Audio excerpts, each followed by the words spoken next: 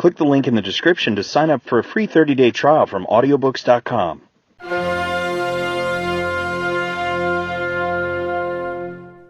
Recording by Ruth Golding. After London, or Wild England, by Richard Jefferies. Part 2, Wild England, Chapter 1, Sir Felix. On a bright May morning, the sunlight at 5 o'clock was pouring into a room which faces the east at the ancestral home of the Aquillas. In this room, Felix, the eldest of the 3 sons of the Baron, was sleeping. The beams passed over his head and lit up a square space on the opposite whitewashed wall, where, in the midst of the brilliant light, hung an ivory cross. There were only 2 panes of glass in the window, each no more than 2 or 3 inches square, the rest of the window being closed by strong oaken shutters, thick enough to withstand the stroke of an arrow. In the daytime, one of these at least would have been thrown open to admit air and light. They did not quite meet, and a streak of sunshine, in addition to that which came through the tiny panes, entered at the chink. Only one window in the house contained more than 2 such panes. It was in the Baroness's sitting-room, and most of them had none at all. The glass left by the ancients in their dwellings had long since been used up or broken, and the fragments that remained were too precious to be put in ordinary rooms. When larger pieces were discovered, they were taken for the palaces of the princes, and even these were but sparingly supplied, so that the saying, "He has glass in his window," was equivalent to "He belongs to the upper ranks." On the recess of the window was an inkstand, which had been recently in use, for a quill lay beside it, and a sheet of parchment partly covered with writing. The ink was thick and very dark, made of powdered charcoal, leaving a slightly raised writing which could be perceived by the finger on rubbing it lightly over. Beneath the window, on the bare floor, was an open chest, in which were several similar parchments and books, and from which the sheet on the recess had evidently been taken. This chest, though small, was extremely heavy and strong, being dug out with the chisel and gouge from a solid block of oak.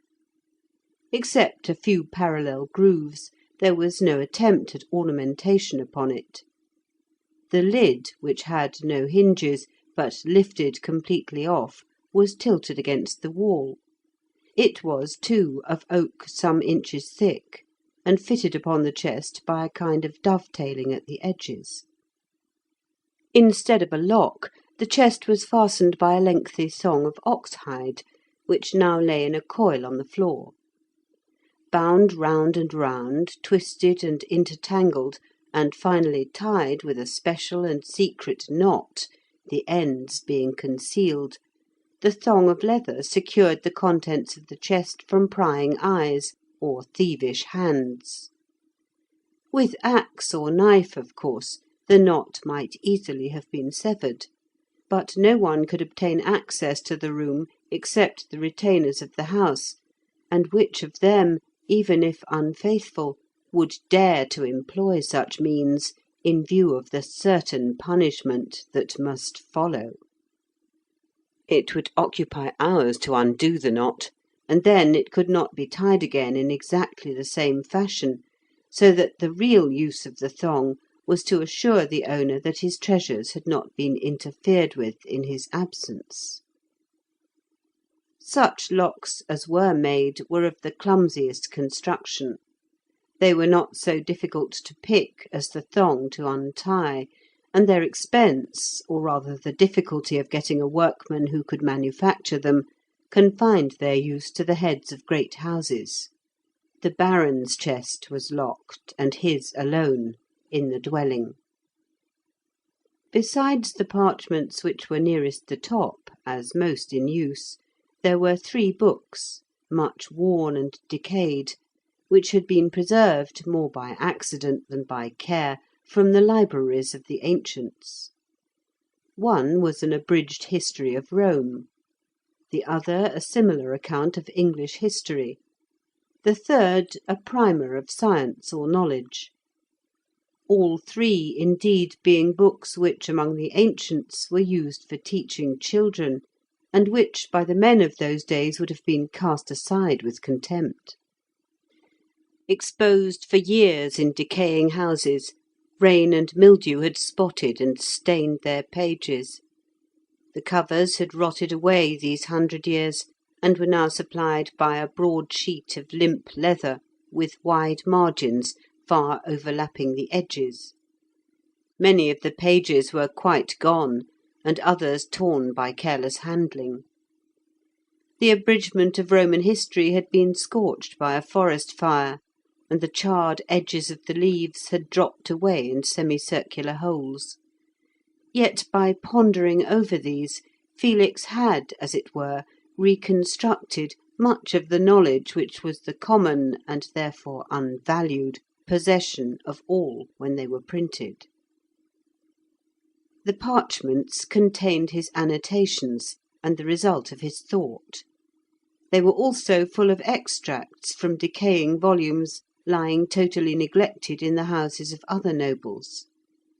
Most of these were of extreme antiquity, for when the ancients departed, the modern books which they had composed, being left in the decaying houses at the mercy of the weather, rotted or were destroyed by the frequent grass fires.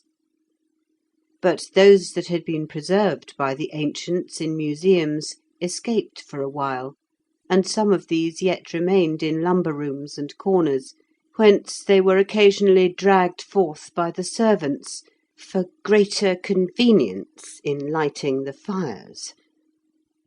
The young nobles, entirely devoted to the chase, to love intrigues and war, overwhelmed Felix Aquila with ridicule when they found him poring over these relics, and being of a proud and susceptible spirit, they so far succeeded that he abandoned the open pursuit of such studies, and stole his knowledge by fitful glances when there was no one near. As among the ancients learning was esteemed above all things, so now, by a species of contrast, it was of all things the most despised. Under the books, in one corner of the chest, was a leather bag containing 4 golden sovereigns, such as were used by the ancients, and 18 pieces of modern silver money, the debased shillings of the day, not much more than half of which was silver, and the rest alloy. The gold coins had been found while digging holes for the posts of a new stockade, and by the law should have been delivered to the prince's treasury. All the gold discovered, whether in the form of coin or jewellery, was the property of the prince, who was supposed to pay for its value in currency. As the actual value of the currency was only half of its nominal value, and sometimes less, the transaction was greatly in favour of the treasury. Such was the scarcity of gold that the law was strictly enforced, and had there been the least suspicion of the fact, the house would have been ransacked from the cellars to the roof. Imprisonment and fine would have been the inevitable fate of Felix, and the family would very probably have suffered for the fault of one of its members. But independent and determined to the last degree, Felix ran any risk rather than surrender that which he had found and which he deemed his own. This unbending independence and pride of spirit, together with scarce concealed contempt for others, had resulted in almost isolating him from the youth of his own age, and had caused him to be regarded with dislike by the elders. He was rarely, if ever, asked to join the chase, and still more rarely invited to the festivities and amusements provided in adjacent houses, or to the grander entertainments of the higher nobles. Too quick to take offence where none was really intended, he fancied that many bore him ill will who had scarcely given him a passing thought. He could not forgive the coarse jokes uttered upon his personal appearance by men of heavier build, who despised so slender a stripling. He would rather be alone than join their company, and would not compete with them in any of their sports, so that when his absence from the arena was noticed, it was attributed to weakness or cowardice. These imputations stung him deeply, driving him to brood within himself. He was never seen in the courtyards or anterooms at the palace, nor following in the train of the prince, as was the custom with the youthful nobles. The servility of the court angered and disgusted him. The eagerness of strong men to carry a cushion or fetch a dog annoyed him. There were those who observed this absence from the crowd in the anterooms. In the midst of so much intrigue and continual striving for power, designing men, on the one hand, were ever on the alert for what they imagined would prove willing instruments, and on the other, the prince's counsellors kept a watchful eye on the dispositions of every one of the least consequence. So that, although but 25, Felix was already down in 2 lists, the one at the palace of persons whose views, if not treasonable, were doubtful, and the other in the hands of a possible pretender, as a discontented and therefore useful man. Felix was entirely ignorant that he had attracted so much observation. He supposed himself simply despised and ignored. He cherished no treason, had not the slightest sympathy with any pretender, held totally aloof from intrigue, and his reveries, if they were ambitious, concerned only himself. But the most precious of the treasures in the chest were 8 or 10 small sheets of parchment, each daintily rolled and fastened with a ribbon, letters from Aurora Timer, who had also given him the ivory cross on the wall. It was of ancient workmanship, a relic of the old world. A compass, a few small tools, valuable because preserved for so many years, and not now to be obtained for any consideration, and a magnifying glass, a relic also of the ancients, completed the contents of the chest. Upon a low table by the bedstead were a flint and steel and tinder, and an earthenware oil lamp, not intended to be carried about. There, too, lay his knife, with a buckhorn hilt, worn by every one in the belt, and his forester's axe, a small tool, but extremely useful in the woods, without which, indeed, progress was often impossible. These were in the belt, which, as he undressed, he had cast upon the table, together with his purse, in which there were about 12 copper coins, not very regular in shape, and stamped on one side only. The table was formed of 2 short hewn planks, scarcely smoothed, raised on similar planks on edge at each end, in fact a larger form. From a peg driven into the wall hung a disc of brass by a thin leathern lace. This disc, polished to the last degree, answered as a mirror. The only other piece of furniture, if so it could be called, was a block of wood at the side of the table, used as a chair. In the corner between the table and the window stood a long yew bow, and a quiver full of arrows ready for immediate use, besides which 3 or 4 sheaves lay on the floor. A crossbow hung on a wooden peg. The bow was of wood, and therefore not very powerful. Bolts and square-headed quarrels were scattered carelessly on the floor under it. 6 or 7 slender darts, used for casting with the hand as javelins, stood in another corner by the door, and 2 stouter boar spears. By the wall a heap of nets lay, in apparent confusion, some used for partridges, some of coarse twine for bush hens, another, lying a little apart, for fishes. Near these the component parts of 2 turkey traps were strewn about, together with a small round shield or targe, such as are used by swordsmen, snares of wire, and in an open box several chisels, gouges, and other tools. A blow tube was fastened to 3 pegs so that it might not warp. A hunter's horn hung from another, and on the floor were a number of arrows in various stages of manufacture, some tied to the straightening rod, some with the feathers already attached, and some hardly shaped from the elder or aspen log.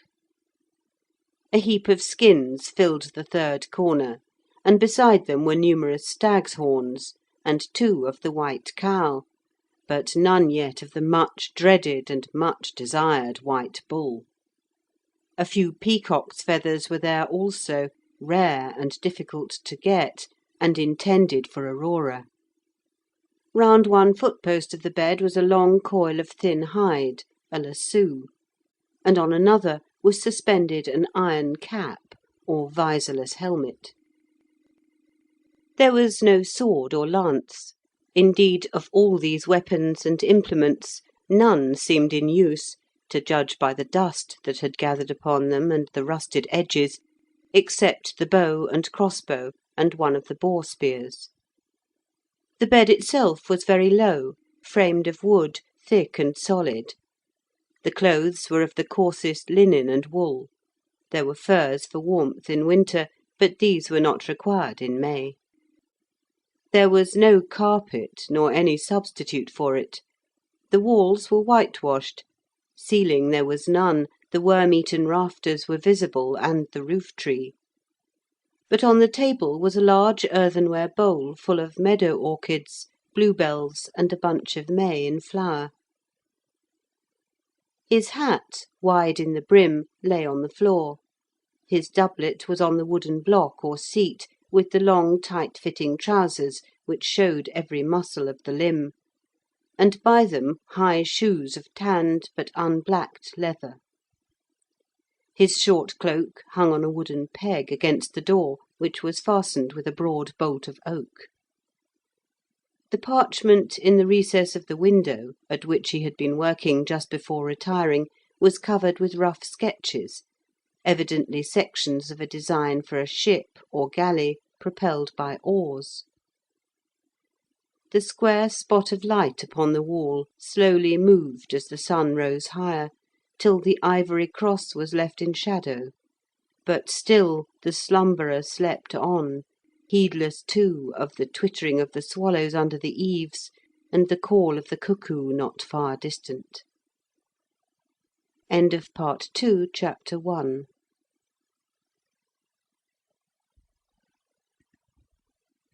Part 2, Wild England, Chapter 2, The House of Aquilla. Presently there came the sound of a creaking axle, which grew louder and louder as the waggon drew nearer, till it approached a shriek. The sleeper moved uneasily, but recognising the noise even in his dreams, did not wake. The horrible sound stopped. There was the sound of voices, as if 2 persons, one without and one within the wall, were hailing each other. A gate swung open, and the waggon came past under the very window of the bedroom. Even habit could not enable Felix to entirely withstand so piercing a noise when almost in his ears. He sat up a minute and glanced at the square of light on the wall to guess the time by its position.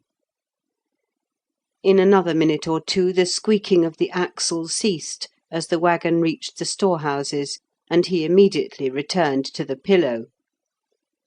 Without, and just beneath the window, there ran a road or way, which in part divided the enclosure into 2 portions, the dwelling-house and its offices being on one side, the granaries and storehouses on the other.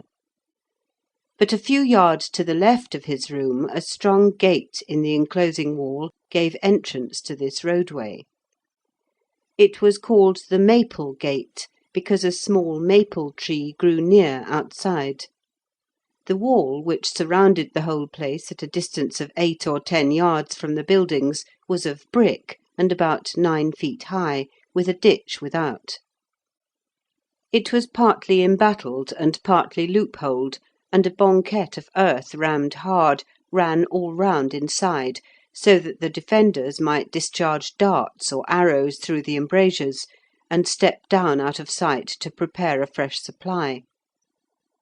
At each corner there was a large platform, where a considerable number of men could stand and command the approaches. There were, however, no bastions or flanking towers. On the roof of the dwelling-house a similar platform had been prepared, protected by a parapet, from which height the entire enclosure could be overlooked. Another platform, though at a less height, was on the roof of the retainers' lodgings, so placed as especially to command the second gate. Entering by the Maple Gate, the dwelling-house was on the right hand, and the granaries and general storehouses on the left, the latter built on 3 sides of a square. Farther on the same side, were the stables, and near them the forge and workshops. Beyond these again were the lodgings of the retainers and labourers, near which, in the corner, was the south gate, from which the south road led to the cattle pens and farms, and out to the south. Upon the right hand, after the dwelling-house, and connected with it, came the steward's stores, where the iron tools and similar valuable articles of metal were kept. Then, after a covered passage-way, the kitchen and general hall, under one roof with the house. The house fronted in the opposite direction to the roadway. There was a narrow green lawn between it and the enceinte, or wall, and before the general hall and kitchens a gravelled court. This was parted from the lawn by palings, so that the housefolk enjoyed privacy, and yet were close to their servitors.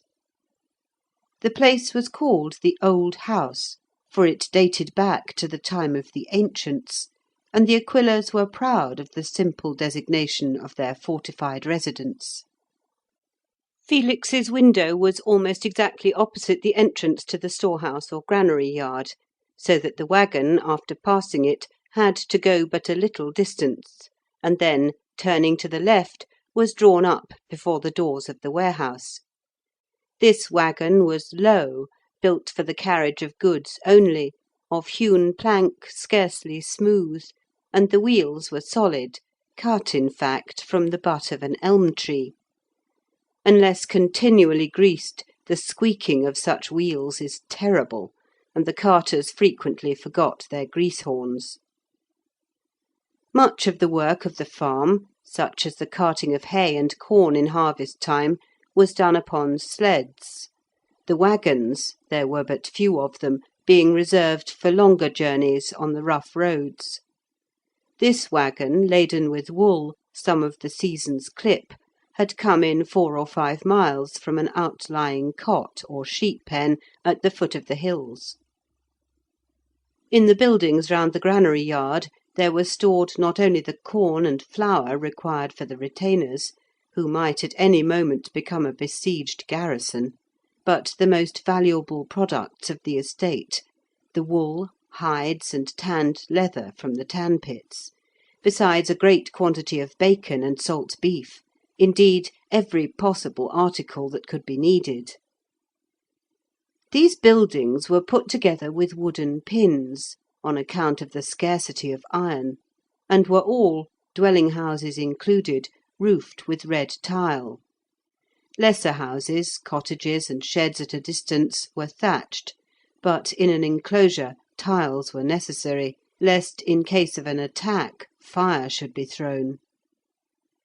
Half an hour later, at 6 o'clock, the watchman blew his horn as loudly as possible for some 2 or 3 minutes, the hollow sound echoing through the place. He took the time by the sundial on the wall, it being a summer morning. In winter he was guided by the position of the stars, and often, when sun or stars were obscured, went by guess. The house horn was blown thrice a day, at 6 in the morning as a signal that the day had begun, at noon as a signal for dinner, at 6 in the afternoon as a signal that the day, except in harvest time, was over. The watchmen went their round about the enclosure all night long, relieved every 3 hours, armed with spears and attended by mastiffs. By day one sufficed, and his station was then usually, though not always, on the highest part of the roof. The horn reawoke Felix. It was the note by which he had been accustomed to rise for years. He threw open the oaken shutters, and the sunlight and the fresh breeze of the May morning came freely into the room. There was now the buzz of voices without, men unloading the wool, men at the workshops and in the granaries, and others waiting at the door of the steward's store for the tools which he handed out to them. Iron being so scarce, tools were a temptation, and were carefully locked up each night, and given out again in the morning. Felix went to the ivory cross, and kissed it in affectionate recollection of Aurora, and then looked towards the open window in the pride and joy of youth turning to the east, the morning, and the light. Before he had half dressed there came a knock, and then an impatient kick at the door. He unbarred it, and his brother Oliver entered. Oliver had been for his swim in the river. He excelled in swimming, as indeed in every manly exercise, being as active and energetic as Felix was outwardly languid.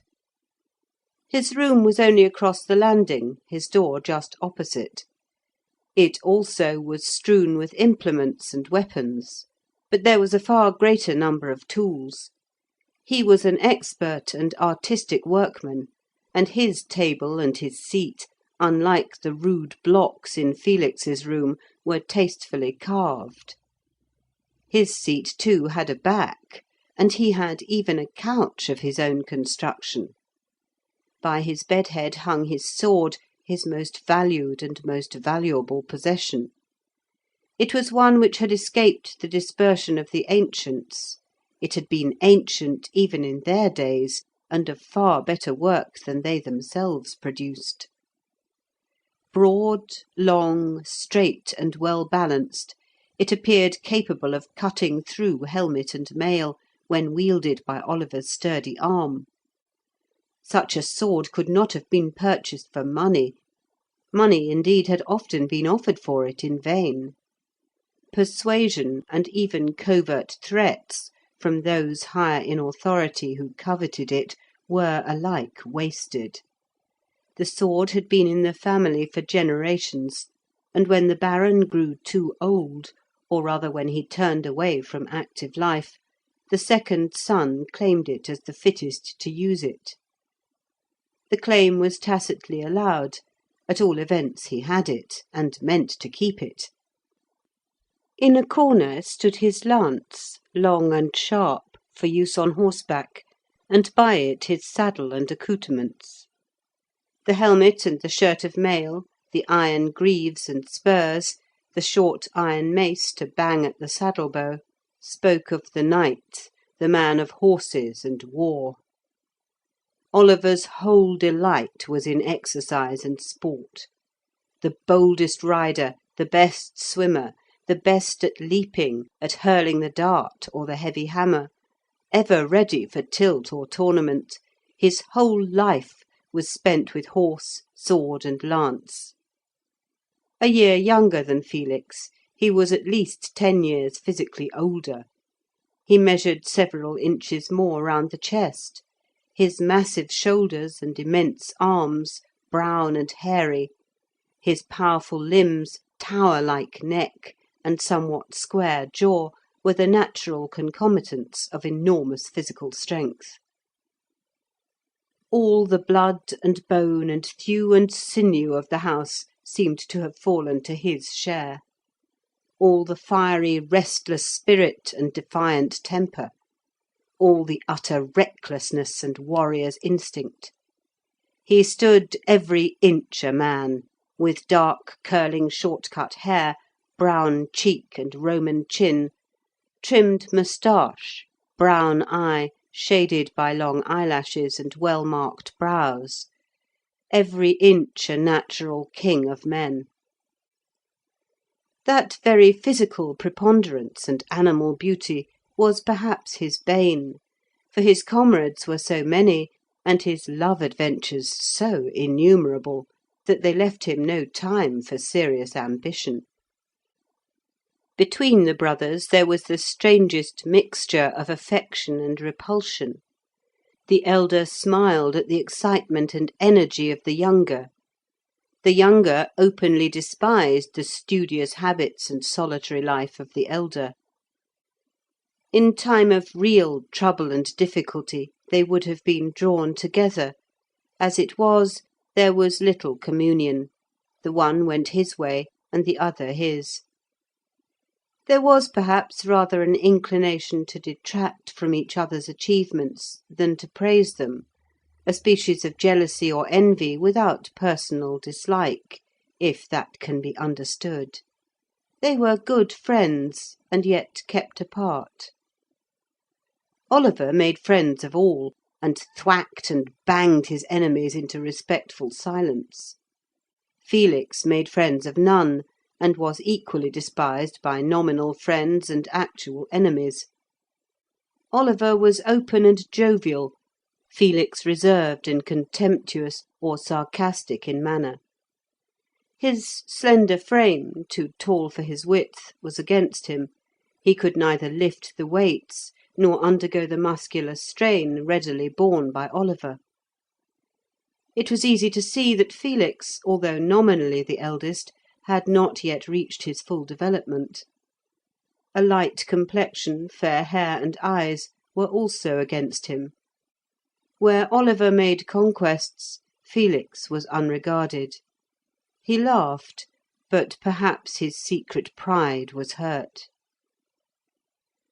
There was but one thing Felix could do in the way of exercise and sport.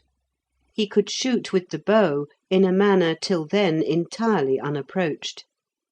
His arrows fell unerringly in the centre of the target.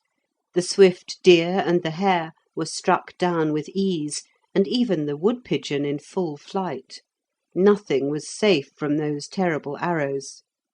For this, and this only, his fame had gone forth, and even this was made a source of bitterness to him. The nobles thought no arms worthy of men of descent but the sword and lance. Missile weapons, as the dart and arrow, were the arms of retainers. His degradation was completed when, at a tournament where he had mingled with the crowd, the prince sent for him to shoot at the butt and display his skill among the soldiery, instead of with the knights in the tilting ring.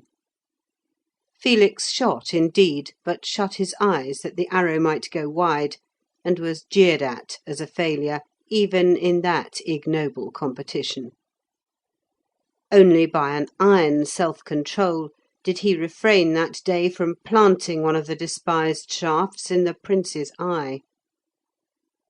But when Oliver joked him about his failure, Felix asked him to hang up his breastplate at 200 yards. He did so, and in an instant a shaft was sent through it. After that Oliver held his peace, and in his heart began to think that the bow was a dangerous weapon. "So you are late again this morning," said Oliver, leaning against the recess of the window and placing his arms on it. The sunshine fell on his curly dark hair, still wet from the river. "Studying last night, I suppose?" turning over the parchment. "Why didn't you ride into town with me?" "The water must have been cold this morning," said Felix, ignoring the question. "Yes, there was a slight frost, or something like it, very early, and a mist on the surface, but it was splendid in the pool. Why don't you get up and come? You used to." "I can swim," said Felix laconically, implying that, having learnt the art, it no more tempted him. "You were late last night. I heard you put night in." "We came home in style. It was rather dusky, but night galloped the green miles." Mind she doesn't put her hoof in a rabbit's hole some night." "Not that. She can see like a cat. I believe we got over the 12 miles in less than an hour. Sharp work, considering the hills. You don't inquire for the news?" "What's the news to me?" "Well, there was a quarrel at the palace yesterday afternoon. The Prince told Louis he was a double-faced traitor, and Louis told the Prince he was a suspicious fool. It nearly came to blows, and Louis is banished." "For the 50th time." "This time it is more serious." "Don't believe it. He will be sent for again this morning. Cannot you see why?" "No." "If the Prince is really suspicious, he will never send his brother into the country, where he might be resorted to by discontented people. He will keep him close at hand." "I wish the quarrelling would cease. It spoils half the fun. One's obliged to creep about the court and speak in whispers, and you can't tell whom you are talking to. They may turn on you if you say too much. There is no dancing either. I hate this moody state. I wish they would either dance or fight." "Fight? Who?" "Anybody. There's some more news, but you don't care." "No, I do not." "Why don't you go and live in the woods all by yourself?" said Oliver, in some heat. Felix laughed. "Tell me your news. I am listening." "The Irish landed at Blacklands the day before yesterday and burnt Robert's place. They tried Letburn, but the people there had been warned and were ready. And there's an envoy from Sypolis arrived. Some think the assembly has broken up. They were all at daggers drawn. So much for the Holy League." "So much for the Holy League," repeated Felix. "What are you going to do to-day?" asked Oliver after a while. "I'm going down to my canoe," said Felix. "I will go with you. The trout are rising. Have you got any hooks?" "There's some in the box there, I think. Take the tools out." Oliver searched among the tools in the open box, all rusty and covered with dust, while Felix finished dressing, put away his parchment, and knotted the thong round his chest. He found some hooks at the bottom, and after breakfast they walked out together. Oliver carrying his rod and a boar spear, and Felix a boar spear also, in addition to a small flag basket with some chisels and gouges. End of Part 2, Chapter 2.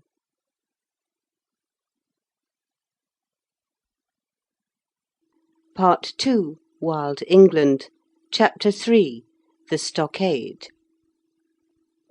When Oliver and Felix started, they left Philip, the third and youngest of the three brothers, still at breakfast. They turned to the left on getting out of doors, and again to the left through the covered passage between the steward's store and the kitchen. Then, crossing the waggon yard, they paused a moment to glance in at the forge, where two men were repairing part of a plough. Oliver must also look for a moment at his mare, after which they directed their steps to the south gate. The massive oaken door was open, the bolts having been drawn back at horn-blow. There was a guard-room on one side of the gate, under the platform in the corner, where there was always supposed to be a watch. But in times of peace, and when there were no apprehensions of attack, the men whose turn it was to watch there were often called away for a time to assist in some labour going forward, and at that moment were helping to move the wool-packs farther into the warehouse. Still they were close at hand, and had the day-watchman or warder, who was now on the roof, blown his horn, would have rushed direct to the gate. Felix did not like this relaxation of discipline. His precise ideas were upset at the absence of the guard. Method, organisation, and precision were the characteristics of his mind, and this kind of uncertainty irritated him. "I wish Sir Constans would insist on the guard being kept," he remarked. Children, in speaking of their parents, invariably gave them their titles. Now their father's title was properly my lord, as he was a baron, and one of the most ancient. But he had so long abnegated the exercise of his rights and privileges, sinking the noble in the mechanician, that men had forgotten the proper style in which they should address him. Sir was applied to all nobles, whether they possessed estates or not. The brothers were invariably addressed as Sir Felix or Sir Oliver. It marked, therefore, the low estimation in which the baron was held when even his own sons spoke of him by that title. Oliver, though a military man by profession, laughed at Felix's strict view of the guard's duties. Familiarity with danger and natural carelessness had rendered him contemptuous of it. "There's no risk," said he, "that I can see. Who could attack us? The Bushmen would never dream of it. The Romany would be seen coming days beforehand. We are too far from the lake for the pirates, and as we are not great people, as we might have been, we need dread no private enmity. Besides which, any assailants must pass the stockades first." "Quite true. Still, I don't like it. It is a loose way of doing things." Outside the gate they followed the waggon track, or south road, for about half a mile. It crossed meadows parted by low hedges, and they remarked as they went on the shortness of the grass, which, for want of rain, was not nearly fit for mowing. Last year there had been a bad wheat crop. This year there was at present scarcely any grass. These matters were of the highest importance. Peace or war, famine or plenty, might depend upon the weather of the next few months. The meadows, besides being divided by the hedges, kept purposely cropped low, were surrounded, like all the cultivated lands, by high and strong stockades. Half a mile down the south road they left the track, and following a footpath some few hundred yards, came to the pool where Oliver had bathed that morning. The river, which ran through the enclosed grounds, was very shallow, for they were near its source in the hills; but just there it widened and filled a depression 50 or 60 yards across, which was deep enough for swimming. Beyond the pool the stream curved and left the enclosure. The stockade, or at least an open work of poles, was continued across it. This work permitted the stream to flow freely, but was sufficiently close to exclude anyone who might attempt to enter by creeping up the bed of the river. They crossed the river just above the pool by some stepping stones, large blocks rolled in for the purpose, and approached the stockade.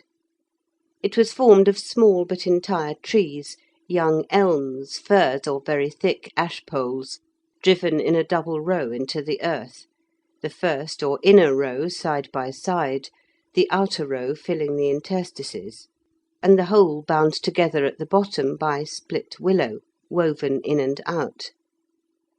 This interweaving extended only about 3 feet up, and was intended first to bind the structure together, and secondly to exclude small animals which might creep in between the stakes. The reason it was not carried all up was that it should not afford a footing to human thieves desirous of climbing over. The smooth poles by themselves afforded no notch or foothold for a bushman's naked foot. They rose 9 or 10 feet above the willow, so that the total height of the palisade was about 12 feet, and the tops of the stakes were sharpened. The construction of such palisades required great labour, and could be carried out only by those who could command the services of numbers of men, so that a small proprietor was impossible unless within the walls of a town. This particular stockade was by no means an extensive one in comparison with the estates of more prominent nobles. The enclosure immediately surrounding the old house was of an irregular oval shape, perhaps a mile long, and not quite 3/4 of a mile wide. the house being situated towards the northern and higher end of the oval. The river crossed it, entering on the west and leaving on the eastern side. The enclosure was for the greater part meadow and pasture, for here the cattle were kept, which supplied the house with milk, cheese, and butter, while others intended for slaughter were driven in here for the last months of fattening. The horses in actual use for riding or for the waggons were also turned out here temporarily. There were 2 pens and rickyards within it, one beside the river, one farther down. The south road ran almost down the centre, passing both rickyards and leaving the stockade at the southern end by a gate called the barrier. At the northern extremity of the oval, the palisade passed within 300 yards of the house, and there was another barrier to which the road led from the Maple Gate, which has been mentioned. From thence it went across the hills to the town of Ponsey. Thus anyone approaching the old house had first to pass the barrier and get inside the palisade.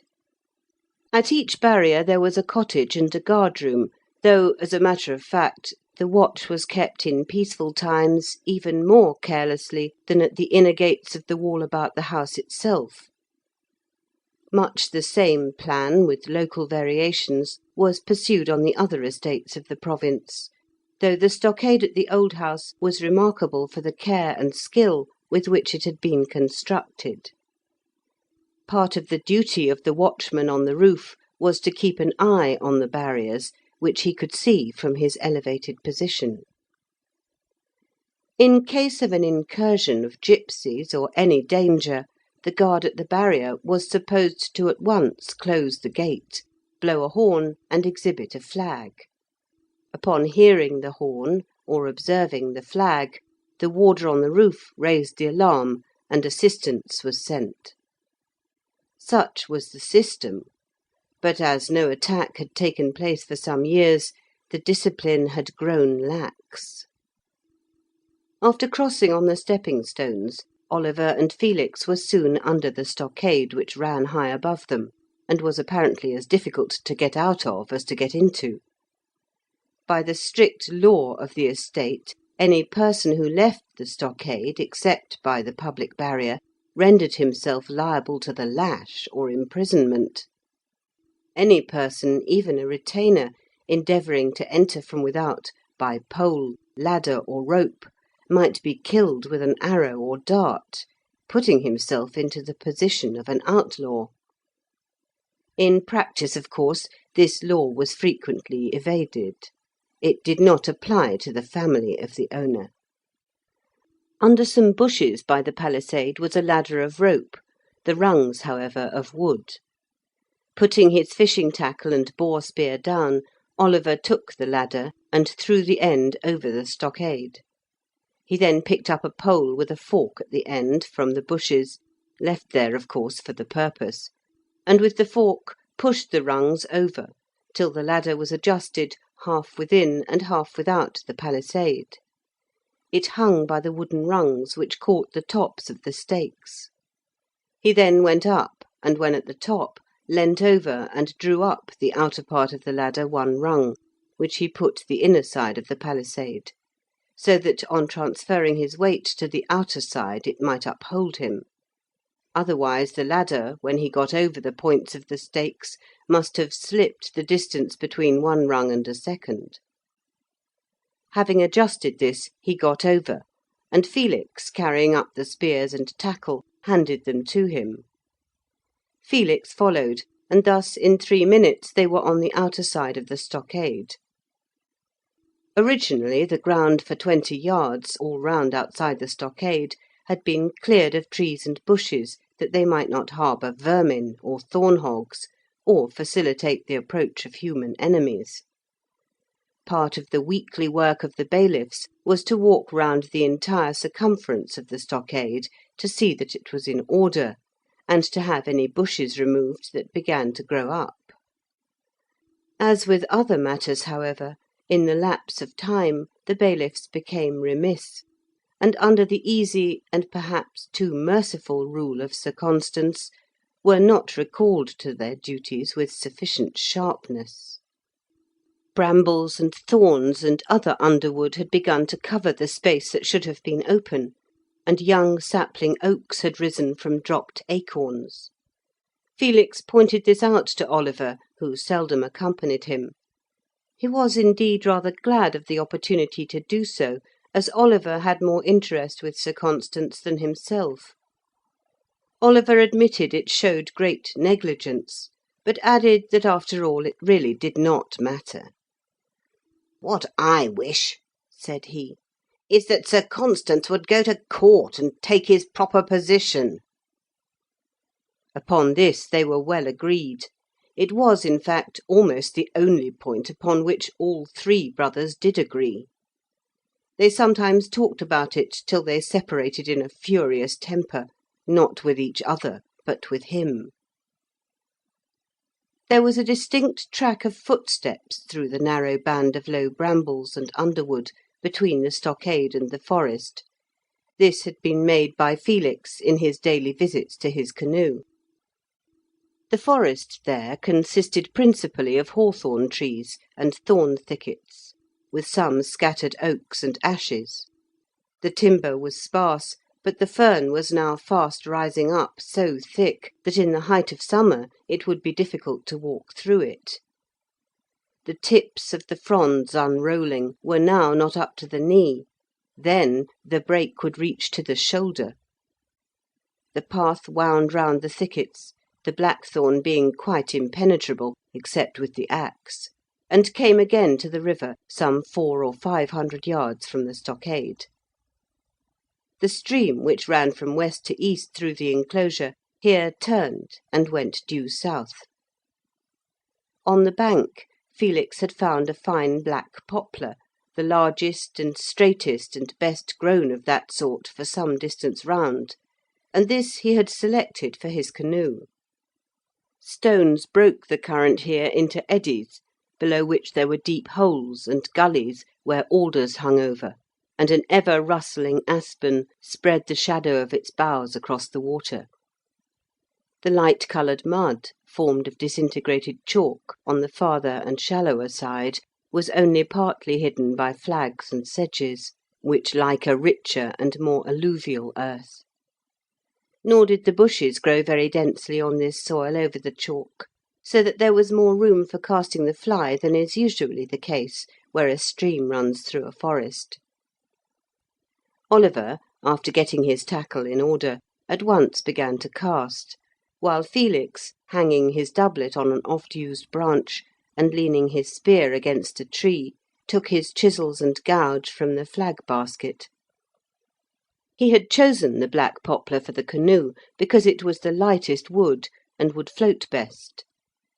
To fell so large a tree had been a great labour, for the axes were of poor quality, cut badly, and often required sharpening. He could easily have ordered 6 men to throw the tree, and they would have obeyed immediately.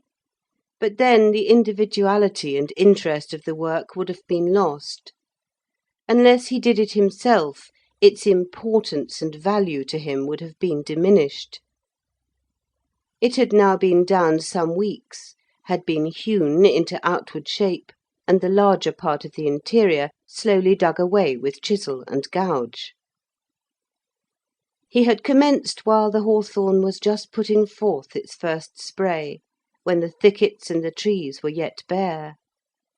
Now the May blooms scented the air, the forest was green, and his work approached completion. There remained, indeed, but some final shaping and rounding off, and the construction, or rather cutting out, of a secret locker in the stern. This locker was nothing more than a square aperture, chiselled out like a mortice, entering not from above, but parallel with the bottom, and was to be closed with a tight-fitting piece of wood, driven in by force of mallet. A little paint would then conceal the slight chinks, and the boat might be examined in every possible way without any trace of this hiding-place being observed. The canoe was some 11 feet long, and nearly 3 feet in the beam. It tapered at either end, so that it might be propelled backwards or forwards without turning, and stem and stern, interchangeable definitions in this case, each rose a few inches higher than the general gunwale. The sides were about 2 inches thick, the bottom 3, so that, although dug out from light wood, the canoe was rather heavy. At first Felix constructed a light shed of fir poles, roofed with spruce fir branches, over the log, so that he might work sheltered from the bitter winds of the early spring. As the warmth increased, he had taken the shed down, and now, as the sun rose higher, was glad of the shade of an adjacent beech. End of Part 2, Chapter 3.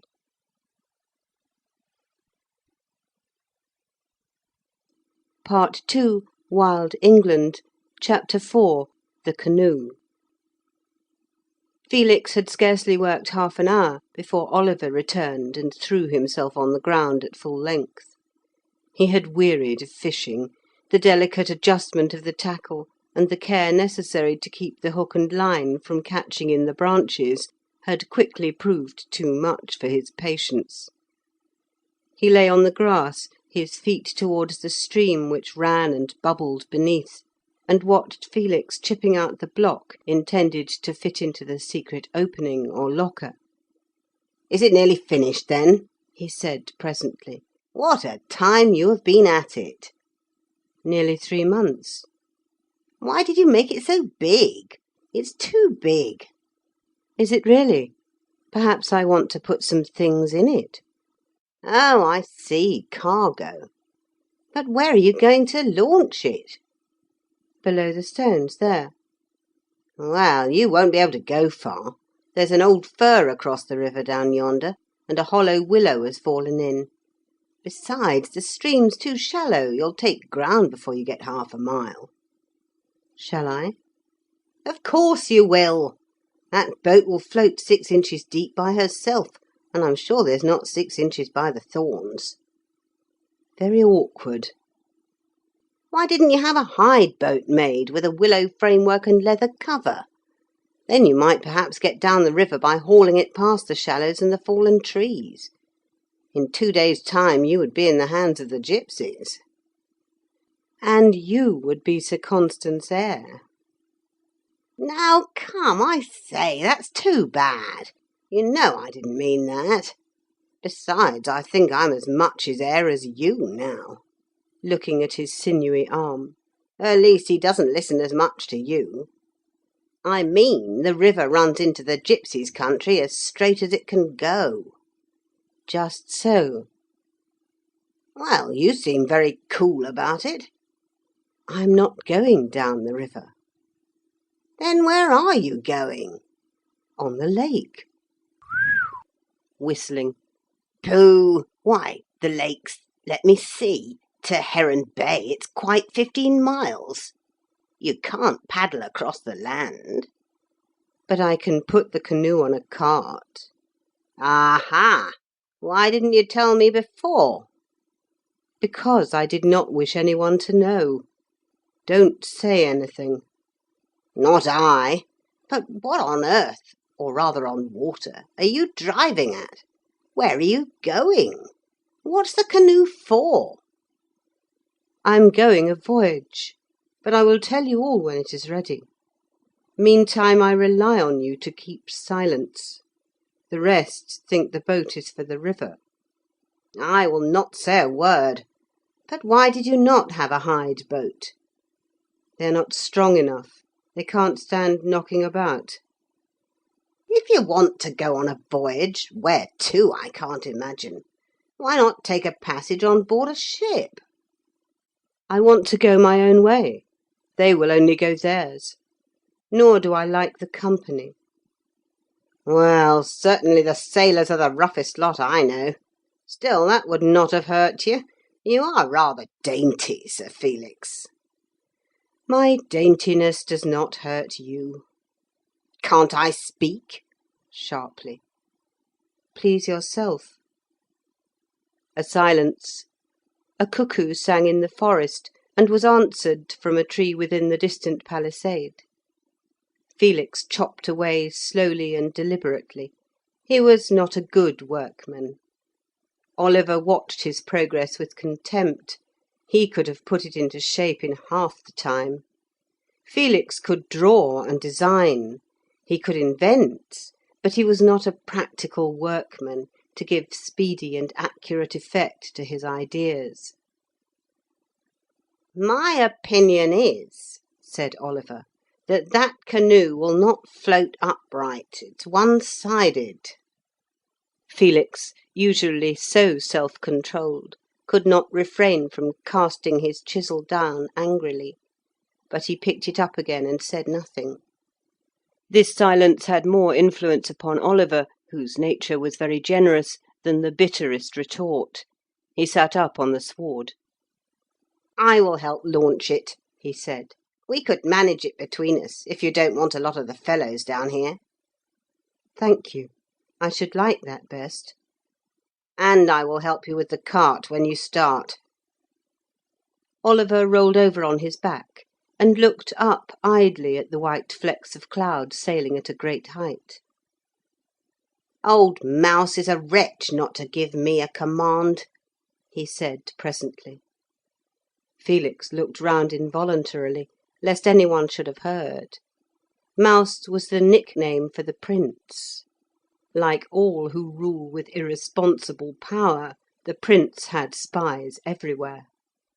He was not a cruel man, nor a benevolent, neither clever nor foolish, neither strong nor weak, simply an ordinary, a very ordinary being, who chanced to sit upon a throne because his ancestors did, and not from any personal superiority. He was at times much influenced by those around him, at others he took his own course, right or wrong, at another he let matters drift. There was never any telling in the morning what he might do towards night, for there was no vein of will or bias running through his character. In fact, he lacked character. He was all uncertainty, except in jealousy of his supremacy. Possibly some faint perception of his own incapacity, of the feeble grasp he had upon the state that seemed outwardly so completely his, occasionally crossed his mind. Hence the furious scenes with his brother, hence the sudden imprisonments and equally sudden pardons, the spies and eavesdroppers, the sequestration of estates for no apparent cause. And following these erratic severities to the suspected nobles, proclamations giving privileges to the people and removing taxes. But in a few days these were imposed again, and men who dared to murmur were beaten by the soldiers or cast into the dungeons. Yet Prince Louis, the family were all of the same name, was not an ill-meaning man. He often meant well, but had no stability or firmness of purpose. This was why Felix dreaded lest some chance listener should hear Oliver abuse him. Oliver had been in the army for some time. His excellence in all arms, and especially with lance and sword, his acknowledged courage, and his noble birth, entitled him to a command, however lowly it might be, but he was still in the ranks, and not the slightest recognition had ever been taken of his feats, except, indeed, if whispers were true, by some sweet smiles from a certain lady of the palace who admired knightly prowess. Oliver chafed under this neglect. "I would not say that kind of thing," remarked Felix. "Certainly it is annoying." "Annoying! That is a mild expression. Of course, every one knows the reason. If we had any money or influence, it would be very different. But Sir Constans has neither gold nor power, and he might have had both." "There was a clerk from the notary's at the house yesterday evening," said Felix. "About the debts, no doubt. Some day the cunning old scoundrel, when he can squeeze no more interest out of us, will find a legal quibble and take the lot." Or put us in the Blue Chamber, the first time the Prince goes to war and wants money. The Blue Chamber will say, 'Where can we get it? Who's weakest? Why, Sir Constans?' Then away with him. Yes, that will be it. Yet I wish a war would happen. There would be some chance for me. I would go with you in your canoe, but you are going you don't know where. What's your object? Nothing. You don't know yourself." "Indeed?" "No, you don't. You're a dreamer." "I am afraid it is true." "I hate dreams." After a pause, in a lower voice, "Have you any money?" Felix took out his purse and showed him the copper pieces. "The eldest son of Constance Aquilla with 10 copper pieces," growled Oliver, rising, but taking them all the same. "Lend them to me. I'll try them on the board to-night. Fancy me putting down copper! It's intolerable!" working himself into a rage. "I'll turn bandit and rob on the roads. I'll go to King Yo and fight the Welsh. Confusion!" He rushed into the forest, leaving his spear on the sward. Felix quietly chipped away at the block he was shaping, but his temper too was inwardly rising. The same talk, varied in detail, but the same in point, took place every time the brothers were together, and always with the same result of anger. In earlier days Sir Constans had been as forward in all warlike exercises as Oliver was now, and being possessed of extraordinary physical strength, took a leading part among men. Wielding his battle-axe with irresistible force, he distinguished himself in several battles and sieges. He had a singular talent for mechanical construction. The wheel by which water was drawn from the well at the palace was designed by him. But this very ingenuity was the beginning of his difficulties. During a long siege he invented a machine for casting large stones against the walls, or rather put it together from the fragmentary descriptions he had seen in authors whose works had almost perished before the dispersion of the ancients, for he too had been studious in youth.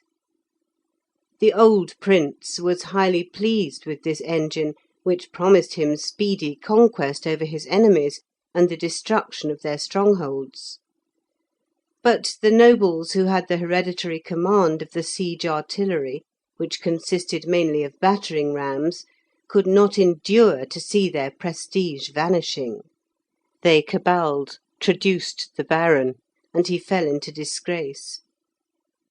This disgrace, as he was assured by secret messages from the prince, was but policy. He would be recalled so soon as the prince felt himself able to withstand the pressure of the nobles. But it happened that the old prince died at that juncture, and the present prince succeeded. The enemies of the baron, having access to him, obtained his confidence.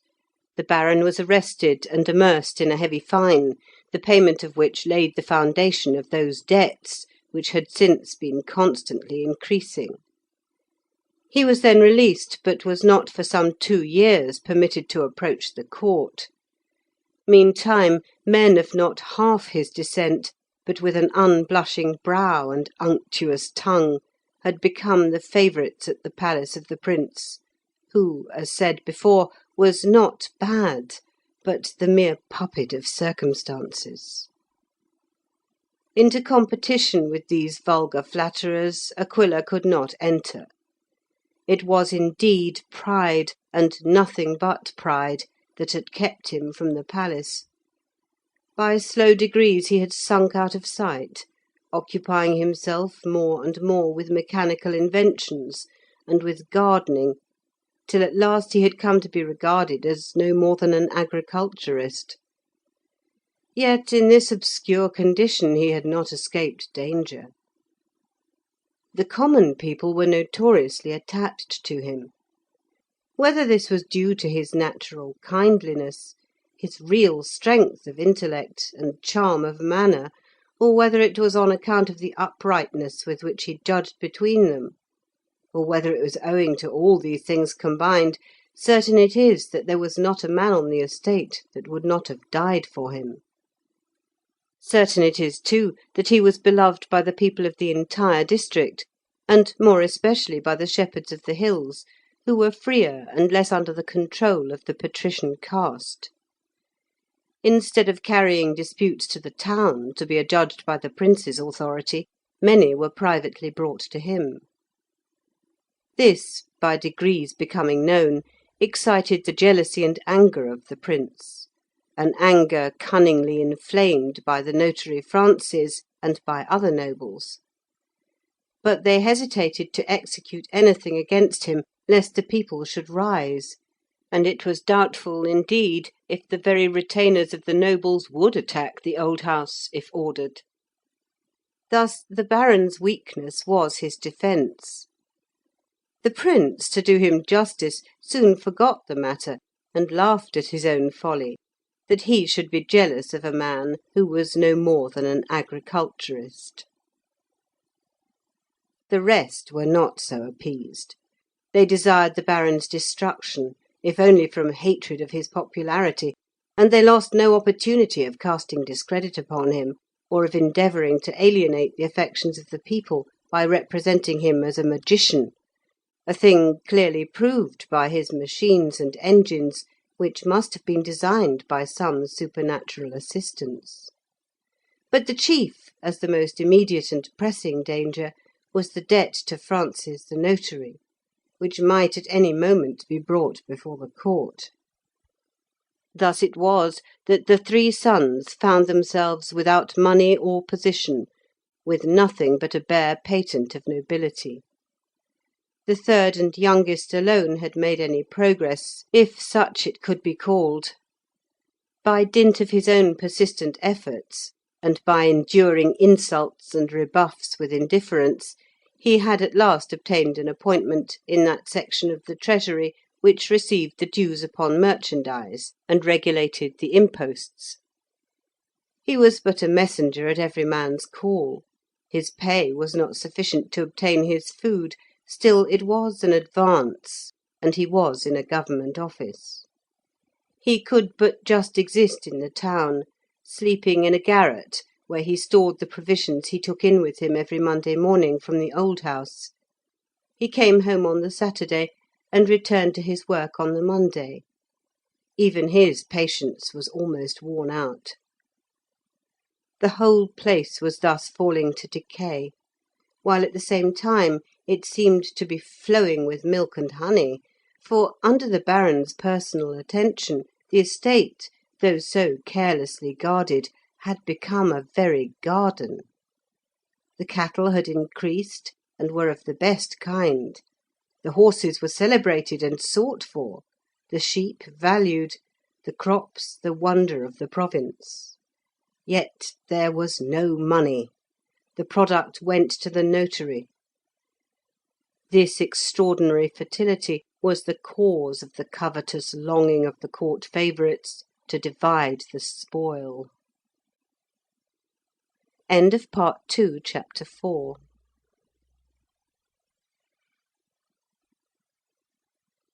Part 2, Wild England, Chapter 5, Baron Aquilla.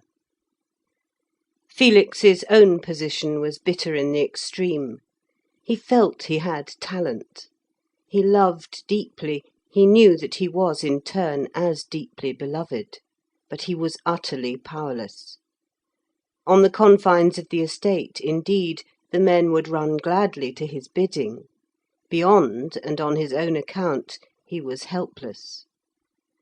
Manual labour, to plough, to sow, to work on shipboard, could produce nothing in a time when almost all work was done by bondsmen or family retainers. The life of a hunter in the woods was free, but produced nothing. The furs he sold simply maintained him. It was barter for existence, not profit. The shepherds on the hills roamed in comparative freedom, but they had no wealth except of sheep. He could not start as a merchant without money. He could not enclose an estate and build a house or castle fit for the nuptials of a noble's daughter without money or that personal influence which answers the same purpose. He could not even hope to succeed to the hereditary estate, so deeply was it encumbered. They might indeed at any time be turned forth. Slowly the iron entered into his soul. This hopelessness, helplessness, embittered every moment. His love, increasing with the passage of time, rendered his position hateful in the extreme. The feeling within that he had talent, which only required opportunity, stung him like a scorpion. The days went by, and everything remained the same. Continual brooding and bitterness of spirit went near to drive him mad. At last the resolution was taken. He would go forth into the world. That involved separation from Aurora, long separation, and without communication, since letters could be sent only by special messenger, and how should he pay a messenger? It was this terrible thought of separation which had so long kept him inactive. In the end, the bitterness of hopelessness forced him to face it. He began the canoe, but kept his purpose secret, especially from her, lest tears should melt his resolution. There were but two ways of travelling open to him: on foot, as the hunters did, or by the merchant vessels. The latter, of course, required payment, and their ways were notoriously coarse. If on foot, he could not cross the lake, nor visit the countries on either shore, nor the islands. Therefore he cut down the poplar and commenced the canoe. Whither he should go, and what he should do, was entirely at the mercy of circumstances. He had no plan, no route. He had a dim idea of offering his services to some distant king or prince, of unfolding to him the inventions he had made. He tried to conceal from himself that he would probably be repulsed and laughed at. Without money, without a retinue, how could he expect to be received or listened to? Still, he must go. He could not help himself. Go he must. As he chopped and chipped through the long weeks of early spring, while the easterly winds bent the trees above him, till the buds unfolded and the leaves expanded, while his hands were thus employed, the whole map, as it were, of the known countries seemed to pass without volition before his mind. He saw the cities along the shores of the great lake, he saw their internal condition, the weakness of the social fabric, the misery of the bondsman. The uncertain action of the League, the only thread which bound the world together. The threatening aspect of the Cymry and the Irish. The dread north, the vast northern forests, from which at any time invading hosts might descend on the fertile south, it all went before his eyes. What was there behind the immense and untraversed belt of forest which extended to the south, to the east and west? Where did the great lake end? Were the stories of the gold and silver mines of Devon and Cornwall true? And where were the iron mines from which the ancients drew their stores of metal? Led by these thoughts, he twice or thrice left his labour, and walking some 20 miles through the forests and over the hills, reached the summit of White Horse. From thence, resting on the sward, he watched the vessels making slow progress by oars, and some drawn with ropes by gangs of men or horses on the shore, through the narrow straits. North and south there nearly met. There was but a furlong of water between them. If ever the north came down, there the armies would cross. There was the key of the world. Excepting the few cottages where the owners of the horses lived, There was neither castle nor town within 20 miles. Forced on by these thoughts, he broke the long silence which had existed between him and his father. He spoke of the value and importance of this spot. Could not the Baron send forth his retainers and enclose a new estate there? There was nothing to prevent him. The forest was free to all, provided that they rendered due service to the Prince. Might not a house or castle built there become the beginning of a city? The Baron listened, and then said he must go and see that a new hatch was put in the brook to irrigate the water meadow. That was all. Felix next wrote an anonymous letter to the Prince, pointing out the value of the place. The Prince should seize it and add to his power. He knew that the letter was delivered, but there was no sign. It had indeed been read and laughed at. Why make further efforts when they already had what they desired? One only, the deep and designing Valentine, gave it serious thought in secret. It seemed to him that something might come of it another day, when he was himself in power, if that should happen. But he too forgot it in a week. Some secret effort was made to discover the writer, for the council were very jealous of political opinion, but it soon ended. The idea, not being supported by money or influence, fell into oblivion. Felix worked on, chipping out the canoe. The days passed, and the boat was nearly finished.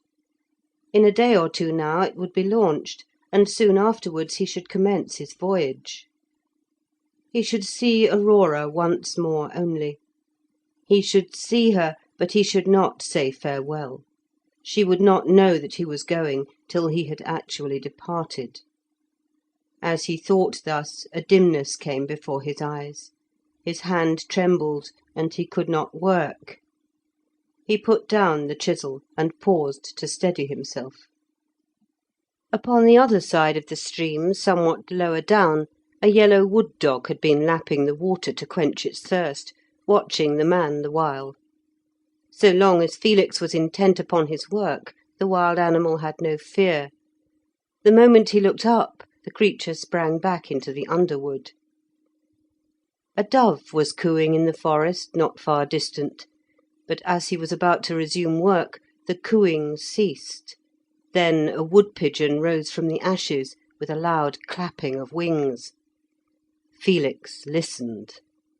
His hunter instinct told him that something was moving there.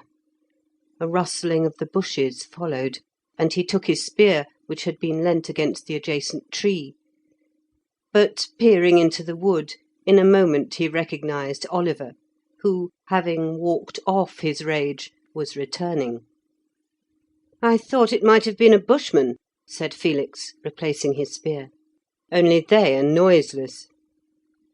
"Any of them might have cut me down," said Oliver, "for I forgot my weapon. It is nearly noon. Are you coming home to dinner?" "Yes. I must bring my tools." He put them in the basket, and together they returned to the rope ladder. As they passed the pen by the river, they caught sight of the Baron in the adjacent gardens, which were irrigated by his contrivances from the stream, and went towards him. A retainer held 2 horses, one gaily caparisoned, outside the garden. His master was talking with Sir Constans. "It is Lord John," said Oliver. They approached slowly under the fruit trees, not to intrude. Sir Constans was showing the courtier an early cherry tree, whose fruit was already set. The dry, hot weather had caused it to set even earlier than usual. A suit of black velvet, an extremely expensive and almost unprocurable material, brought the courtier's pale features into relief. It was only by the very oldest families that any velvet or satin or similar materials were still preserved. If these were in pecuniary difficulties, they might sell some part of their store, but such things were not to be got for money in the ordinary way. Two small silver bars across his left shoulder showed that he was a lord in waiting.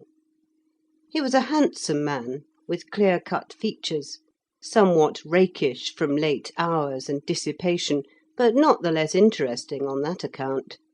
But his natural advantages were so overrun with the affectation of the court that you did not see the man at all, being absorbed by the studied gesture to display the jewelled ring, and the peculiarly low tone of voice in which it was the fashion to speak.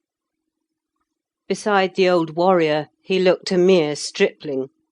The Baron's arm was bare, his sleeve rolled up, and as he pointed to the tree above, the muscles, as the limb moved, displayed themselves in knots, at which the courtier himself could not refrain from glancing.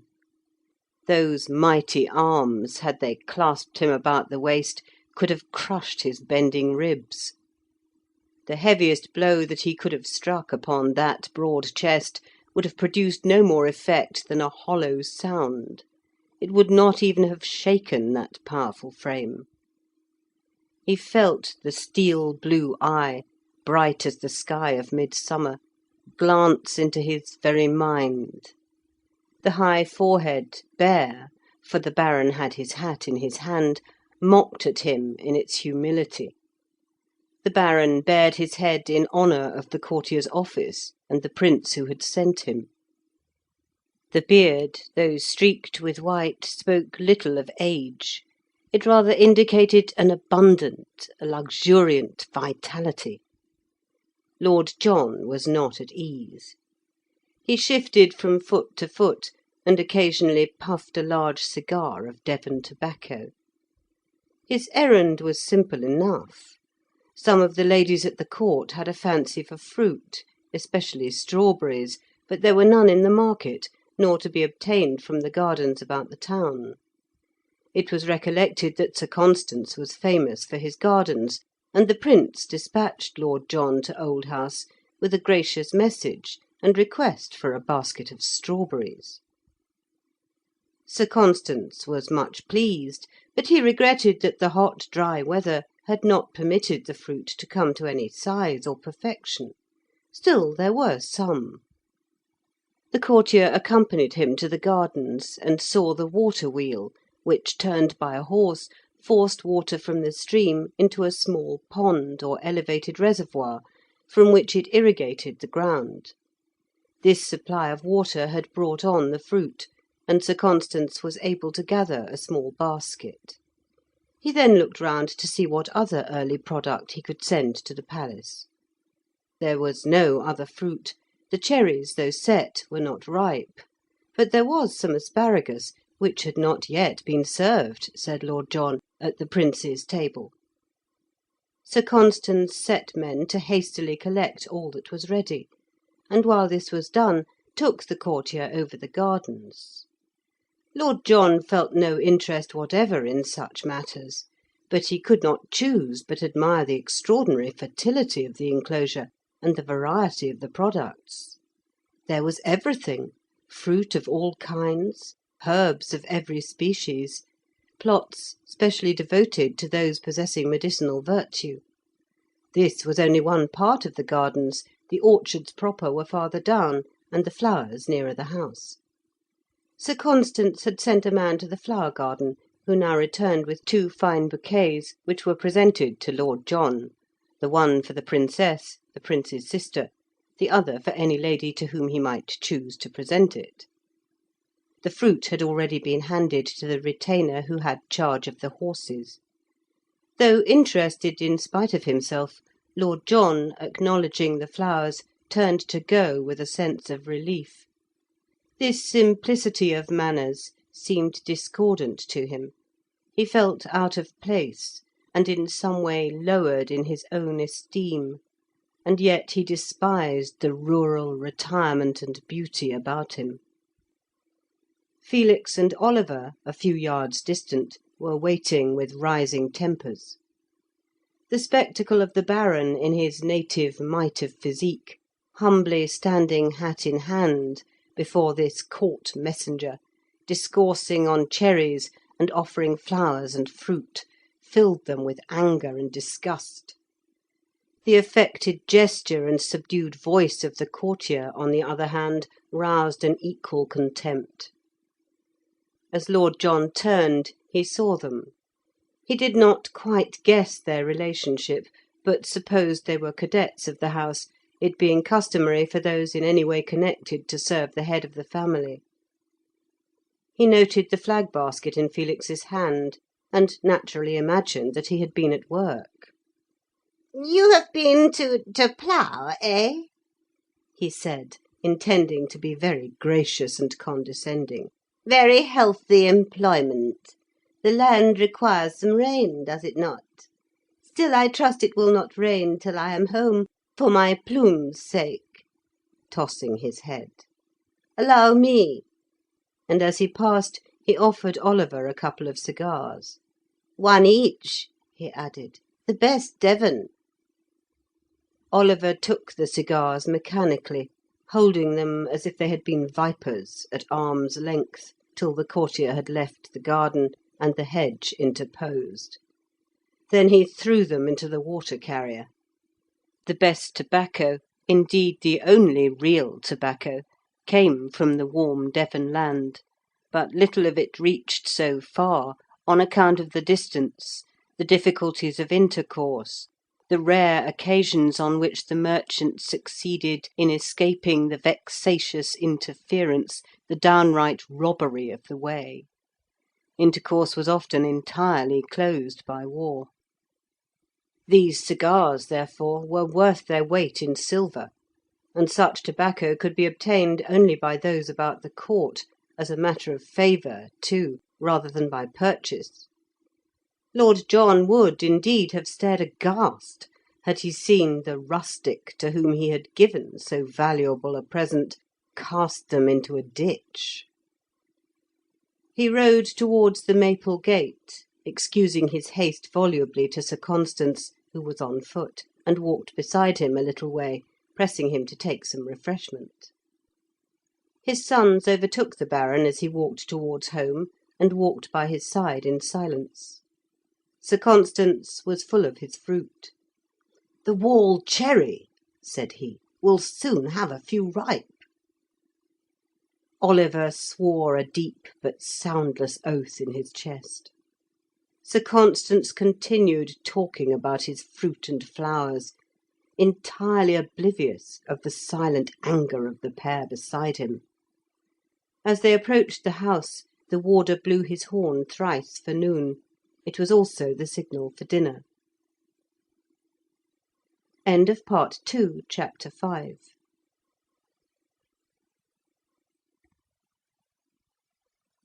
Part 2, Wild England, Chapter 6, The Forest Track. When the canoe was finished, Oliver came to help Felix launch it, and they rolled it on logs down to the place where the stream formed a pool. But when it was afloat, as Oliver had foretold, it did not swim upright in the water. It had not been shaped accurately, and one side was higher out of the water than the other. Felix was so disgusted at this failure that he would not listen to anything Oliver could suggest. He walked back to the spot where he had worked so many weeks, and sat down with his face turned from the pool. It was not so much the actual circumstance which depressed him, as the long train of untoward incidents which had preceded it for years past. These seemed to have accumulated till now this comparatively little annoyance was like the last straw.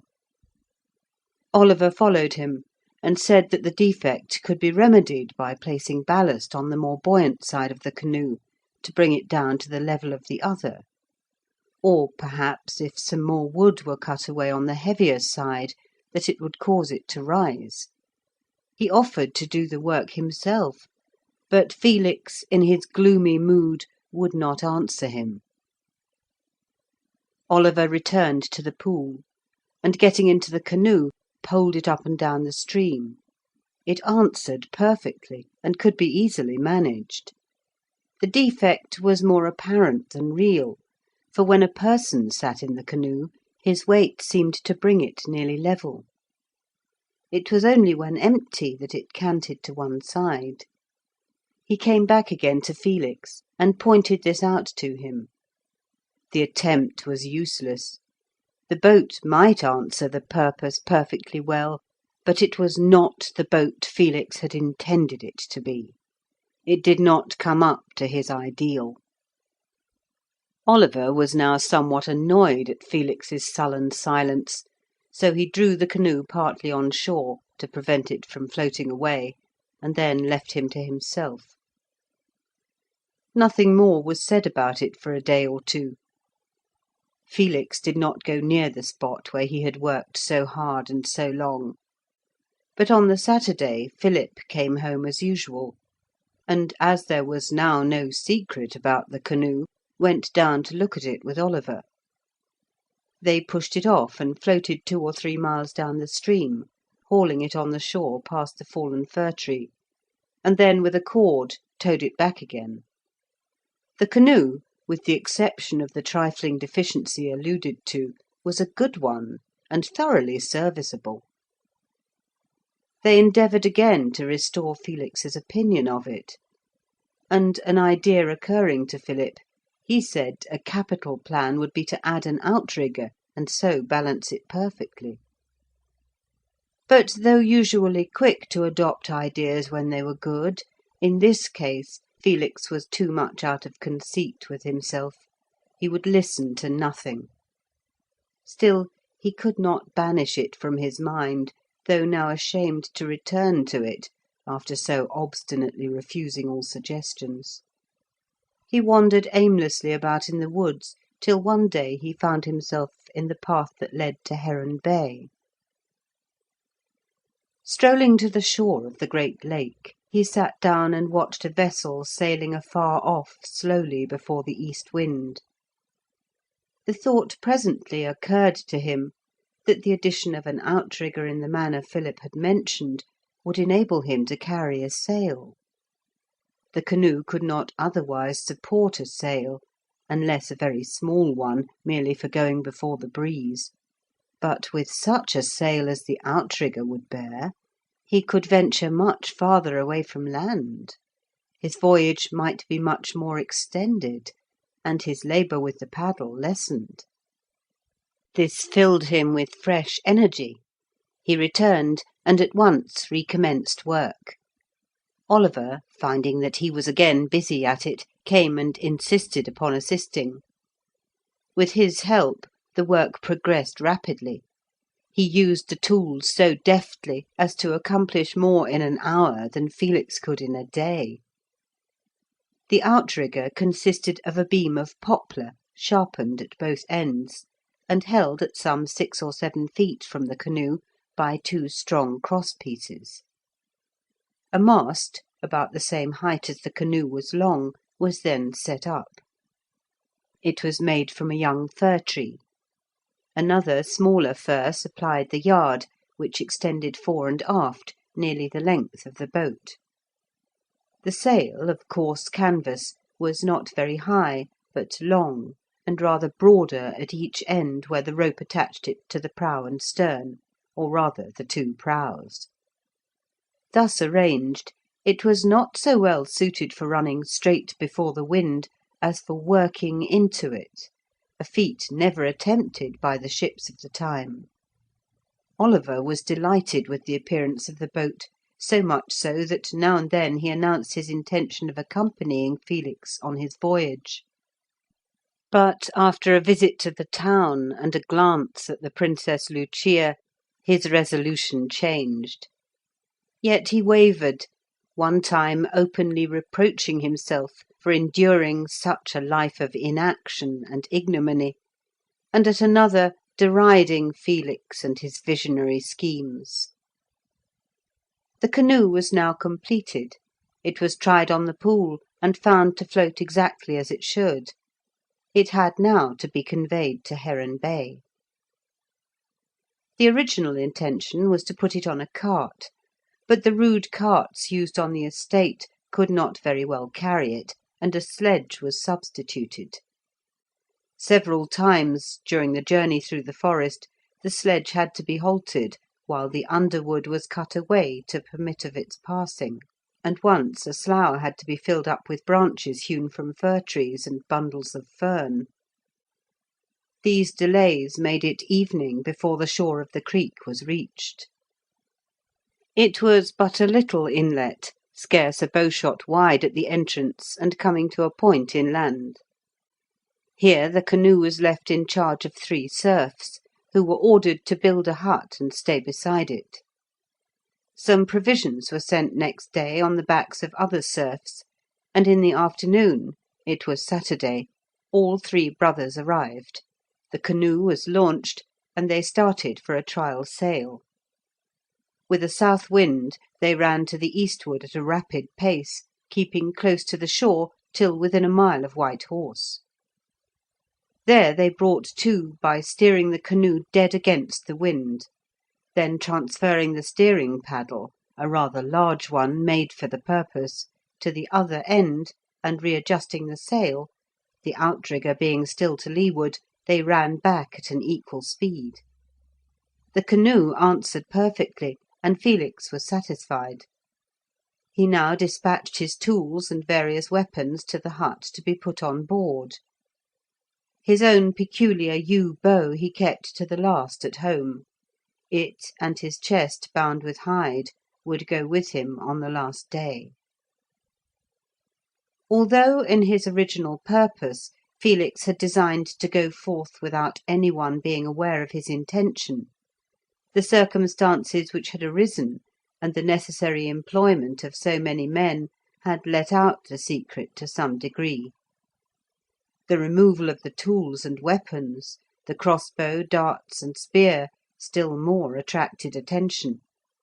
But little or nothing was said about it, though the Baron and Baroness could not help but observe these preparations. The Baron deliberately shut his eyes and went about his gardening. He was now, too, busy with the first mowing. In his heart, perhaps, he felt that he had not done altogether right in so entirely retiring from the world. By doing so, he had condemned his children to loneliness, and to be regarded with contempt. Too late now, he could only obstinately persist in his course. The Baroness, inured for so many, many years to disappointment, had contracted her view of life till it scarcely extended beyond mere physical comfort. Nor could she realise the idea of Felix's approaching departure. When he was actually gone, it would perhaps come home to her. All was now ready, and Felix was only waiting for the feast of St. James to pay a last visit to Aurora at Thyma Castle. The morning before the day of the feast, Felix and Oliver set out together. They had not lived altogether in harmony, but now, at this approaching change, Oliver felt that he must bear Felix company. Oliver rode his beautiful knight. He wore his plumed hat and precious sword, and carried his horseman's lance. Felix rode a smaller horse, useful but far from handsome. He carried his yew bow and hunting knife. Thyma Castle was situated 15 miles to the south. It was the last outpost of civilisation. Beyond it there was nothing but forest and the wild open plains, the home of the gipsies. This circumstance of position had given Baron Thyma, in times past, a certain importance more than was due to the size of his estate or the number of his retainers. During an invasion of the gipsies, his castle bore the brunt of the war, and its gallant defence, indeed, broke their onward progress. So many fell in endeavouring to take it that the rest were disheartened, and only scattered bands penetrated beyond. For this service the Baron received the grant of various privileges. He was looked on as a pillar of the state, and was welcome at the court. But it proved an injury to him in the end, His honours and the high society they led him into were too great for the comparative smallness of his income. Rich in flocks and herds, he had but little coin. High-spirited and rather fond of display, he could not hold back. He launched forth with the usual result of impoverishment, mortgage, and debt. He had hoped to obtain the command of an army in the wars that broke out from time to time. It was, indeed, universally admitted that he was in every respect qualified for such a post. The courtiers and others, however, jealous, as is ever the case, of ability and real talent, debarred him by their intrigues from attaining his object. Pride prevented him from acquiescing in this defeat. He strove by display and extravagance to keep himself well to the front, flaunting himself before the eyes of all. This course could not last long. He was obliged to retire to his estate, which narrowly escaped forfeiture to his creditors. So ignominious an end after such worthy service was, however, prevented by the personal interference of the old prince, who from his private resources paid off the most pressing creditors. To the last the old prince received him as a friend, and listened to his counsel. Thyma was ever in hopes that some change in the balance of parties would give him his opportunity. When the young prince succeeded, he was clever enough to see that the presence of such men about his court gave it a stability, and he, too, invited Thyma to tender his advice. The baron's hopes now rose higher than ever, but again he was disappointed. The new prince, himself incapable, disliked and distrusted talent. The years passed, and the baron obtained no appointment. Still he strained his resources to the utmost to visit the court as often as possible. Still he believed that sooner or later a turn of the wheel would elevate him. There had existed between the houses of Thyma and Aquilla the bond of hearth-friendship. The gauntlets, hoofs, and rings were preserved by both, and the usual presents passed thrice a year, at Midsummer, Christmas, and Lady Day. Not much personal intercourse had taken place, however, for some years, until Felix was attracted by the beauty of the Lady Aurora. Proud, showy, and pushing, Thyma could not understand the feelings which led his hearth-friend to retire from the arena and busy himself with cherries and water-wheels. On the other hand, Constance rather looked with quiet derision on the ostentation of the other. Thus there was a certain distance, as it were, between them. Baron Thyma could not, of course, be ignorant of the attachment between his daughter and Felix. Yet as much as possible he ignored it. He never referred to Felix. If his name was incidentally mentioned, he remained silent. The truth was, he looked higher for Lady Aurora. He could not, in courtesy, discourage even in the faintest manner the visits of his friend's son. The knightly laws of honour would have forbidden so mean a course. Nor would his conscience permit him to do so, remembering the old days when he and the Baron were glad companions together, and how the Baron Aquilla was the first to lead troops to his assistance in the Gipsy War. Still, he tacitly disapproved, he did not encourage. Felix felt that he was not altogether welcome. He recognised the sense of restraint that prevailed when he was present. It deeply hurt his pride, and nothing but his love for Aurora could have enabled him to bear up against it. The galling part of it was that he could not in his secret heart condemn the father for evidently desiring a better alliance for his child. This was the strongest of the motives that had determined him to seek the unknown. If anything, the Baron would have preferred Oliver as a suitor for his daughter. He sympathised with Oliver's fiery spirit, and admired his feats of strength and dexterity with sword and spear. He had always welcomed Oliver heartily, and paid him every attention.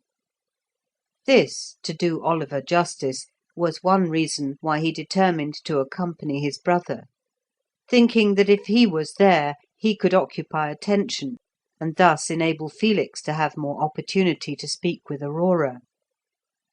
The two rode forth from the courtyard early in the morning, and passing through the whole length of the enclosure within the stockade, issued at the south barrier, and almost immediately entered the forest. They rather checked their horses' haste, fresh as the animals were from the stable, but could not quite control their spirits, for the walk of a horse is even half as fast again while he is full of vigour. The turn of the track soon shut out the stockade. They were alone in the woods. Long since, early as they were, the sun had dried the dew, for his beams warm the atmosphere quickly as the spring advances towards summer. But it was still fresh and sweet among the trees, and even Felix, though bound on so gloomy an errand, could not choose but feel the joyous influence of the morning. Oliver sang aloud in his rich, deep voice, and the thud, thud of the horses' hoofs kept time to the ballad. The thrushes flew but a little way back from the path as they passed, and began to sing again directly they were by. The whistling of blackbirds came from afar where there were open glades or a running stream. The notes of the cuckoo became fainter and fainter as they advanced farther from the stockade, for the cuckoo likes the woodlands that immediately border on cultivation.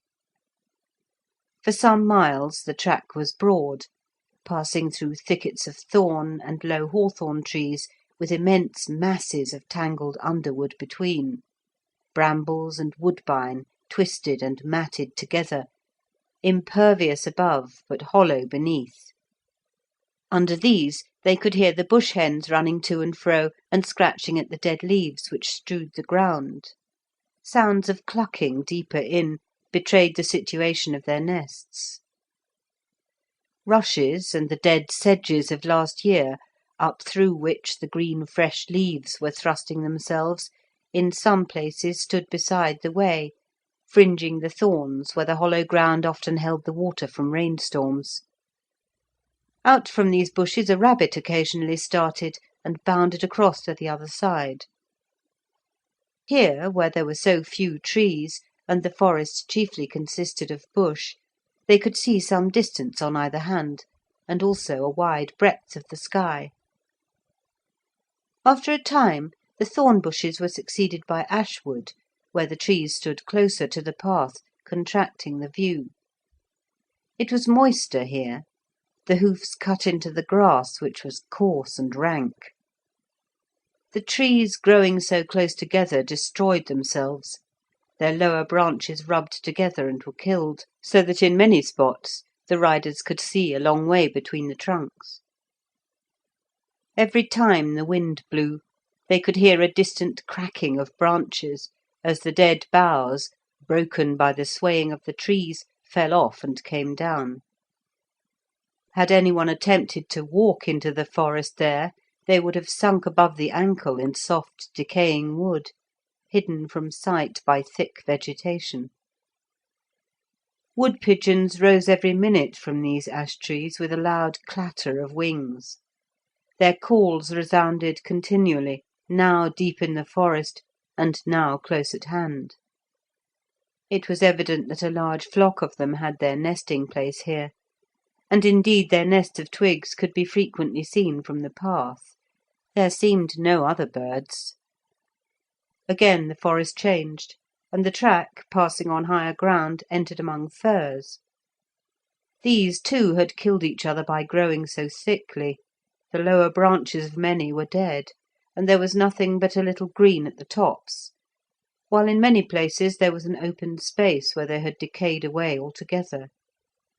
Brambles covered the ground in these open places, brambles and furze now bright with golden blossom.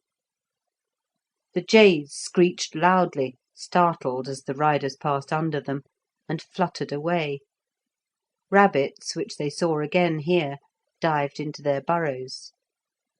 Between the furze the track was very narrow, and they could not conveniently ride side by side. Oliver took the lead, and Felix followed. End of Part 2, Chapter 6.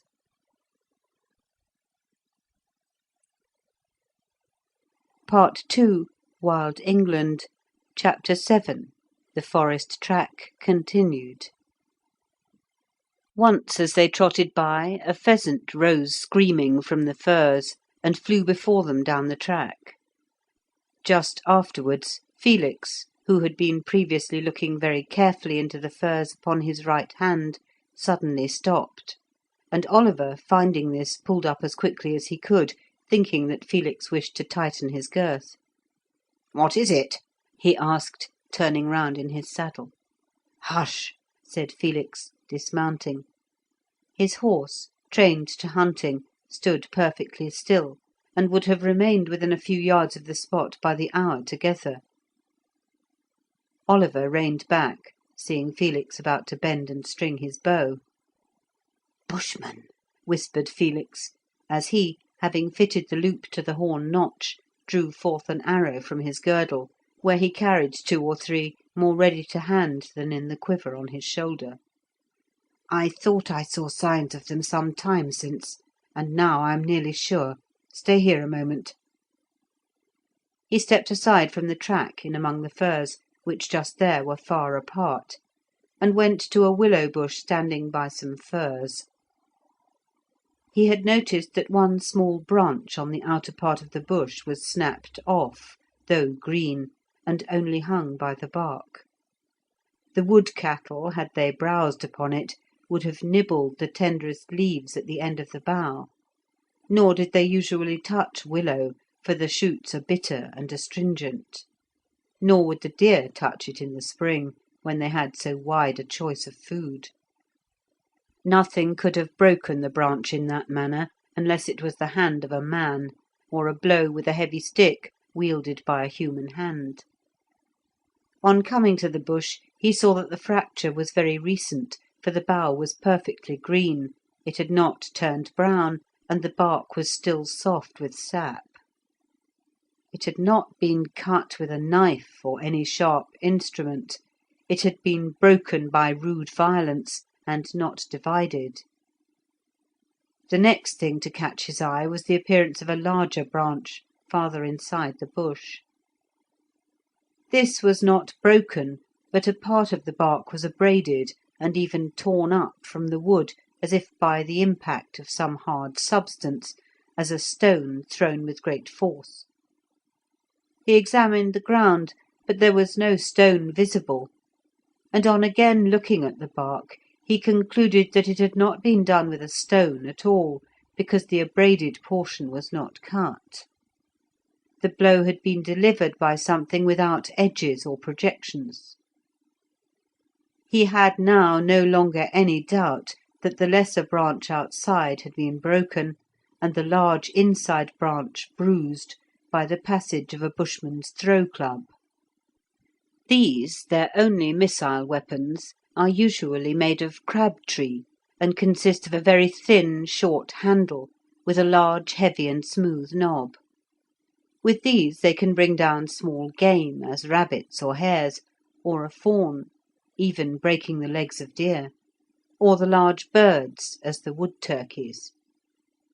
Stealing up noiselessly within 10 yards, the bushman throws his club with great force, and rarely misses his aim. If not killed at once, the game is certain to be stunned, and is much more easily secured than if wounded with an arrow. For with an arrow in its wing a large bird will flutter along the ground, and perhaps creep into sedges or under impenetrable bushes. Deprived of motion by the blow of the club, it can, on the other hand, be picked up without trouble, and without the aid of a dog, and if not dead, is dispatched by a twist of the bushman's fingers, or a thrust from his spud. The spud is at once his dagger, his knife and fork, his chisel, his grub axe, and his gouge. It is a piece of iron, rarely or never of steel, for he does not know how to harden it, about 10 inches long, 1.5 inches wide at the top or broadest end, where it is shaped and sharpened like a chisel, only with the edge not straight but sloping, and from thence tapering to a point at the other, the pointed part being 4-sided like a nail. It has indeed been supposed that the original spud was formed from a large wrought iron nail, such as the ancients used, sharpened on a stone at one end and beaten out flat at the other. This instrument has a handle in the middle, halfway between the chisel end and the point. The handle is of horn or bone, the spud being put through the hollow of the bone, smoothed to fit the hand. With the chisel end he cuts up his game and his food. The edge, being sloping, is drawn across the meat and divides it. With this end, too, he fashions his club and his traps, and digs up the roots he uses. The other end he runs into his meat as a fork, or thrusts it into the neck of his game to kill it and let out the blood, or with it stabs a sleeping enemy. The stab delivered by the Bushman can always be distinguished, because the wound is invariably square, and thus a clue only too certain has often been afforded to the assassin of many an unfortunate hunter. Whatever the Bushman in this case had hurled his club at, the club had gone into the willow bush, snapping the light branch and leaving its mark upon the bark of the larger. A moment's reflection convinced Felix that the Bushman had been in chase of a pheasant. Only a few moments previously a pheasant had flown before them down the track, and where there was one pheasant there were generally several more in the immediate neighbourhood. The Bushmen were known to be peculiarly fond of the pheasant, pursuing them all the year round without reference to the breeding season, and so continuously that it was believed they caused these birds to be much less numerous, notwithstanding the vast extent of the forests, than they would otherwise have been. From the fresh appearance of the snapped bough, the Bushman must have passed but a few hours previously, probably at the dawn, and was very likely concealed at that moment near at hand in the forest, perhaps within 100 yards. Felix looked carefully round, but could see nothing. There were the trees, not one of them large enough to hide a man behind it. The furze branches were small and scattered, and there was not sufficient fern to conceal anything. The keenest glance could discern nothing more. There were no footmarks on the ground, indeed the dry dead leaves and fir needles could hardly have received any impression, and up in the firs the branches were thin, and the sky could be seen through them. Whether the Bushman was lying in some slight depression of the ground, or whether he had covered himself with dead leaves and fir needles, or whether he had gone on and was miles away, there was nothing to show. But of the fact that he had been there, Felix was perfectly certain. He returned towards Oliver, thoughtful, and not without some anxiety, for he did not like the idea, though there was really little or no danger, of these human wild beasts being so near Aurora, while he should so soon be far away. Thus occupied, he did not heed his steps, and suddenly felt something soft under his feet, which struggled. Instantaneously he sprang as far as he could, shuddering, for he had crushed an adder, and but just escaped, by his involuntary and mechanical leap, from its venom.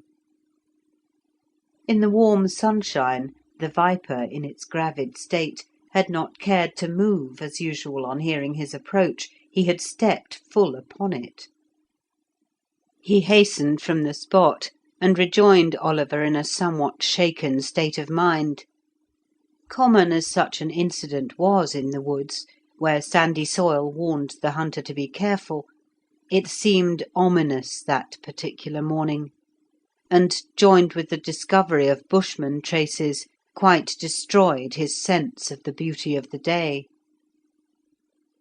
On hearing the condition of the willow boughs, Oliver agreed as to the cause, and said that they must remember to warn the Baron's shepherds that the Bushmen, who had not been seen for some time, were about. Soon afterwards they emerged from the sombre firs and crossed a wide and sloping ground almost bare of trees, where a forest fire last year had swept away the underwood. A verdant growth of grass was now springing up. Here they could canter side by side.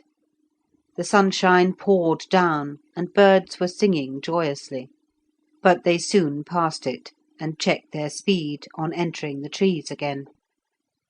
Tall beeches with round smooth trunks stood thick and close upon the dry and rising ground. Their boughs met overhead, forming a green continuous arch for miles. The space between was filled with brake fern, now fast growing up, and the track itself was green with moss. As they came into this beautiful place, a red stag, startled from his browsing, bounded down the track. His swift leaps carried him away like the wind. In another moment he left the path and sprang among the fern, and was seen only in glimpses as he passed between the beeches. Squirrels ran up the trunks as they approached. They could see many on the ground in among the trees, and passed under others on the branches high above them. Woodpeckers flashed across the avenue. Once Oliver pointed out the long lean flank of a grey pig, or fern hog, as the animal rushed away among the brake. There were several glades, from one of which they startled a few deer, whose tails only were seen as they bounded into the underwood.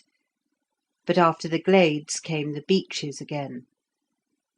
Beeches always form the most beautiful forest, beeches and oak, and though nearing the end of their journey, they regretted when they emerged from these trees and saw the castle before them. The ground suddenly sloped down into a valley beyond which rose the downs. The castle stood on a green, isolated, low hill, about halfway across the vale.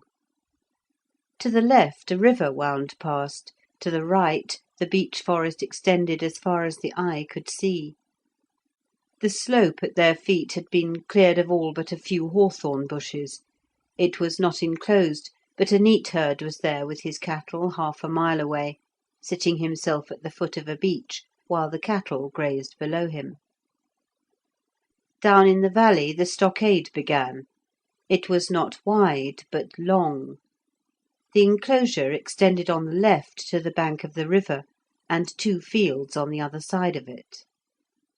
On the right it reached 1.5 miles, or nearly, the whole of which was overlooked from the spot where they had passed.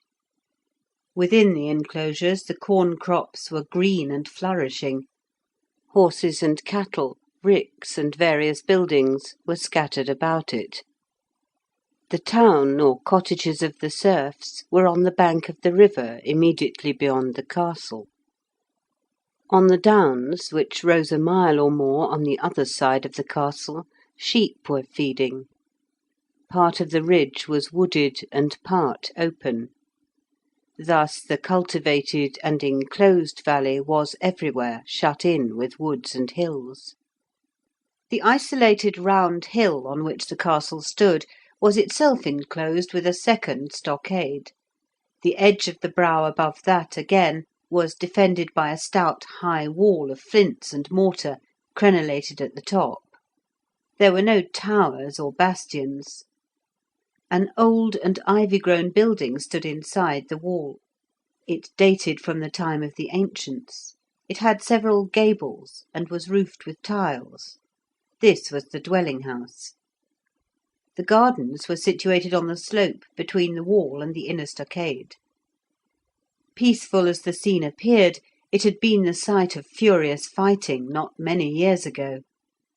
The downs trended to the south, where the Romani and the Zingari resided, and a keen watch was kept both from the wall and from the hills beyond.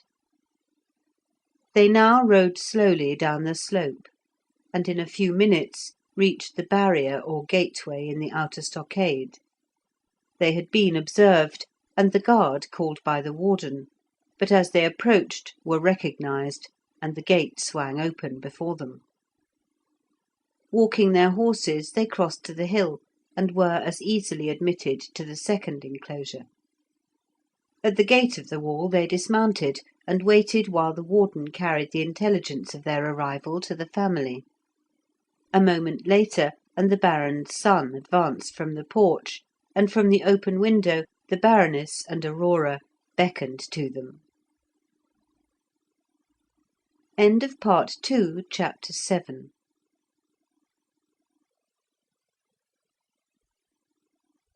Part 2, Wild England, Chapter 8, Thyma Castle. Soon afterwards the hollow sound of the warden's horn, from the watch over the gate of the wall, proclaimed the hour of noon, and they all assembled for dinner in the banqueting chamber. The apartment was on the ground floor, and separated from the larger hall only by an internal wall. The house, erected in the time of the ancients, was not designed for our present style of life. It possessed, indeed, many comforts and conveniences which are scarcely now to be found in the finest palaces, but it lacked the breadth of construction which our architects have now in view. In the front there were originally only 2 rooms, extensive for those old days, but not sufficiently so for ours. One of these had therefore been enlarged by throwing into it a back room and part of the entrance, and even then it was not long enough for the Baron's retainers, and at feast time a wooden shed was built opposite and up to the window, to continue, as it were, the apartment out of doors.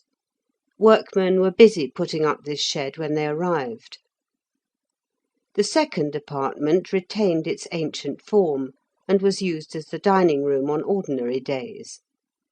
It was lighted by a large window, now thrown wide open that the sweet spring air might enter, which window was the pride of the Baroness, for it contained more true glass than any window in the palace of the Prince. The glass made now is not transparent, but merely translucent. It indeed admits light after a fashion, but it is thick and cannot be seen through. These panes were almost all, the central casement wholly, of ancient glass, preserved with the greatest care through the long years past. 3 tables were arranged in an open square. The Baron and Baroness's chairs of oak faced the window. The guests sat at the other tables sideways to them. The servants moved on the outer side, and thus placed the food before them without pushing against or incommoding them. A 4th table was placed in a corner between the fireplace and the window. At it sat the old nurse, the housekeeper, frequently arising to order the servants, and the Baron's henchman, who had taught him to ride, but now, grey and aged, could not mount himself without assistance, and had long ceased from active service. Already 8 or 9 guests had arrived besides Felix and Oliver. Some had ridden a great distance to be present at the house day. They were all nobles, richly dressed. 1 or 2 of the eldest were wealthy and powerful men, and the youngest was the son and heir of the Earl of Essiton, who was then the favourite at court. Each had come with his personal attendants. The young Lord Durand brought with him 25 retainers and 6 gentlemen friends, all of whom were lodged in the town, the gentlemen taking their meals at the castle at the same time as the Baron, but, owing to lack of room, in another apartment by themselves. Durand was placed, or rather quietly helped himself to a seat, next to the Lady Aurora. And of all the men there present, certainly there was none more gallant and noble than he. His dark eyes, his curling hair short, but brought in a thick curl over his forehead, his lips well shaped, his chin round and somewhat prominent, the slight moustache, no other hair on the face, formed the very ideal of what many women look for in a man. But it was his bright, lively conversation, the way in which his slightly swarthy complexion flushed with animation, the impudent assurance and yet generous warmth of his manner, and indeed of his feelings, which had given him the merited reputation of being the very flower of the nobles. With such a reputation, backed with the great wealth and power of his father, gentlemen competed with each other to swell his train. He could not indeed entertain all that came, and was often besieged with almost as large a crowd as the Prince himself. He took as his right the chair next to Aurora, to whom, indeed, he had been paying unremitting attention all the morning. She was laughing heartily as she sat down at some sally of his upon a beauty at the court. The elder men were placed highest up the tables and nearest the host, but to the astonishment of all, and not the least of himself, Oliver was invited by the Baron to sit by his side. Oliver could not understand this special mark of favour. The others, though far too proud for a moment to resent what they might have deemed a slight upon them, at once began to search their minds for a reason. They knew the Baron as an old intriguer; they attached a meaning, whether intended or not, to his smallest action. Felix, crowded out, as it were, and unnoticed, was forced to take his seat at the end of the table nearest that set apart in the corner for the aged and honoured servitors of the family. Only a few feet intervened between him and ancient henchmen, and he could not but overhear their talk among themselves, whispered as it was. He had merely shaken hands with Aurora. The crowd in the drawing-room, and the marked attentions of Durand, had prevented the exchange of a single word between them. As usual, the sense of neglect and injury over which he had so long brooded, with little or no real cause, considering, of course, his position, and that the world can only see our coats and not our hearts, under these entirely accidental circumstances rose up again within him, and blinded him to the actual state of things. His seat, the lowest and the nearest to the servitors, was in itself a mark of the low estimation in which he was held. The Lord Durand had been placed next to Aurora as a direct encouragement to him, and a direct hint to himself not to presume. Doubtless Durand had been at the castle many times, not improbably already been accepted by the Baron, and not altogether refused by Aurora. As a fact, though delighted with her beauty and conversation, Durand's presence was entirely due to the will of his father, the Earl, who wished to maintain friendly relations with Baron Thyma, and even then he would not have come had not the lovely weather invited him to ride into the forest. It was, however, so far true that though his presence was accidental, yet he was fast becoming fascinated by one who, girl though she was stronger in mind than he. Now Aurora, knowing that her father's eye was on her, dared not look towards Felix, lest by an open and pronounced conduct she should be the cause of his being informed that his presence was not desirable. She knew that the Baron only needed a pretext to interfere, and was anxious to avoid offering him a chance. Felix, seeing her glance bent downwards or towards her companion, and never all the time turned to him, not unnaturally, but too hastily, concluded that she had been dazzled by Durand and the possibility of an alliance with his powerful family. He was discarded, worthless and of no account. He had nothing but his sword. Nay, he had not a sword, he was only an archer, a footman. Angry, jealous, and burning with inward annoyance, despising himself, since all others despised him, scarce able to remain at the table, Felix was almost beside himself, and did not answer nor heed the remarks of the gentleman sitting by him, who put him down as an ill-bred churl. For the form's sake, indeed, he put his lips to the double-handed cup of fine ale, which continually circulated round the table, and was never allowed to be put down. One servant had nothing else to do but to see that its progress never stopped.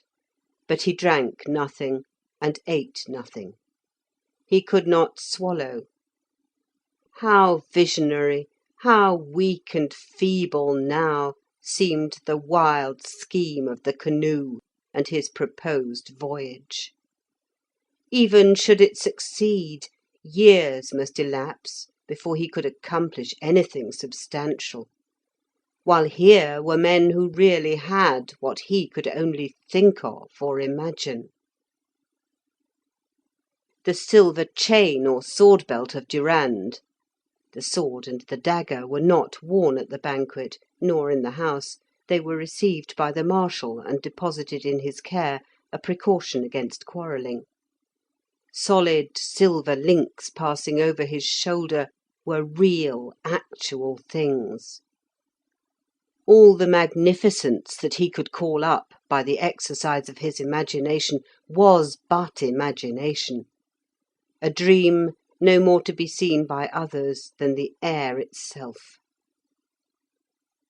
The dinner went on, and the talk became more noisy. The trout, the chicken, the thyme lamb, trapped on the hills by the shepherds, the plover eggs, the sirloin, the pastry, the Baroness superintended the making of it herself, all the profusion of the table rather set him against food than tempted him. Nor could he drink the tiny drop, as it were, of ancient brandy sent round to each guest at the conclusion, precious as liquid gold, for it had been handed down from the ancients, and when once the cask was empty it could not be refilled. The dessert, the strawberries, the nuts and walnuts, carefully preserved with a little salt, and shaken in the basket from time to time that they might not become mouldy, the apples, the honey in the comb with slices of white bread, nothing pleased him. Nor did he drink otherwise than the sip demanded by courtesy of the thin wine of Gloucester, costly as it was, grown in the vineyard there, and shipped across the lake, and rendered still more expensive by risk of pirates. This was poured into flagons of maple wood, which, like the earthenware cup of ale, were never allowed to touch the board till the dinner was over. Wearily the time went on. Felix glanced more and more often at the sky seen through the casement, eagerly desiring to escape, and at least to be alone. At last, how long it seemed, the Baron rose, and immediately the rest did the same, and they drank the health of the Prince. Then a servitor brought in a pile of cigars upon a carved wooden tray, like a large platter, but with a rim. "These," said the Baron, again rising, the signal to all to cease conversing and to listen, "are a present from my gracious and noble friend the Earl of Essiton." He looked towards Durand. "Not less kindly carried by Lord Durand. I could have provided only our own coarse tobacco, but these are the best Devon." The ladies now left the table, Aurora escorted by Durand, the Baroness by Oliver. Oliver, indeed, was in the highest spirits; he had eaten heartily of all, especially the sweet thyme lamb, and drunk as freely. He was in his element, his laugh the loudest, his talk the liveliest. Directly Durand returned, He had gone even a part of the way upstairs towards the drawing-room with Aurora, a thing a little against etiquette. He took his chair, formality being now at an end, and placed it by Oliver. They seemed to become friends at once by sympathy of mind and taste. Round them the rest gradually grouped themselves, so that presently Felix, who did not move, found himself sitting alone at the extreme end of the table, quite apart, for the old retainers who dined at the separate table had quitted the apartment when the wine was brought in. Freed from the restraint of the ladies, the talk now became extremely noisy. The blue smoke from the long cigars filled the great apartment. One only remained untouched, that placed before Felix. Suddenly it struck him that thus sitting alone and apart he should attract attention. He therefore drew his chair to the verge of the group, but remained silent, and as far off as ever. Presently the arrival of 5 more guests caused a stir and confusion, in the midst of which he escaped into the open air. He wandered towards the gate of the wall, passing the wooden shed where the clink of hammers resounded, glanced at the sundial, which showed the hour of 3. 3 weary hours had they feasted, and went out into the gardens.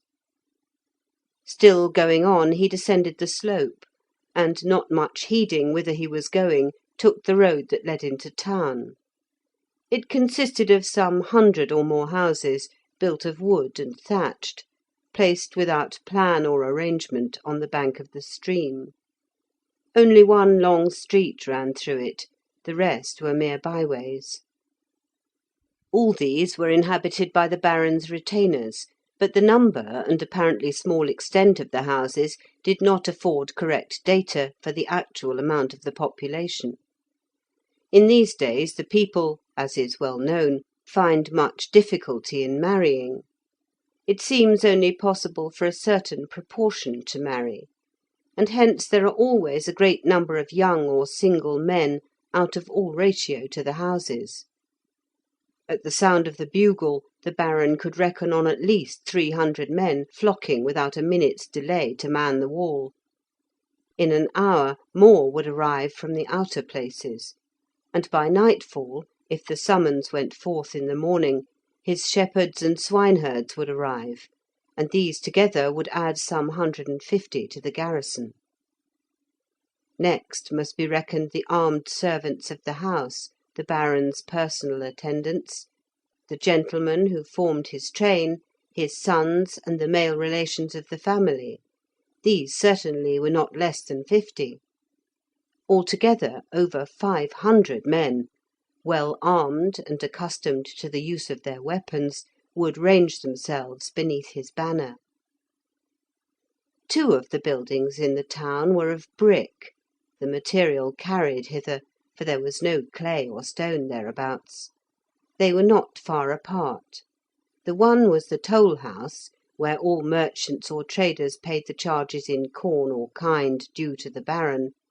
The other was the court house, where he sat to administer justice and decide causes, or to send the criminal to the gibbet.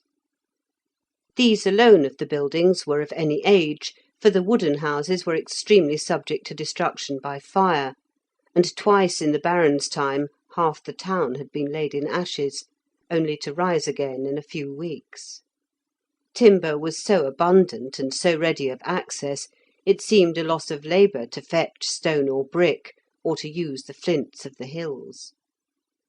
About the doors of the 2 inns there were gathered groups of people. Among them the liveries of the nobles visiting the castle were conspicuous. The place was full of them, the stables were filled, and their horses were picketed under the trees and even in the street.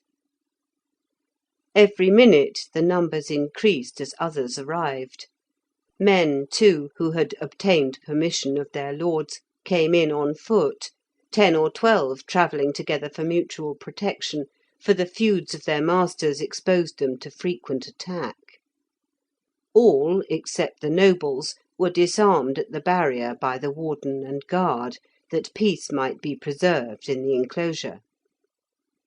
The folk, at the moment he passed, were watching the descent of 3 covered waggons from the forest track, in which were travelling the ladies of as many noble families. Some, indeed, of the youngest and boldest ride on horseback, but the ladies chiefly move in these waggons, which are fitted up with considerable comfort, and are necessary to sleep in when the camp is formed by the wayside at night. None noticed him as he went by, except a group of 3 cottage girls and a serving woman, an attendant of a lady visitor at the castle. He heard them allude to him. He quickened his pace, but heard one say, "He's nobody. He hasn't even got a horse." "Yes, he is," replied the serving woman. "He's Oliver's brother, and I can tell you my Lord Oliver is somebody, the Princess Lucia." And she made the motion of kissing with her lips.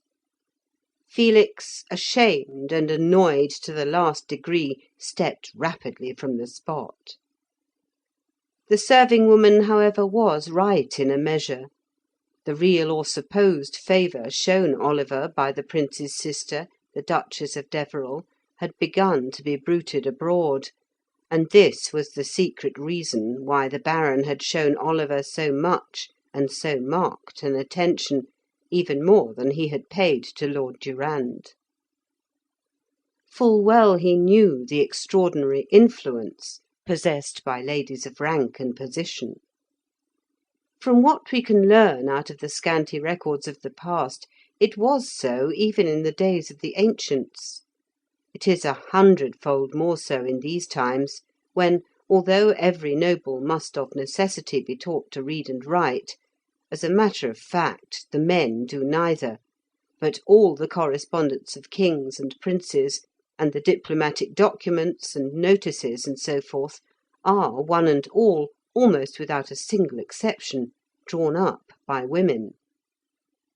They know the secret and hidden motives of courts, and have this great advantage, that they can use their knowledge without personal fear, since women are never seriously interfered with, but are protected by all. The one terrible and utterly shameful instance to the contrary had not occurred at the time of which we are now speaking, and it was and is still repudiated by every man, from the knight to the boys who gather acorns for the swine. Oliver himself had no idea whatever that he was regarded as a favourite lover of the Duchess. He took the welcome that was held out to him as perfectly honest. Plain, straightforward, and honest, Oliver, had he been openly singled out by a queen, would have scorned to give himself an heir for such a reason. But the Baron, deep in intrigue this many a year, looked more profoundly into the possibilities of the future when he kept the young knight at his side. End of Part 2, Chapter 8.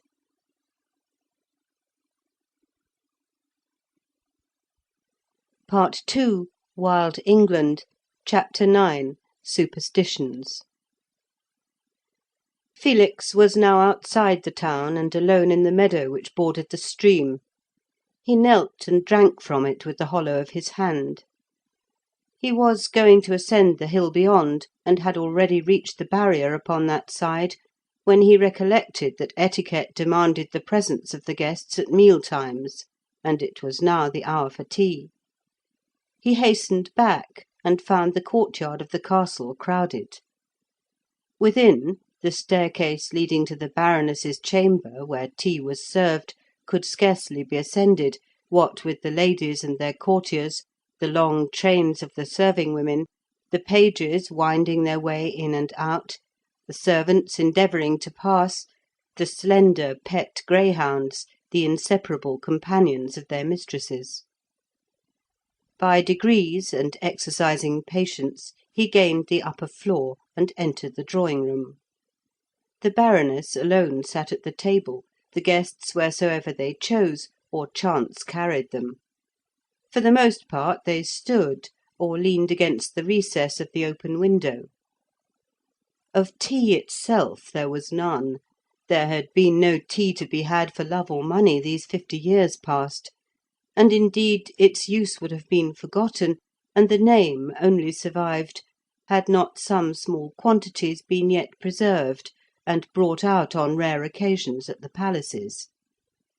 Instead, there was chicory prepared from the root of the plant, grown for the purpose, fresh milk, fine ale and mead, and wine from Gloucester. Butter, honey, and cake were also on the table. The guests helped themselves, or waited till the servants came to them with wooden carved trays. The particular characteristic of tea is the freedom from restraint. It is not considered necessary to sit, as at dinner or supper, nor to do as others do. Each pleases himself, and there is no ceremony. Yet, although so near Aurora, Felix did not succeed in speaking to her. Durand still engaged her attention whenever other ladies were not talking with her. Felix found himself exactly as at dinner time, quite outside the circle. There was a buzz of conversation around, but not a word of it was addressed to him. Dresses brushed against him, but the fair owners were not concerned even to acknowledge his existence.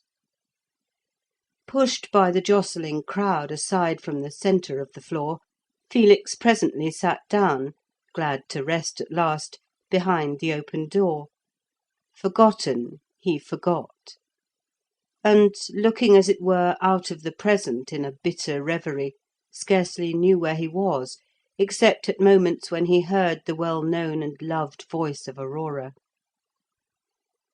A servant, after a while, came to him with a tray. He took some honey and bread. Almost immediately afterwards, another servant came and presented him with a plate, on which was a cup of wine, saying, "With my lady's loving wishes." As in duty bound, he rose and bowed to the Baroness. She smiled and nodded. The circle, which had looked to see who was thus honoured, turned aside again, not recognising him. To send a guest a plate with wine or food is the highest mark of esteem, and this plate in especial was of almost priceless value, as Felix saw when his confusion had abated. It was of the ancient china, now not to be found in even the houses of the great. In all that kingdom but 5 perfect plates were known to exist, and 2 of these were at the palace. They are treasured as heirlooms, and, if ever broken, can never be replaced. The very fragments are rare, they are often set in panels and highly prized. The Baroness, glancing round her court, had noticed at last the young man sitting in the obscure corner behind the door. She remembered, not without some twinge of conscience, that his house was their ancient ally and sworn hearth-friend. She knew, far better than the Baron, how deeply her daughter loved him, better perhaps even than Aurora herself. She, too, naturally hoped a higher alliance for Aurora, yet she was a true woman, and her heart was stronger than her ambition. The trifle of the wine was, of course, nothing, but it was open and marked recognition. She expected that Felix, after his wont in former times, before love or marriage was thought of for Aurora, would have come upon this distinct invitation, and taken his stand behind her, after the custom.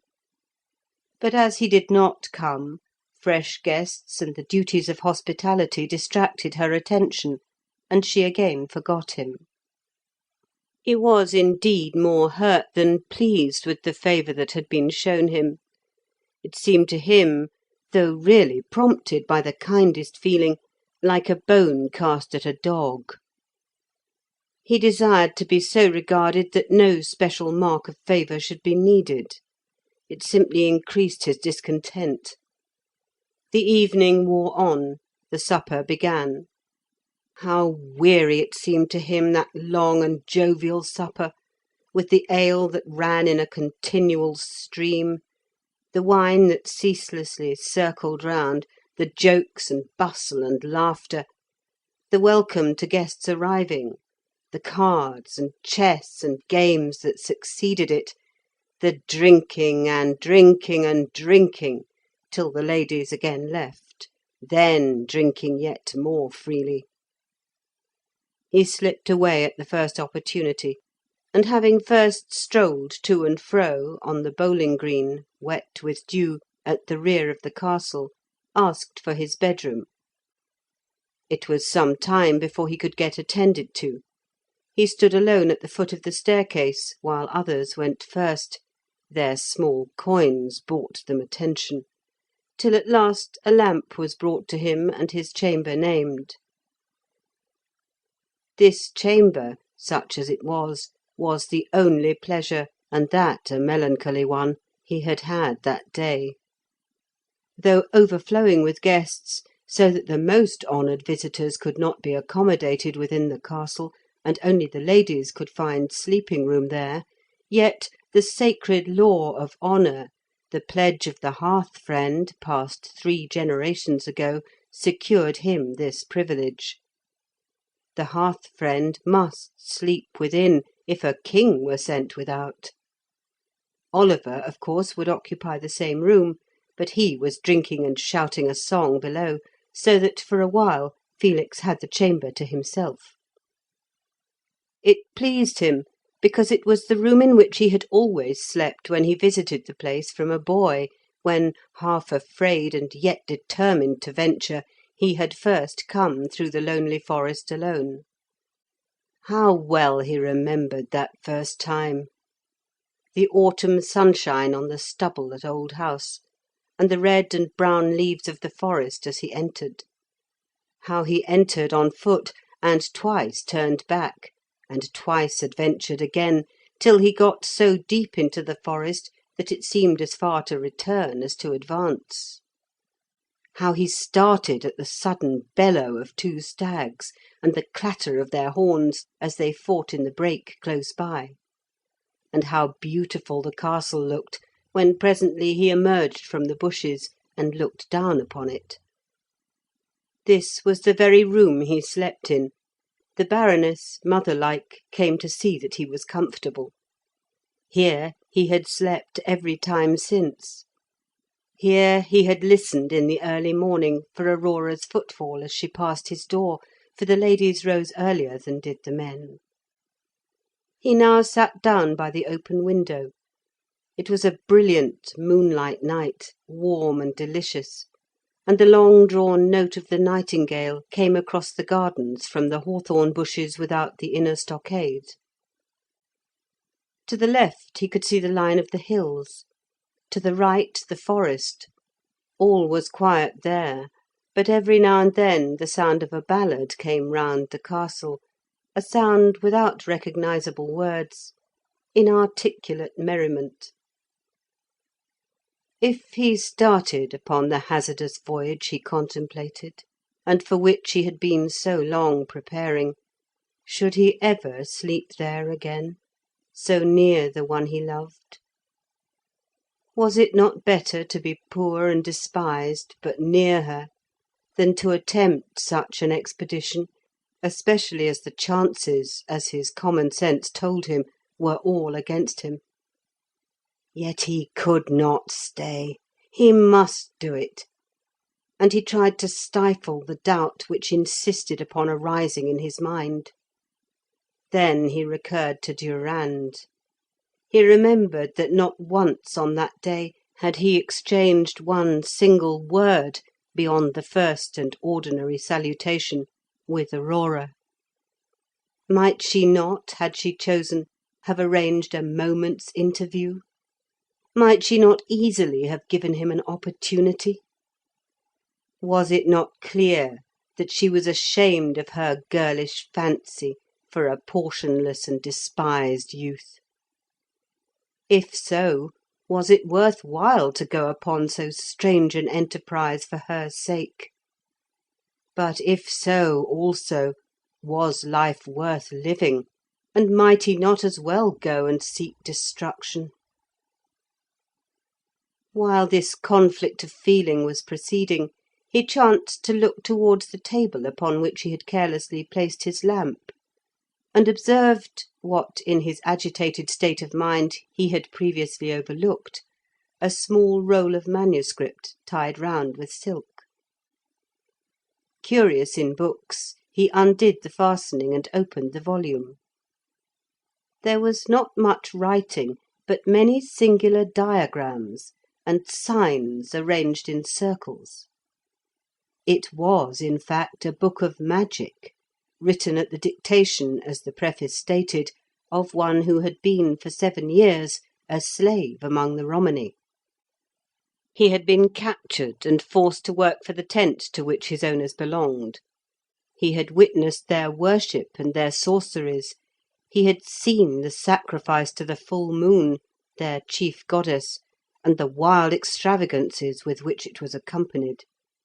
He had learnt some few of their signs, and, upon escaping, had reproduced them from memory. Some were engraved on the stones set in their rings, some were carved on wooden tablets, some drawn with ink on parchment.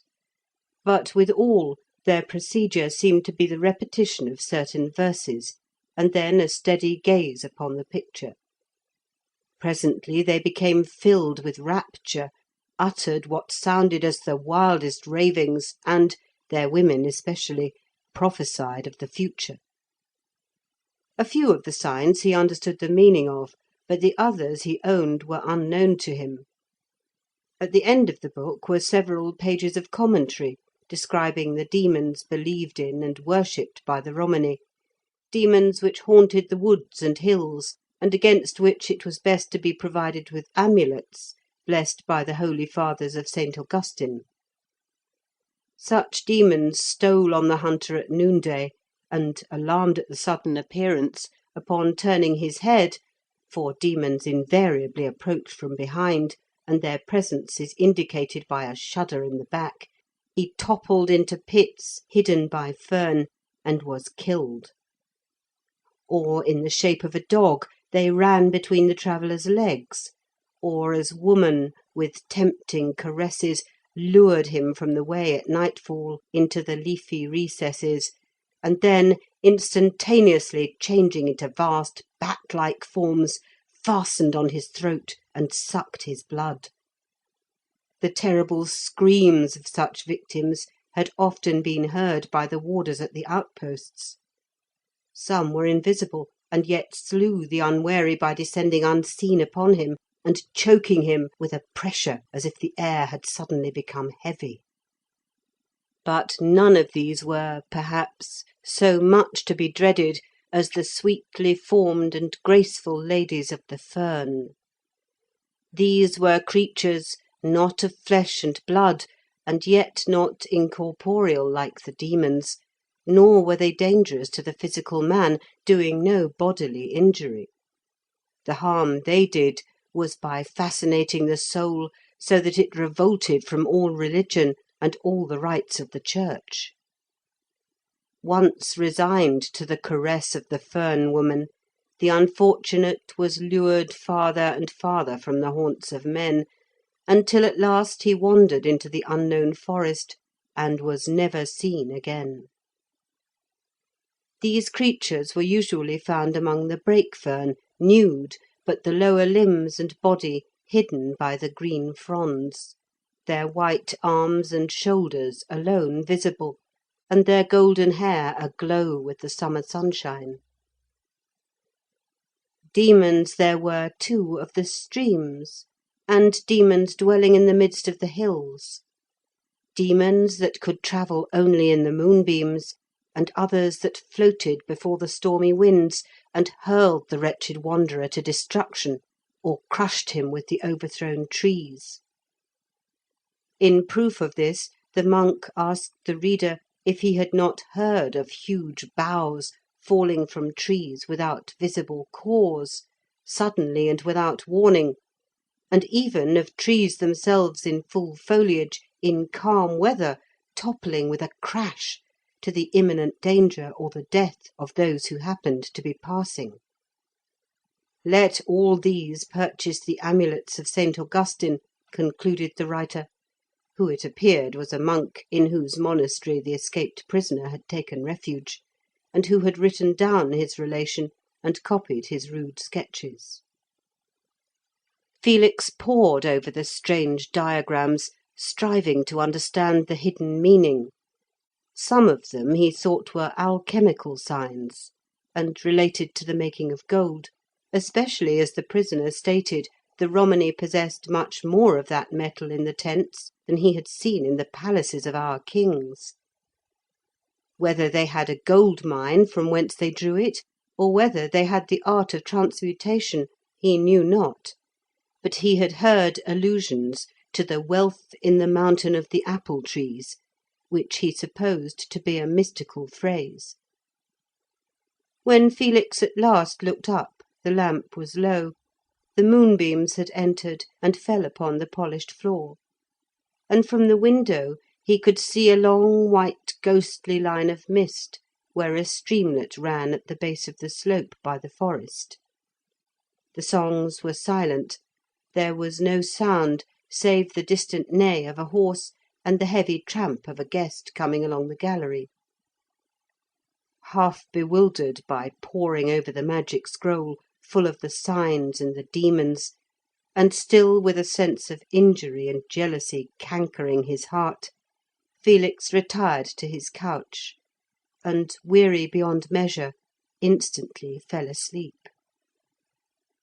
In his unsettled state of mind, it did not once occur to him to ask himself how the manuscript came to be upon his table. Rare as they were, books were not usually put upon the tables of guests, and at an ordinary time he would certainly have thought it peculiar. The fact was that Aurora, whom all day he had inwardly accused of forgetting him, had placed it there for him with her own hands. She, too, was curious in books and fond of study. She had very recently bought the volume from a merchant who had come thus far, and who valued it the least of all his wares.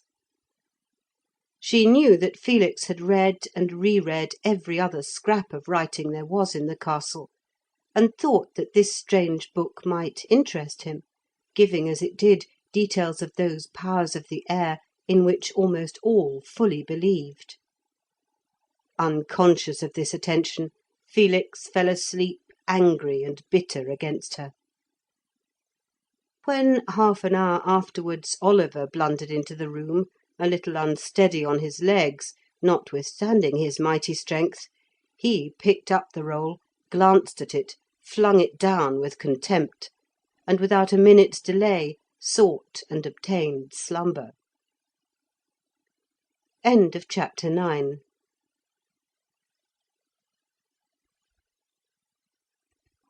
Part 2, Wild England, chapter 10, The Feast. At 10 in the morning next day the feast began with a drama from Sophocles, which was performed in the open air. The theatre was in the gardens between the wall and the inner stockade. The spectators sat on the slope, tier above tier. The actors appeared upon a green terrace below, issuing from an arbour and passing off behind a thick box hedge on the other side of the terrace. There was no scenery whatever. Aurora had selected the Antigone. There were not many dramatists from whom to choose, for so many English writers, once famous, had dropped out of knowledge and disappeared. Yet some of the far more ancient Greek and Roman classics remained, because they contained depth and originality of ideas in small compass. They had been copied in manuscripts by thoughtful men from the old printed books before they mouldered away, and their manuscripts being copied again, these works were handed down. The books which came into existence with printing had never been copied by the pen, and had consequently nearly disappeared. Extremely long and diffuse, it was found, too, that so many of them were but enlargements of ideas or sentiments which had been expressed in a few words by the classics. It is so much easier to copy an epigram of 2 lines than a printed book of hundreds of pages, and hence it was that Sophocles had survived, while much more recent writers had been lost. From a translation Aurora had arranged several of his dramas.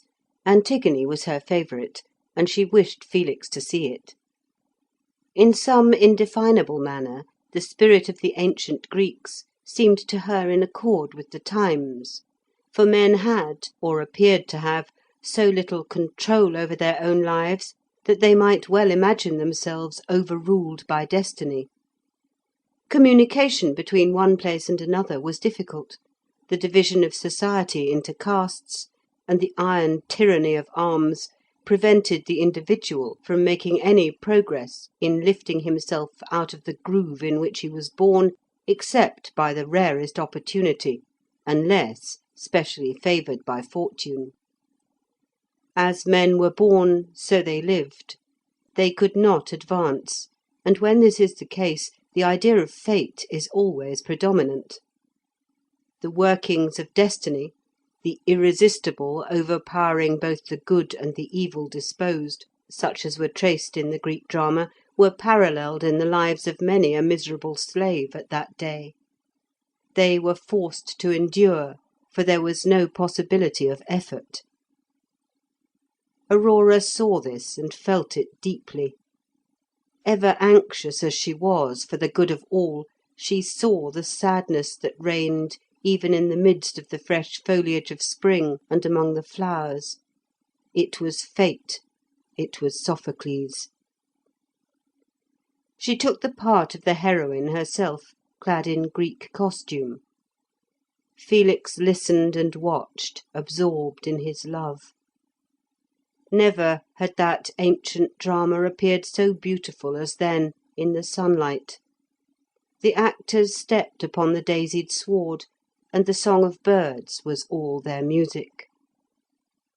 While the play was still proceeding, those who were to form the usual procession had already been assembling in the court before the castle, and just after noon, to the sound of the trumpet, the Baron, with his youngest son beside him, the eldest was at court, left the porch, wearing his fur-lined short mantle, his collar and golden spurs, and the decoration won so many years before, all the insignia of his rank.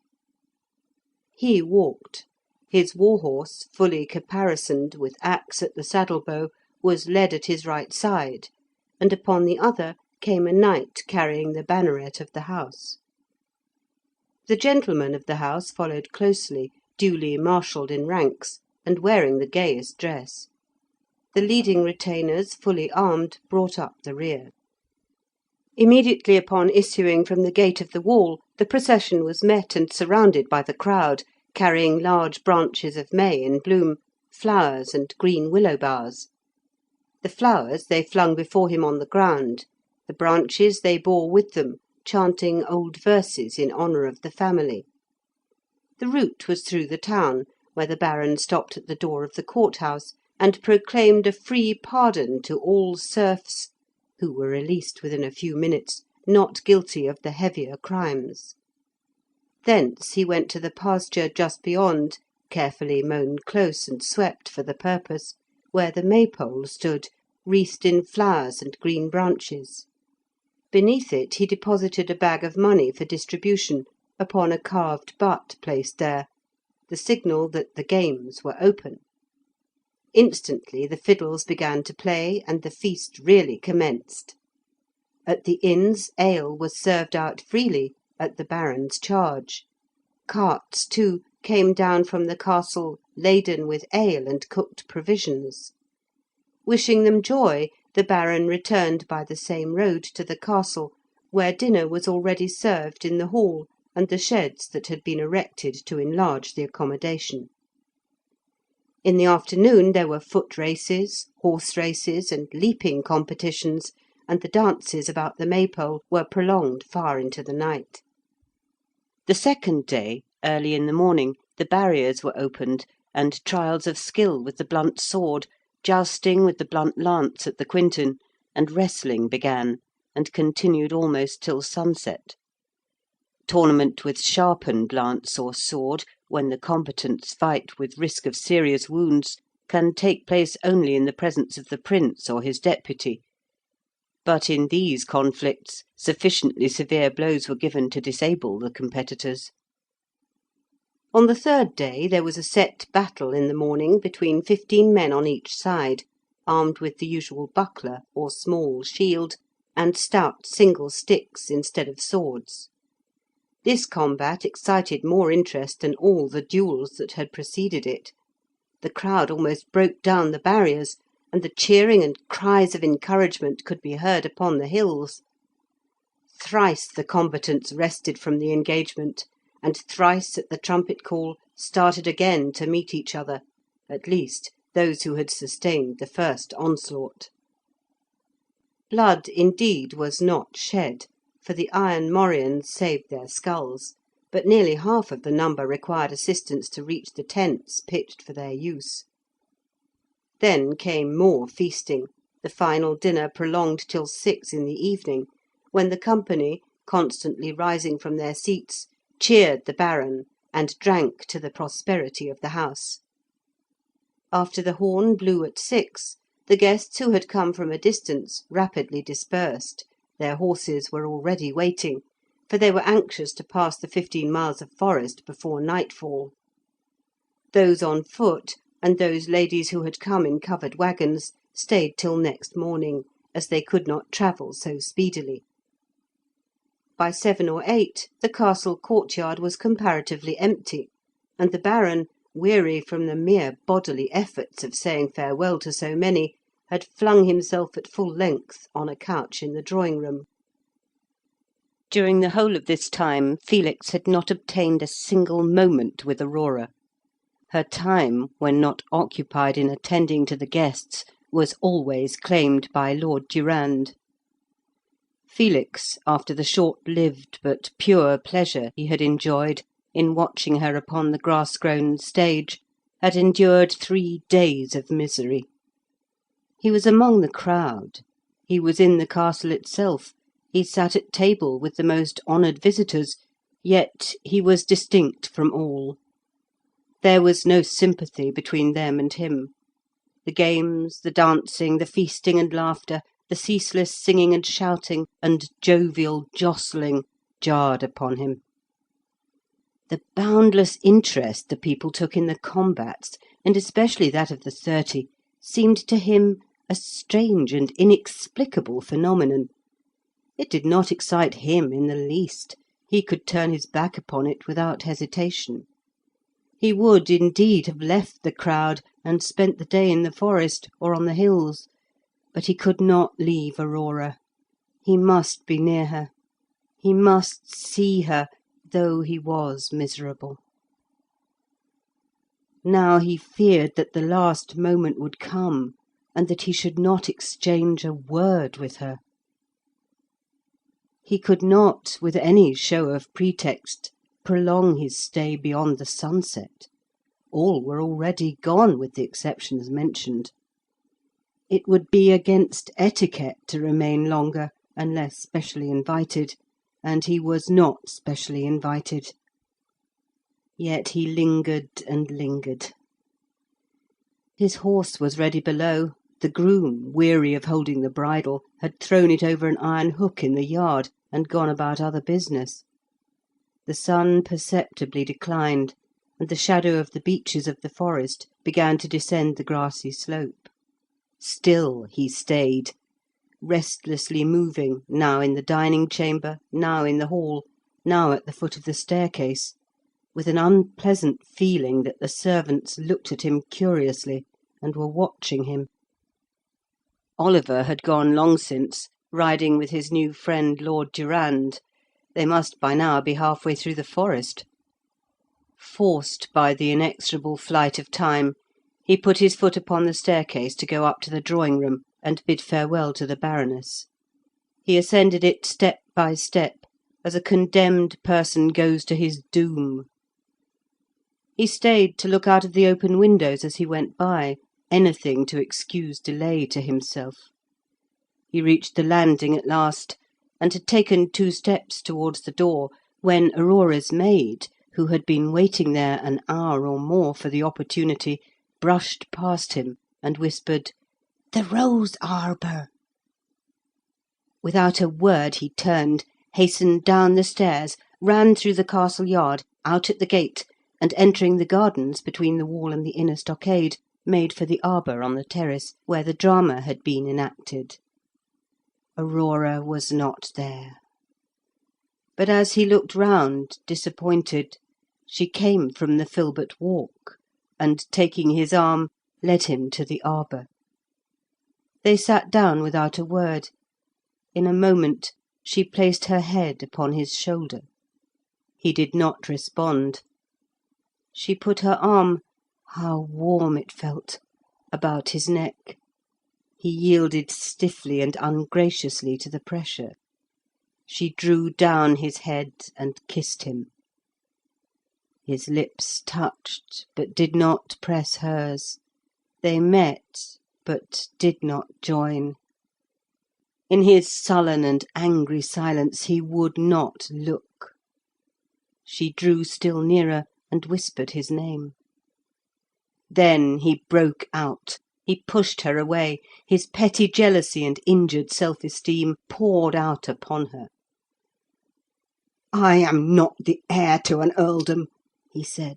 "I do not ride with a score of gentlemen at my back. They have some wonderful diamonds, have they not, Countess?"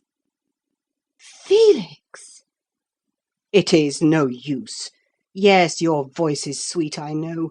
But you, all of you, despise me. I am nothing, no one." "You are all, everything to me." "You were with Durand the whole time." "I could not help myself."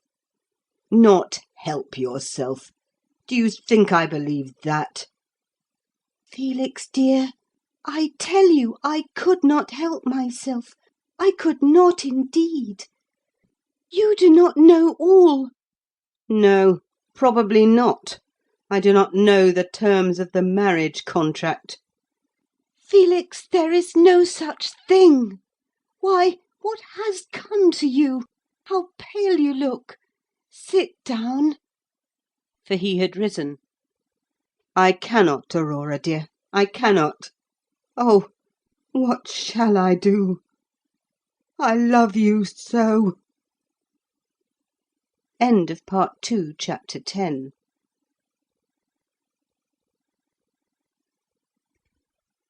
Part 2, Wild England, Chapter 11, Aurora. Felix fell on the seat beside her, burying his face in the folds of her dress. He sobbed, not with tears, but choking passion. She held him to her heart as if he had been a child, stroking his hair and kissing it, whispering to him, assuring him that her love was his, that she was unchanged. She told him that it was not her fault. A little while before the feast, the Baron had suddenly broken out into a fit of temper, such as she had never seen him indulge in previously. The cause was pressure put upon him by his creditors. Unpleasant truths had escaped him, amongst the rest his dislike, his positive disapproval of the tacit engagement they had entered into. He declared that if the least outward sign of it appeared before the guests that were expected, he would order Felix to leave the place and cancel the hearth friendship, no matter what the consequence. It was clear that he was set upon a wealthy and powerful alliance for her. That the Earl was either coming or would send his son, he knew, and he knew that nothing so repels a possible suitor as the rumour that the lady has a previous engagement. In short, he made it a condition of Felix's presence being tolerated at all, that Aurora should carefully abstain from showing the slightest attention to him, that she should ignore his existence. Nor could she prevent Durand following her without a marked refusal to listen to his conversation. a refusal which would most certainly at once have brought about the dreaded explosion. She thought it better, under the circumstances, to preserve peace, lest intercourse between her and Felix should be entirely broken off for ever. This was the secret history of the apparent indifference and neglect which had so deeply hurt him.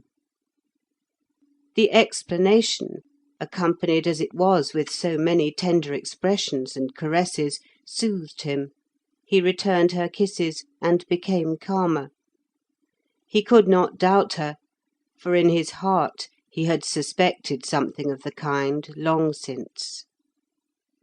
Yet it was not so much the explanation itself, nor even the love she poured upon him, as the mere fact of her presence so near, that brought him to himself. The influence of her steadfast nature, of her clear, broad, straightforward view of things, the decision of her character, the high, unselfish motives which animated her, all together supplied that which was wanting in himself.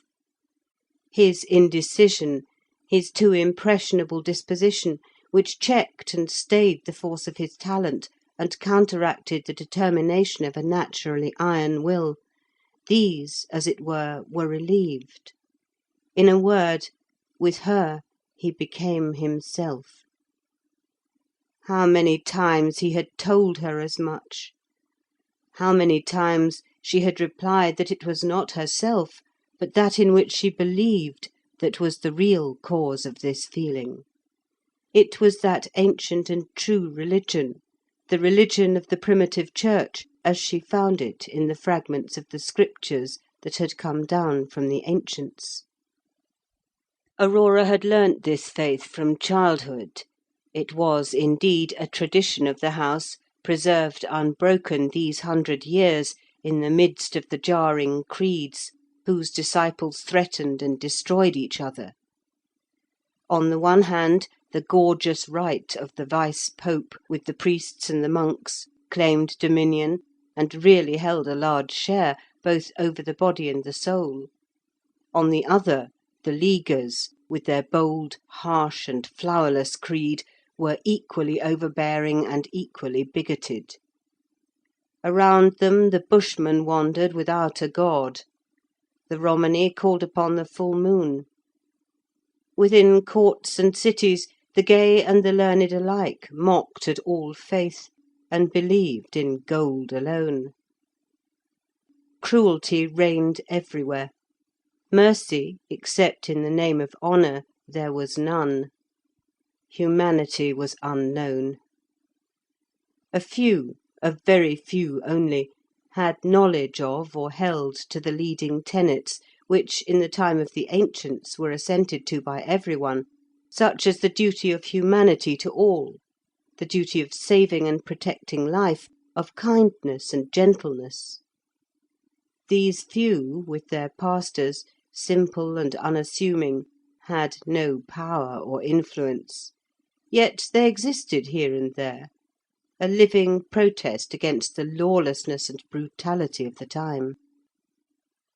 Among these the house of Thyma had in former days been conspicuous, but of late years the barons of Thyma had, more from policy than from aught else, rather ignored their ancestral faith, leaning towards the League, which was then powerful in that kingdom. To have acted otherwise would have been to exclude himself from all appointments. But Aurora, learning the old faith at her mother's knee, had become too deeply imbued with its moral beauty to consent to this course. By degrees, as she grew up, it became in her a passion, more than a faith, a passion, the object of her life. A girl, indeed, can do but little in our iron days, but that little she did. The chapel beside the castle, long since fallen to decay, was, at her earnest request, repaired.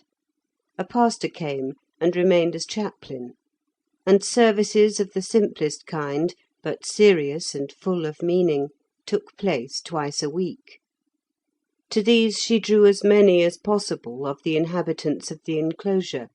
Some even came from afar once now and then to attend them. Correspondence was carried on with the remnant of the faith.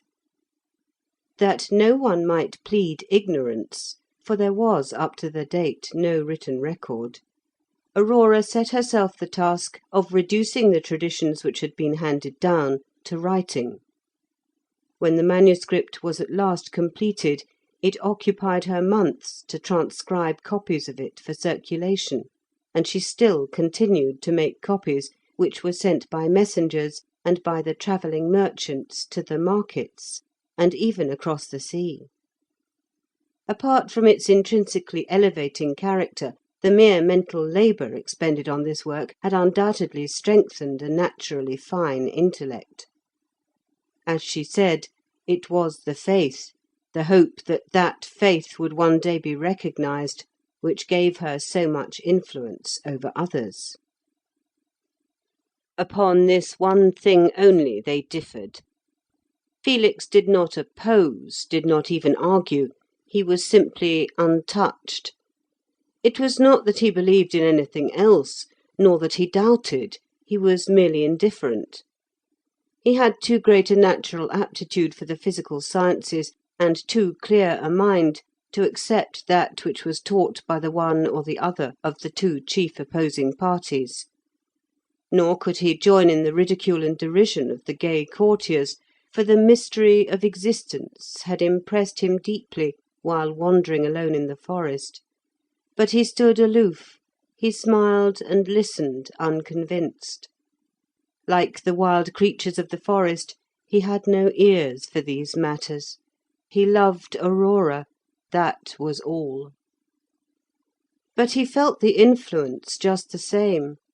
With all his powers of mind and contempt of superstitions in others, he could not at times shake off the apprehensions aroused by untoward omens, as when he stepped upon the adder in the woods.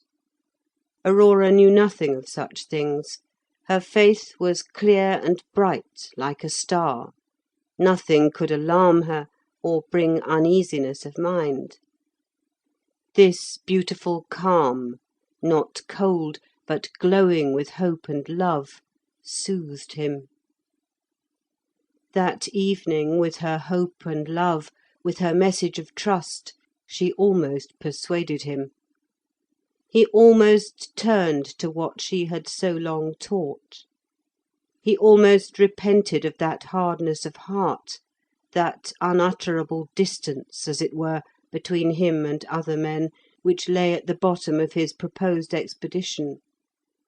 He opened his lips to confess to her his purpose, and had he done so, assuredly she would have persuaded him from it. But in the very act of speaking he hesitated. It was characteristic of him to do so.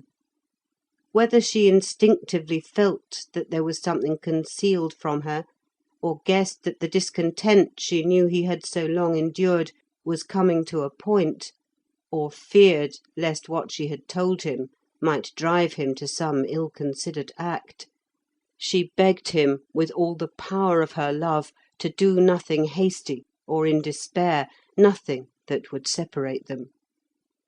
He threw his arms around her, he pressed her closely to him, he trembled with the passion and the struggle within him. "My lady calls for you, mademoiselle," said a voice. It was Aurora's maid who had kept watch. "She has asked for you for some time since. Some one is coming into the garden." There was no help for it. Aurora kissed him, and was gone before he could come to himself. How long the interview had lasted, time flies swiftly in such sweet intercourse, or how long he sat there after she left, he could not tell. But when he went out, already the dusk was gathering, the sun had gone down, and in the east the as yet pale orb of the moon was rising over the hills. As if in a dream, he walked with unsteady steps to the castle stable. His horse had been put back, and the grooms suggested to him that it was better not to attempt the forest at night. But he was determined. He gave them all the coin he had about him. It was not much, but more than they had expected. They ran beside him to the barrier, advising him as they ran, as he would go, to string his bow and loosen an arrow in the girdle, and above all not to loiter or let his horse walk, but to keep him at as sharp a trot as he could. The fact that so many wealthy persons had assembled at the castle for the feast would be sure to be known to the banditti, the outlaws of the cities and the escaped serfs. They were certain to be on the lookout for travellers. Let him beware. His ears tingled and his head felt hot, as if the blood had rushed into it. It was the violence of the emotion that he had felt, as he rode from the barrier, hearing and yet without conscious knowledge of what they said. They watched him up the slope, and saw him disappear from sight under the dark beeches of the forest. End of Part 2, Chapter 11.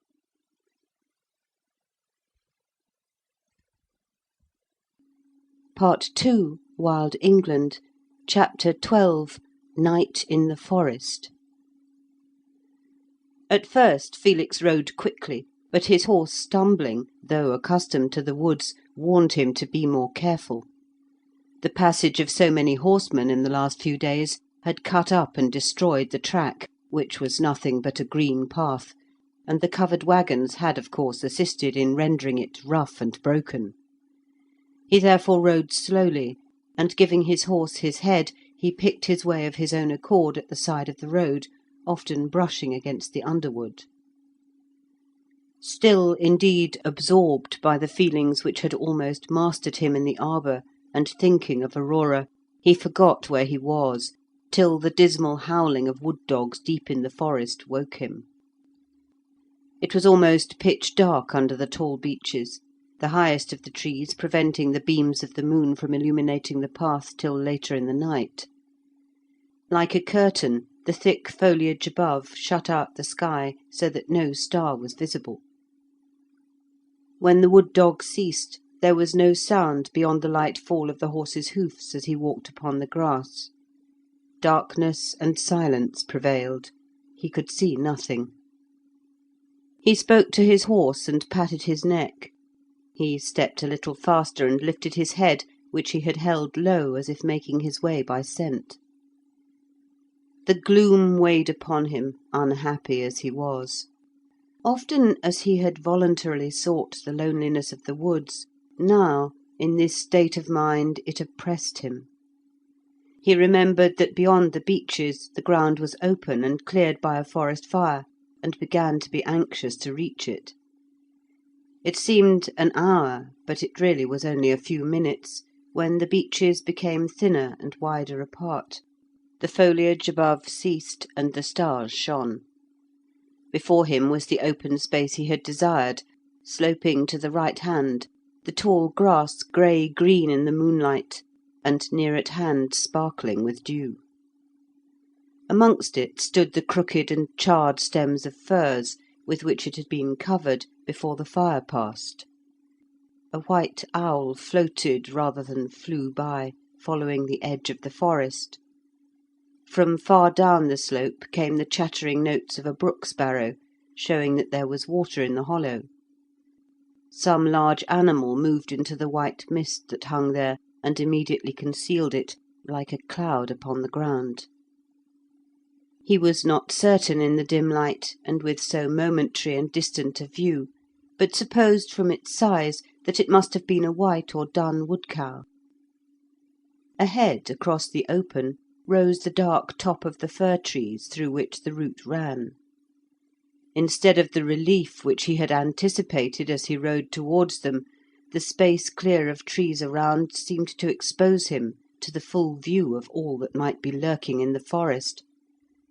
As he approached the firs and saw how dark it was beneath them, the shadowy depths suggested uncertain shapes hiding therein, and his memory immediately reverted to the book of magic he had read at the castle. There could not be such things, and yet no one in his heart doubted their existence.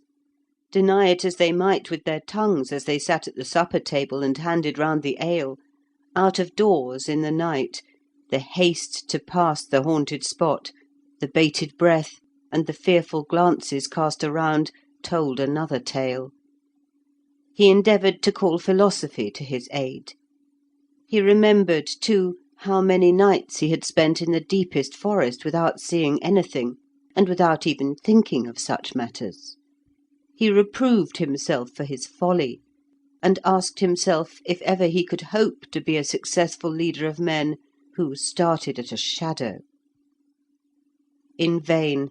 The tone of his mind had been weakened by the strain it had undergone. Instead of strengthening him, the teachings of philosophy now seemed cold and feeble, and it occurred to him that possibly the belief of the common people, fully shared by their religious instructors, was just as much entitled to credence as these mere suppositions and theories. The details of the volume recurred to his mind, the accurate description of the demons of the forest and the hill, and especially the horrible vampires enfolding the victim with outstretched wings. In spite of himself, incredulous yet excited, he pressed his horse to greater speed, though the track was narrow and very much broken under the firs. He obeyed and trotted, but reluctantly, and needed continual urging. The yellow spark of a glowworm shining by a bush made him set his teeth. Trifling and well known as it was, the light suddenly seen thrilled him with the terror of the unexpected. Strange rushings sounded among the fern, as if the wings of a demon brushed it as he travelled. Felix knew that they were caused by rabbits hastening off, or a boar bounding away, yet they increased the feverish excitement with which he was burdened. Though dark beneath the firs, it was not like the darkness of the beeches. These trees did not form a perfect canopy overhead everywhere. In places he could see where a streak of moonlight came aslant through an opening and reached the ground. One such streak fell upon the track ahead. The trees there had decayed and fallen, and a broad band of light lit up the way. As he approached it, and had almost entered, suddenly something shot towards him in the air, a flash, as it were, as if some object had crossed the streak, and was rendered visible for the 10th of a second, like a mote in the sunbeams. At the same instant of time, the horse, which he had pressed to go faster, put his foot into a rut or hole, and stumbled, and Felix was flung so far forward that he only saved himself from being thrown by clinging to his neck. A slight whizzing sound passed over his head, followed immediately by a sharp tap against a tree in his rear. The thing happened in the twinkling of an eye, but he recognised the sound. It was the whiz of a crossbow bolt which had missed his head and buried its point in a fir. The stumble saved him. The bolt would have struck his head or chest had not the horse gone nearly on his knee. The robber had so planned his ambush that his prey should be well seen, distinct in the moonlight, so that his aim might be sure. Recovering himself, the horse, without needing the spur, as if he recognised the danger to his rider, started forward at full speed, and raced, regardless of ruts, along the track. Felix, who had hardly got into his seat again, could for a while but barely restrain it, so wildly he fled. He must have been carried within a few yards of the bandit, but saw nothing. Neither did a second bolt follow him. The crossbow takes time to bend, and if the robber had companions, they were differently armed. He was a furlong or more from the spot before he quite realised the danger he had escaped. His bow was unstrung in his hand, his arrows were all in the quiver. Thus, had the bolt struck him, even if the wound had not been mortal, as it most likely would have been, he could have made no resistance. How foolish to disregard the warnings of the grooms at the castle! It was now too late; all he could do was to ride. Dreading every moment to be thrown, he pushed on as fast as the horse would go. There was no pursuit, and after a mile or so, as he left the firs and entered the ash woods, he slackened somewhat. It was indeed necessary, for here the hoofs of preceding horsemen had poached the turf, always damp under ash, into mud. It was less dark, for the boughs of the ashes did not meet above. As he passed, wood-pigeons rose with loud clatterings from their roosting places, and once or twice he saw in the gloom the fiery phosphoric eyeballs of the grey woodcats. How gladly he recognised presently the change from trees to bushes, when he rode out from the thick ashes among the low hawthorns, and knew that he was within a mile or so of the South Barrier at home. Already he heard the song of the nightingale, the long note which at night penetrates so far, the nightingale which loves the hawthorn and the neighbourhood of man. Imperceptibly he increased the speed again. The horse, too, knew that he was nearing home, and responded willingly. The track was much broader and fairly good, but he knew that at one spot, where it was marshy, it must be cut up. There he went at the side, almost brushing a projecting maple bush. Something struck the horse; he fancied the rebound of a bough. He jumped, literally jumped, like a buck, and tore along the road. With one foot out of the stirrup, it was with the utmost difficulty he stuck to his seat. He was not riding, but holding on for a moment or two. Presently recovering from the jolt, he endeavoured to check him, but the bit was of no avail. The animal was beside himself with terror, and raced headlong till they reached the barrier. It was, of course, closed, and the warder was asleep, so that until he dismounted and kicked and shouted, no one challenged him. Then the warder, spear in hand, appeared with his lantern, but recognising the voice, ran to the gate. Within the gate a few yards there were the embers of a fire, and round it a bivouac of footmen who had been to the feast, and had returned thus far before nightfall. Hearing the noise, some of them arose and came round him, when one immediately exclaimed and asked if he was wounded. Felix replied that he was not, but looking at his foot where the man pointed, saw that it was covered with blood. But upon close examination there was no cut or incision. He was not hurt. The warder now called to them, and showed a long deep scratch on the near flank of the horse, from which the blood was dripping. It was such a scratch as might have been made with an iron nail, and without hesitation they all put it down to a bushman's spud.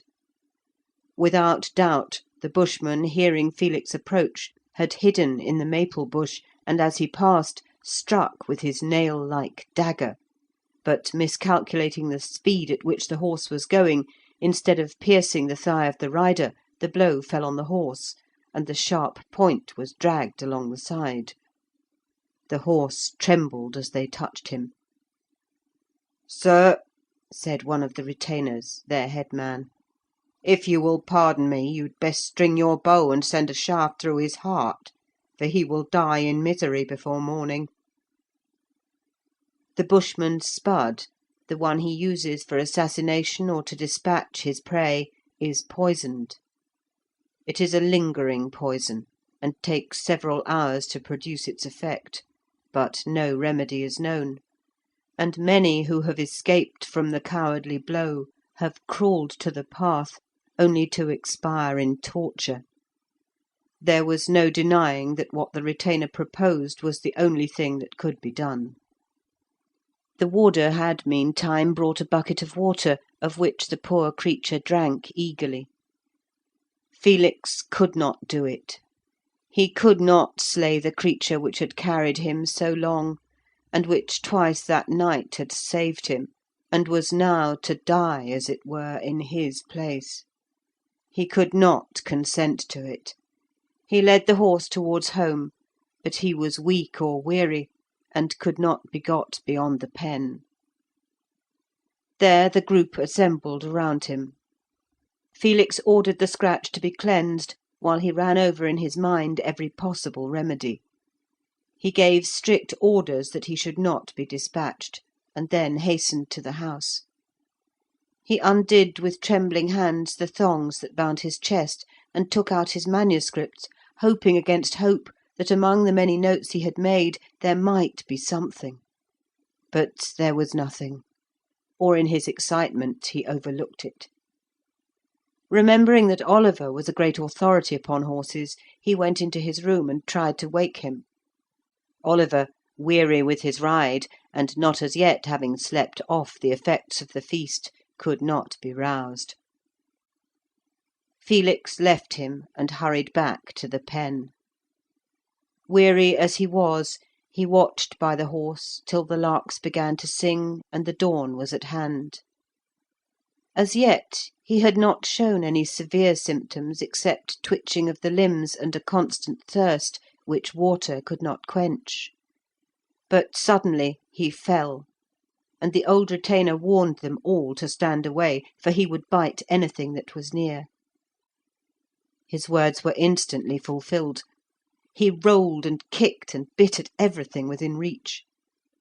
Seeing this agony, Felix could no longer delay. He strung his bow, but he could not fit the arrow to the string. He missed the notch, so much did his hands shake. He motioned to the retainers who had gathered around, and one of them thrust his spear into the horse behind his shoulder. When Felix at last returned to his chamber, he could not but reflect, as the sun rose and the beams entered, that every omen had been against him. The adder underfoot, the bandit's bolt, the bushman's poisoned point. He slept till noon, and upon going out, unrefreshed and still weary, he found that they had already buried the horse, and ordered a mound to be raised above his grave. The day passed slowly. He wandered about the castle and the enclosed grounds, seeking comfort and finding none. His mind vacillated. He recalled all that Aurora had said, persuading him not to do anything in haste or despair. Yet he could not continue in his present condition. Another day went by, and still undecided and doubting, he remained at home. Oliver began to jest at him. Had he abandoned the expedition? Oliver could not understand indecision. Perhaps he did not see so many sides to the question. His mind was always quickly made up. Action was his forte, not thought. The night came, and still Felix lingered, hesitating. End of Part 2, Chapter 12.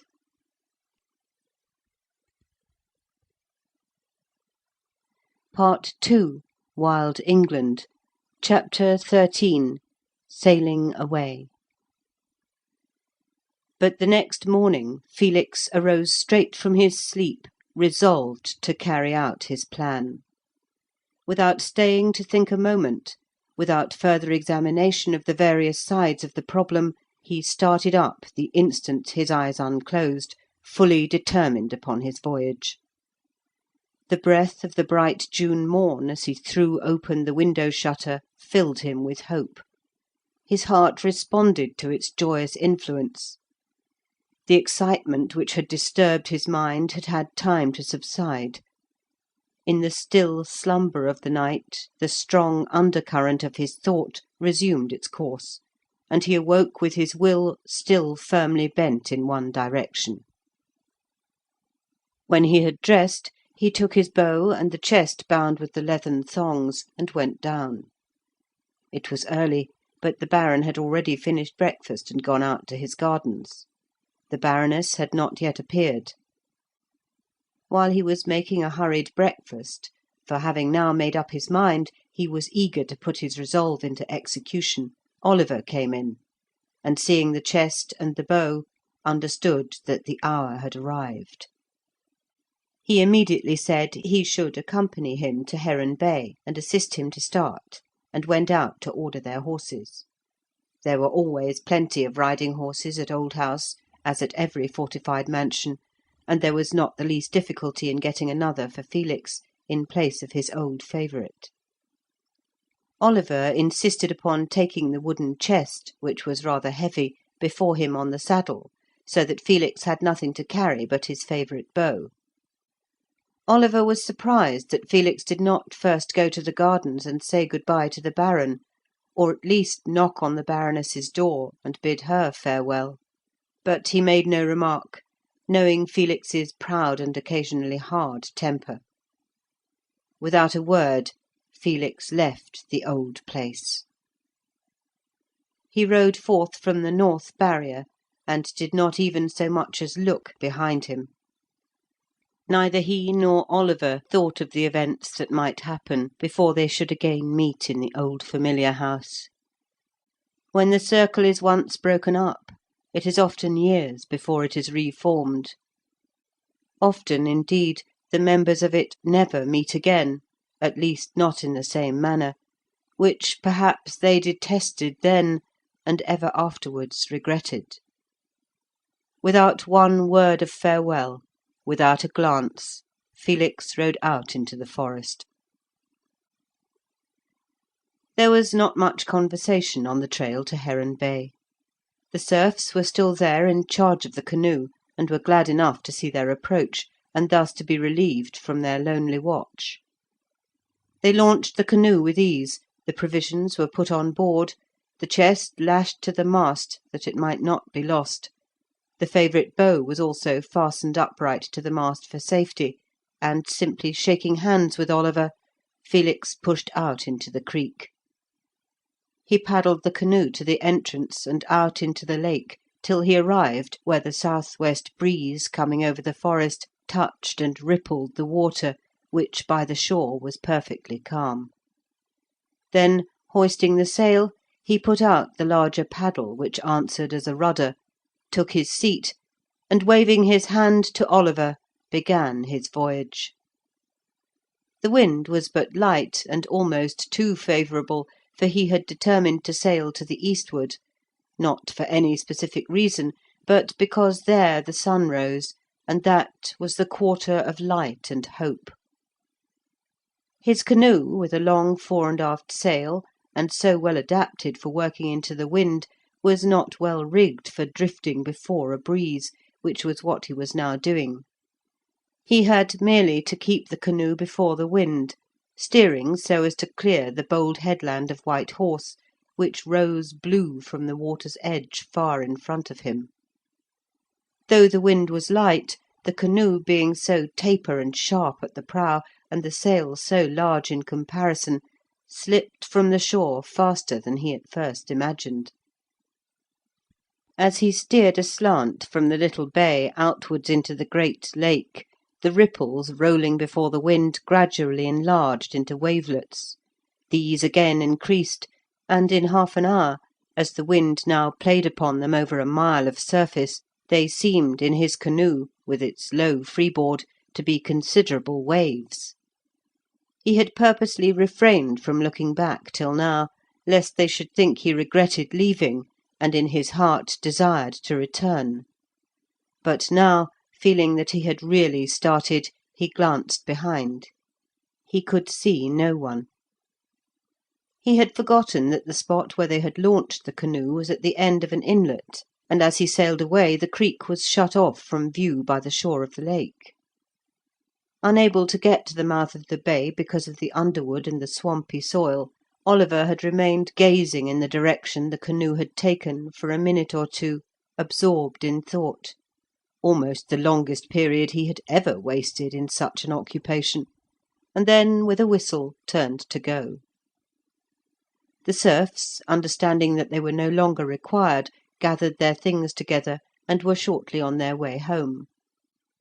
Oliver, holding Felix's horse by the bridle, had already ridden that way, but he presently halted and waited till the three men overtook him. He then gave the horse into their charge, and turning to the right, along a forest path which branched off there, went to Ponze. Felix could therefore see no one when he looked back, and they were indeed already on their way from the place. He now felt that he was alone. He had parted from the shore and from all the old associations. He was fast passing not only out upon the water, but out into the unknown future. But his spirit no longer vacillated. Now that he was really in the beginning of his long contemplated enterprise, his natural strength of mind returned. The weakness and irresolution, the hesitation, left him. He became full of his adventure, and thought of nothing else. The south-west breeze, blowing as a man breathes, with alternate rise and fall, now driving him along rapidly till the water bubbled under the prow, now sinking, came over his right shoulder and cooled his cheek, for it was now noon, and the June sun was unchecked by clouds. He could no longer distinguish the shape of the trees on the shore. All the boughs were blended together in one great wood, stretching as far as he could see. On his left there was a chain of islands, some covered with firs, and others only with brushwood, while others again were so low and flat that the waves in stormy weather broke almost over them. As he drew near White Horse, 5 white terns or sea swallows flew over. He did not welcome their appearance, as they usually preceded rough gales. The headland, wooded to its ridge, now rose high against the sky. Ash and nut tree and hawthorn had concealed the ancient graven figure of the horse upon its side, but the tradition was not forgotten, and the site retained its name. He had been steering so as just to clear the promontory, but he now remembered that when he had visited the summit of the hill he had observed that banks and shoals extended far out from the shore, and were nearly on a level with the surface of the lake. In a calm they were visible, but waves concealed them, and unless the helmsman recognised the swirl sufficiently early to change his course, they were extremely dangerous. Felix bore more out from the land, and passing fully a mile to the north, left the shoals on his right. On his other hand there was a sandy and barren island, barely a quarter of a mile distant, upon which he thought he saw the timbers of a wreck. It was quite probable, for the island lay in the track of vessels coasting along the shore. Beyond White Horse the land fell away in a series of indentations, curving inwards to the south, an inhospitable coast, for the hills came down to the strand, ending abruptly in low but steep chalk cliffs.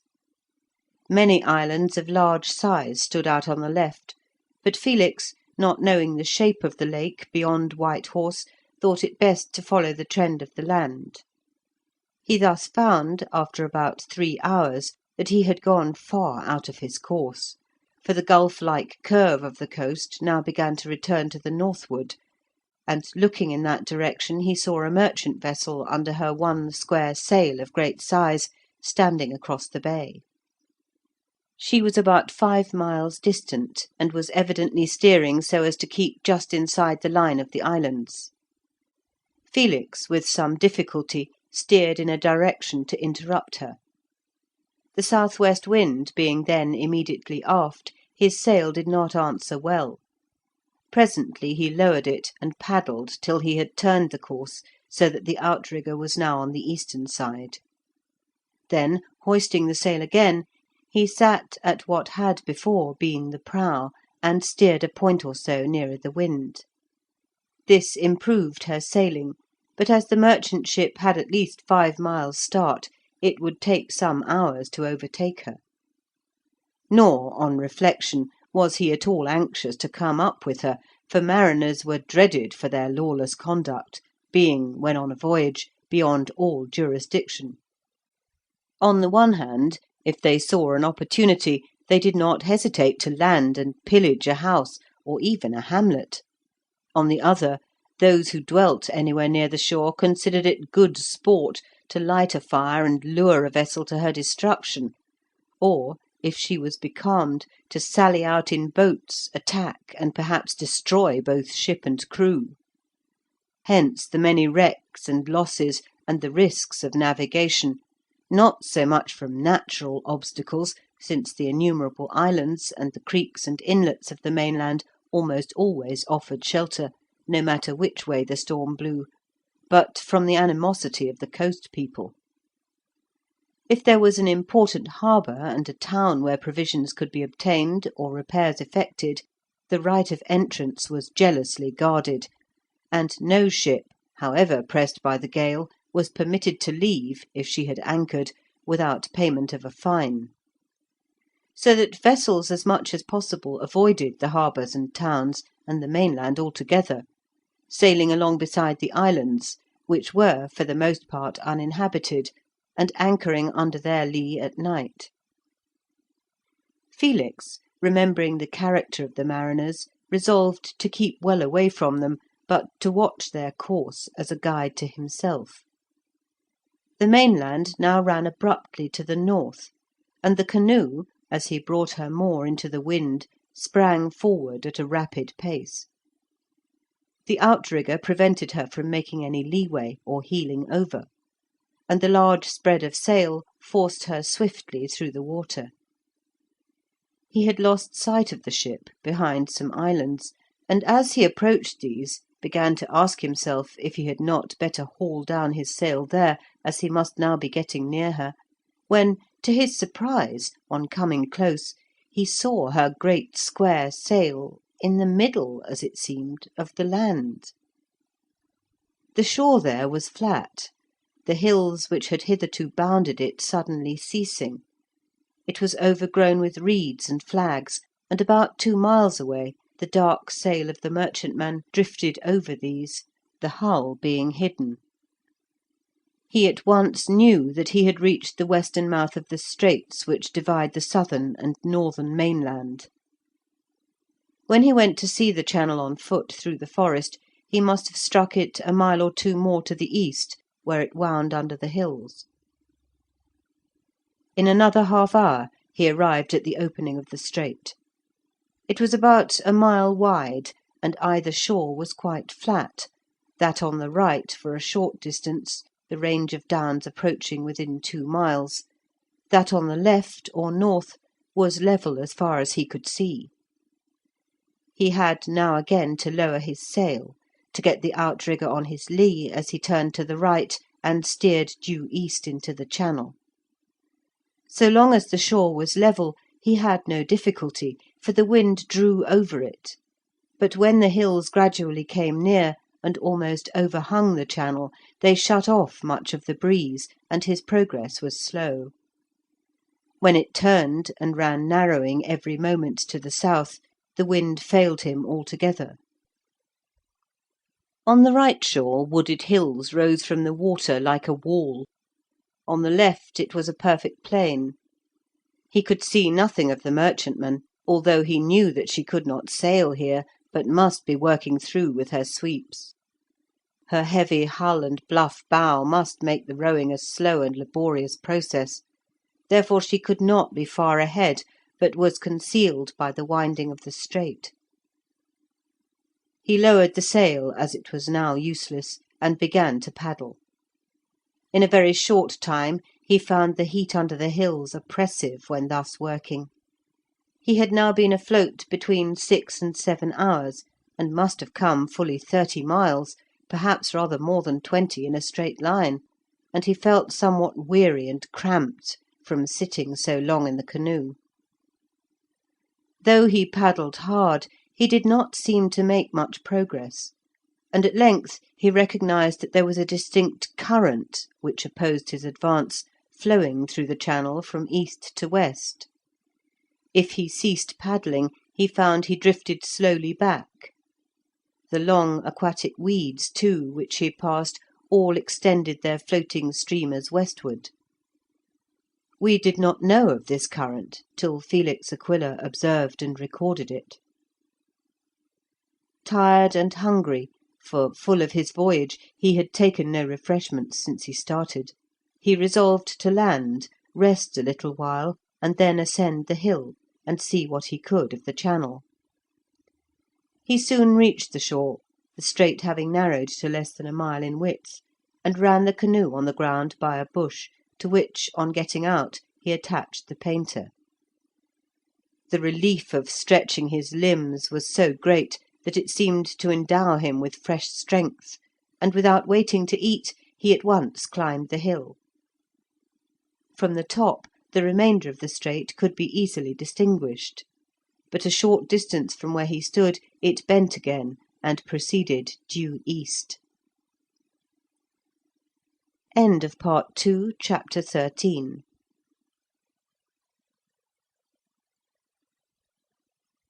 Part 2, Wild England, Chapter 14, The Straits.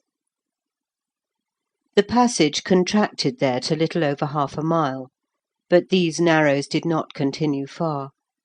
The shores, having approached thus near each other, quickly receded, till presently they were at least 2 miles apart. The merchant vessel had passed the narrows with the aid of her sweeps, but she moved slowly, and, as it seemed to him, with difficulty. She was about 1.5 miles distant, and near the eastern mouth of the strait. As Felix watched, he saw her square sail again raised, showing that she had reached a spot where the hills ceased to shut off the wind. Entering the open lake, she altered her course and sailed away to the north-north-east, following the course of the northern mainland.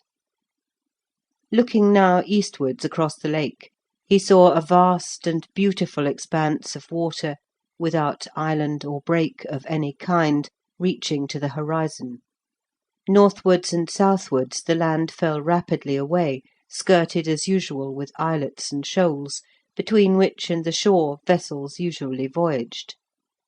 He had heard of this open water, and it was his intention to sail out into and explore it, but as the sun now began to decline towards the west, he considered that he had better wait till morning, and so have a whole day before him. Meantime he would paddle through the channel, beach the canoe on the islet that stood farthest out, and so start clear on the morrow. Turning now to look back the other way, westward, he was surprised to see a second channel, which came almost to the foot of the hill on which he stood, but there ended, and did not connect with the first. The entrance to it was concealed, as he now saw, by an island, past which he must have sailed that afternoon. This second or blind channel seemed more familiar to him than the flat and reedy shore at the mouth of the true strait, and he now recognised it as the one to which he had journeyed on foot through the forest. He had not, then, struck the true strait at all.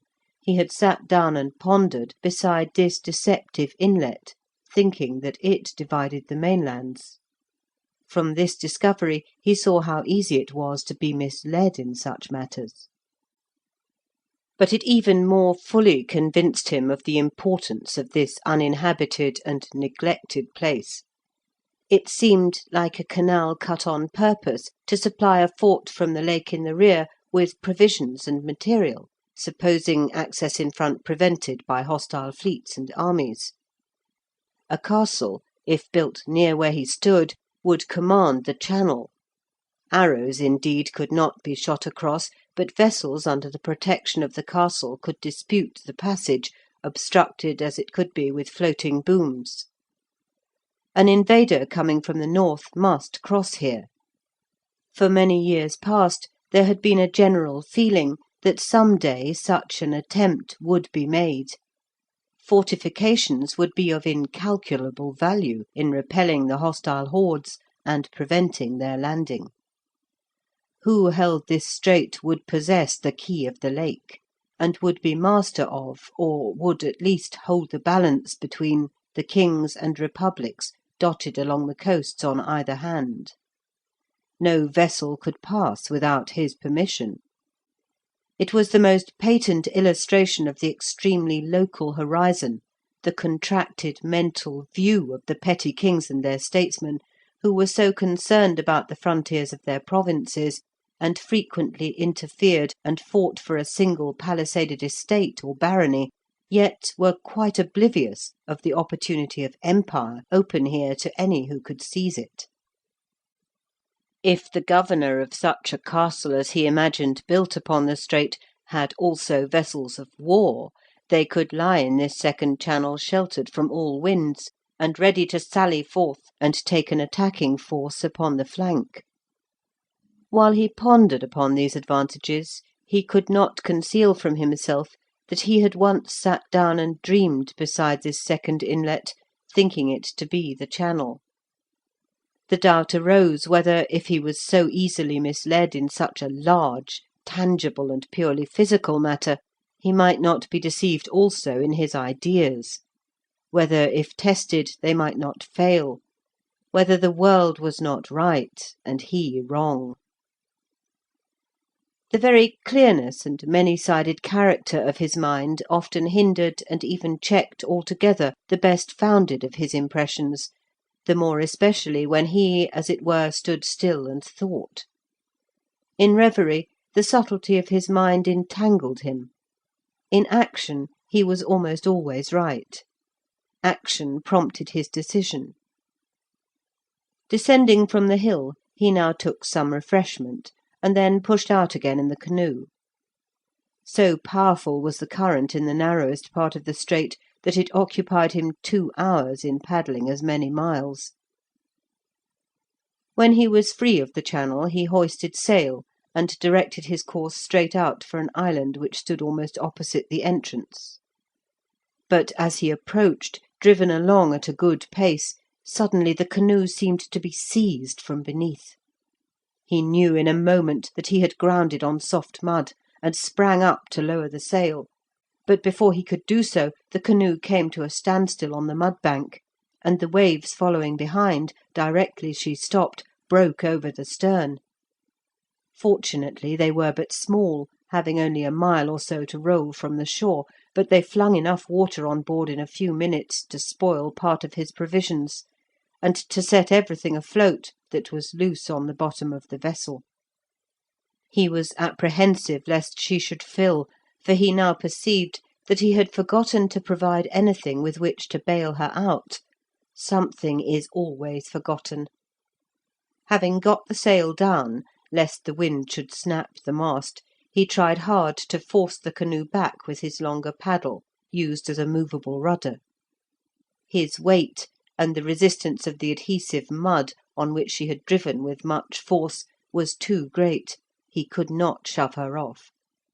When he pushed, the paddle sank into the soft bottom, and gave him nothing to press against. After struggling for some time, he paused, beginning to fear that his voyage had already reached an end. A minute's thought, more potent than the strength of 10 men, showed him that the canoe required lightening. There was no cargo to throw overboard, nor ballast; he was the only weight. He immediately undressed and let himself overboard at the prow, retaining hold of the stem. His feet sank deep into the ooze. He felt as if, had he let go, he should have gradually gone down into this quicksand of fine mud. By rapidly moving his feet, he managed, however, to push the canoe. She rose considerably so soon as he was out of her, and although he had hold of the prow, still his body was lighter in the water.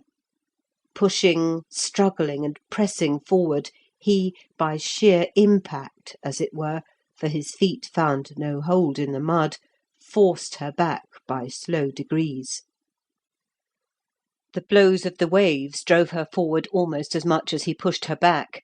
Still, in time, and when his strength was fast decreasing, she did move, and he had the satisfaction of feeling the water deeper beneath him. But when he endeavoured to pull himself into the canoe over the prow, directly his motive power ceased, the waves undid the advance he had achieved, and he had to resume his labour. This time, thinking again, before he attempted to get into the canoe, he turned her sideways to the wind, with the outrigger to leeward.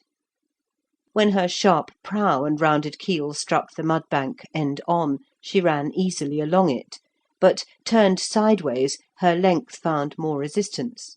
and though the waves sent her some way upon it, she soon came to a standstill. He clambered in as quickly as he could. It is not easy to get into a boat out of the water, the body feels so heavy, and taking the paddle, without waiting to dress, worked away from the spot.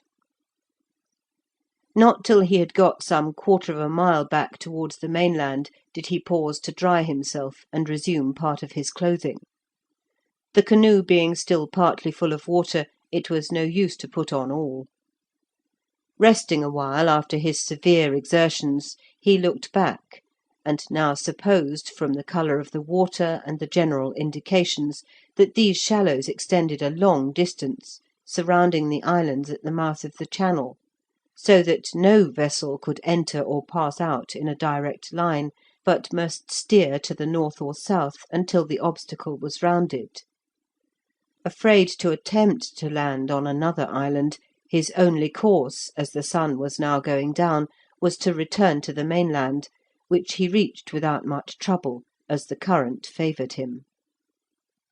He drew the canoe upon the ground as far as he could. It was not a good place to land, as the bottom was chalk, washed into holes by the waves, and studded with angular flints. As the wind was off the shore, it did not matter. If it had blown from the east, his canoe might very likely have been much damaged. The shore was overgrown with hazel to within 20 yards of the water, then the ground rose, and was clothed with low ash trees, whose boughs seemed much stunted by tempest, showing how exposed the spot was to the easterly gales of spring. The south-west wind was shut off by the hills beyond. Felix was so weary that for some time he did nothing save rest upon the ground, which was but scantily covered with grass. An hour's rest, however, restored him to himself. He gathered some dry sticks, there were plenty under the ashes, struck his flint against the steel, ignited the tinder, and soon had a fire. It was not necessary for warmth, the June evening was soft and warm, but it was the hunter's instinct. Upon camping for the night, the hunter, unless bushmen are suspected to be in the neighbourhood, invariably lights a fire, first to cook his supper, and secondly, and often principally, to make the spot his home. The hearth is home, whether there be walls round it or not. Directly there are glowing embers, the place is no longer wild, it becomes human. Felix had nothing that needed cooking. He took his cowhide from the canoe and spread it on the ground. A well-seasoned cowhide is the first possession of every hunter. It keeps him from the damp, and with a second, supported on 3 short poles stuck in the earth, 2 crossed at the top in front, forming a fork, and fastened with a thong, the third resting on these, he protects himself from the heaviest rain. This little tent is always built with the back to windward. Felix did not erect a second hide. The evening was so warm and beautiful he did not need it. His cloak would be ample for covering. The fire crackled and blazed at intervals, just far enough from him that he might feel no inconvenience from its heat. Thrushes sang in the ashwood all around him. The cuckoo called, and the chiff-chaff never ceased for a moment. Before him stretched the expanse of waters. He could even see over the low islands. In the sky a streak of cloud was tinted by the sunset, slowly becoming paler as the light departed. He reclined in that idle, thoughtless state which succeeds unusual effort, till the deepening shadow and the sinking fire and the appearance of a star warned him that the night was really here. Then he arose, threw on more fuel, and fetched his cloak, his chest, and his boar spear from the canoe. The chest he covered with a corner of the hide, wrapped himself in the cloak, bringing it well over his face on account of the dew, then, drawing the lower corners of the hide over his feet and limbs, he stretched himself at full length, and fell asleep, with the spear beside him. There was the possibility of bushmen, but not much probability. There would be far more danger near the forest path, where they might expect a traveller and watch to waylay him, but they could not tell beforehand where he would rest that night. If any had seen the movements of his canoe, if any lighted upon his bivouac by chance, his fate was certain. He knew this, but trusted to the extreme improbability of Bushmen frequenting a place where there was nothing to plunder. Besides, he had no choice, as he could not reach the islands. If there was risk, it was forgotten in the extremity of his weariness. End of Part 2, Chapter 14.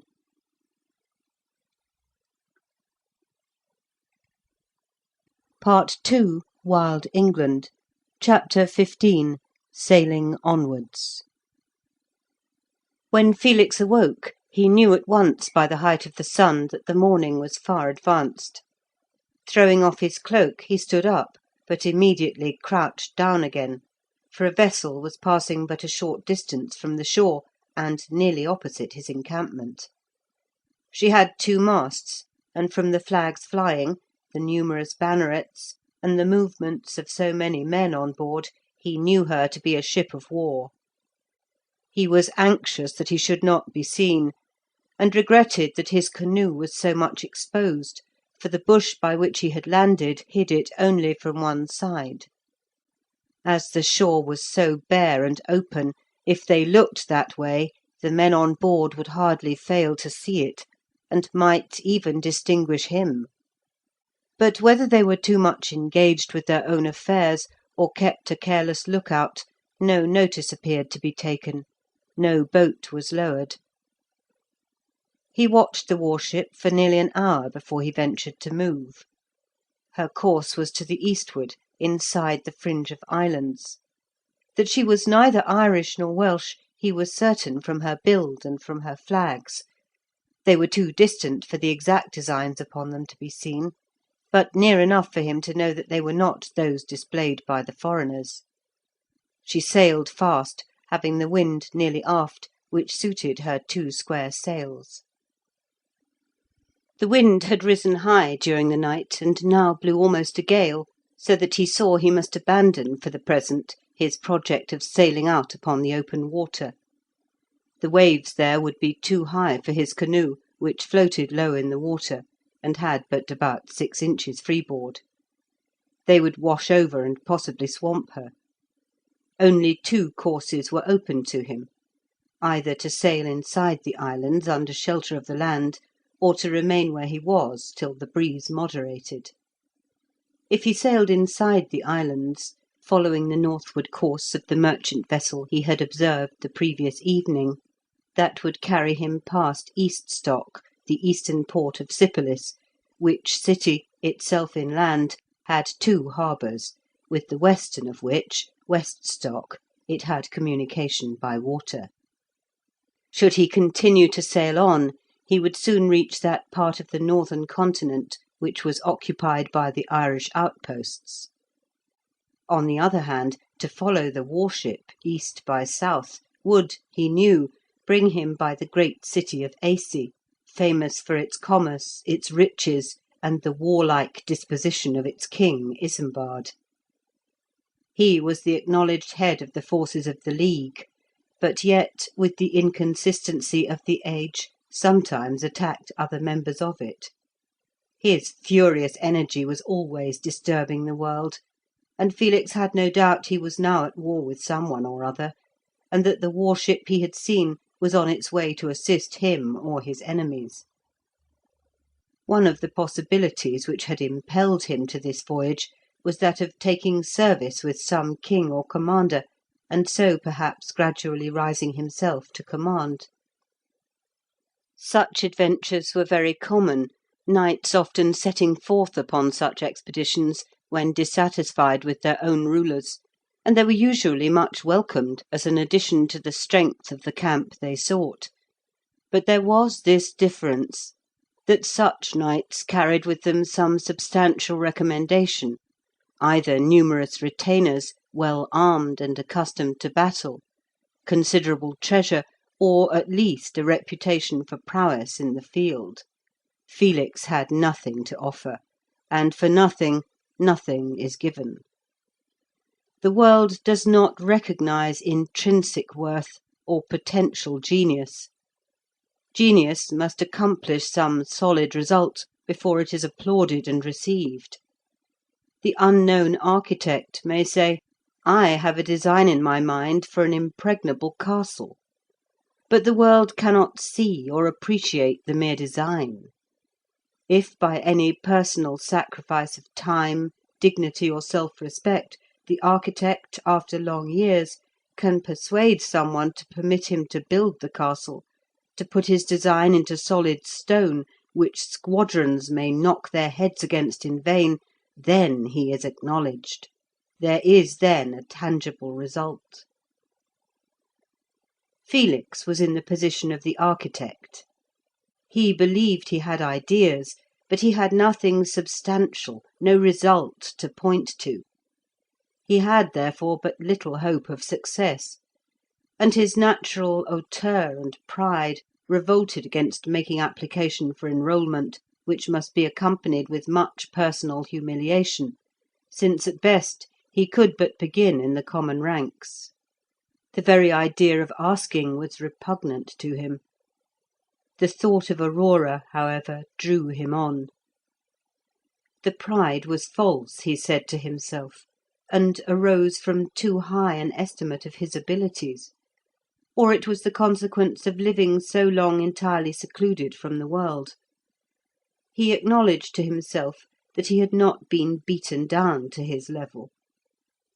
Full of devotion to Aurora, he resolved to humble himself, to seek the humblest service in King Isembard's camp, to bow his spirit to the orders of men above him in rank, but below him in birth and ability, to submit to the numberless indignities of a common soldier's life.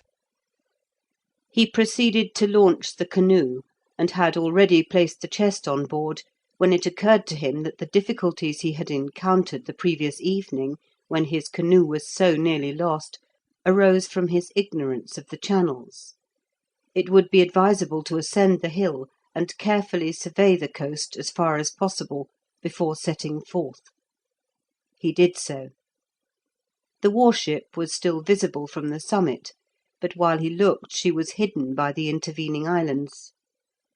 The white foam and angry appearance of the distant open water direct to the eastward showed how wise he had been not to attempt its exploration. Under the land the wind was steady. Yonder, where the gale struck the surface with all its force, the waves were large and powerful. From this spot he could see nearly the whole length of the strait, and, gazing up it in the direction he had come, he saw some boats crossing in the distance. As they moved so slowly, and appeared so broad, he conjectured that they were flat-bottomed punts, and, straining his eyes, he fancied he detected horses on board. He watched 4 cross, and presently the first punt returned, as if for another freight. He now noticed that there was a land route by which travellers or waggons came down from the northward and crossed the strait by a ferry. It appeared that the ferry was not in the narrowest part of the strait, but nearer its western mouth, where the shores were flat and covered with reeds and flags. He wondered that he had not seen anything of the landing places, or of the ferry boats, or some sign of this traffic, when he passed, but concluded that the track was hidden among the dense growth of reed and flag, and that the punts, not being in use that day, had been drawn up, and perhaps covered with green boughs, to shelter them from the heat of the summer sun. The fact of this route existing, however, gave additional importance to the establishment of a fort on the shore of the strait, as he had so long contemplated. By now the first punt had obtained another load, and was recrossing the channel. It was evident that a caravan of travellers or merchants had arrived, such persons usually travelling in large bodies for safety, so that the routes were often deserted for weeks together, and then suddenly covered with people. Routes, indeed, they were, and not roads, mere tracks worn through the forest and over the hills, often impassable from floods. Still further satisfied that his original idea of a castle here was founded on a correct estimate of the value of the spot, Felix resolved to keep the conception to himself, and not again to hazard it to others who might despise him but adopt his design. With one long last glance at the narrow streak of water which formed the central part, as it were, of his many plans, he descended the hill and pushed off in the canoe. His course this time gave him much less trouble than the day before, when he had frequently to change his tack. The steady, strong breeze came off the land, to which he was too close for any waves to arise, and hour after hour passed without any necessity to shift the sail, further than to ease or tighten the sheets, as the course of the land varied. By degrees the wind came more and more across his course, at right angles to it, and then began to fall aft as he described an arc, and the land projected northwards.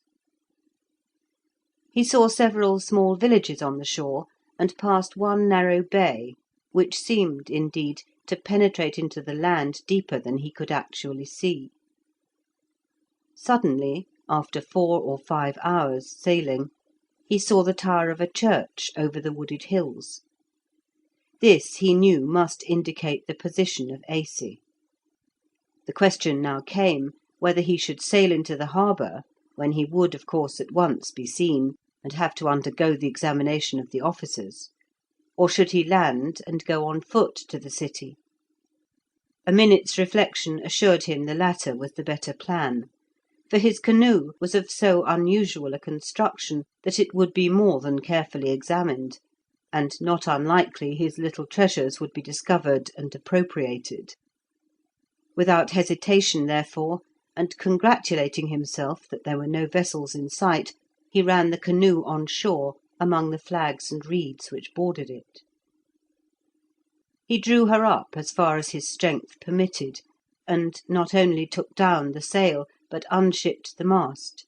Then, cutting a quantity of dead reeds, he scattered them over her, so that, unless a boat passed very close to the land, she would not be seen. While he had a meal, he considered how he had better proceed. The only arms with which he excelled were the bow and arrow. Clearly, therefore, if he wished an engagement, he should take these with him, and exhibit his skill. But well he knew the utter absence of law and justice, except for the powerful. His bow, which he so greatly valued, and which was so well seasoned and could be relied upon, might be taken from him. His arrows, so carefully prepared from chosen wood and pointed with steel, might be seized. Both bow and arrows were far superior to those used by the hunters and soldiery, and he dreaded losing them. There was his crossbow, but it was weak, and intended for killing only small game, as birds, and at short range. He could make no display with that. Sword he had none for defence. There remained only his boar spear, and with this he resolved to be content, trusting to obtain the loan of a bow when the time came to display his skill, and that fortune would enable him to triumph with an inferior weapon. After resting a while and stretching his limbs cramped in the canoe, he set out, carrying his boar spear only, along the shore, for the thick growth of the firs would not let him penetrate in the direction he had seen the tower. He had to force his way through the reeds and flags and brushwood which flourished between the firs and the water's edge. It was hard work walking, or rather pushing, through these obstacles, and he rejoiced when he emerged upon the slope of a down where there was an open sward and but a few scattered groups of firs. The fact of it being open and the shortness of the sward showed at once that it was used for grazing purposes for cattle and sheep. Here he could walk freely, and soon reached the top. Thence the city was visible almost underneath him. It stood at the base of a low, narrow promontory which ran a long way into the lake. The narrow bank, near where it joined the mainland, was penetrated by a channel or creek about 100 yards wide or less, which channel appeared to enter the land and was lost from sight of among the trees. Beyond this channel a river ran into the lake, and in the Y between the creek and the river the city had been built. It was surrounded with a brick wall, and there were 2 large round brick towers on the land side, which indicated the position of the castle and palace. The space enclosed by the walls was not more than half a mile square, and the houses did not occupy nearly all of it. There were open places, gardens, and even small paddocks among them. None of the houses were more than 2 stories high, but what at once struck a stranger was the fact that they were all roofed with red tiles, most of the houses of that day being thatched or covered with shingles of wood. As Felix afterwards learnt, this had been effected during the reign of the present king, whose object was to protect his city from being set on fire by burning arrows. The encircling wall had become a dull red hue from the long exposure to the weather, but the roofs were a brighter red. There was no ensign flying on either of the towers, from which he concluded that the king at that moment was absent. End of Part 2, Chapter 15.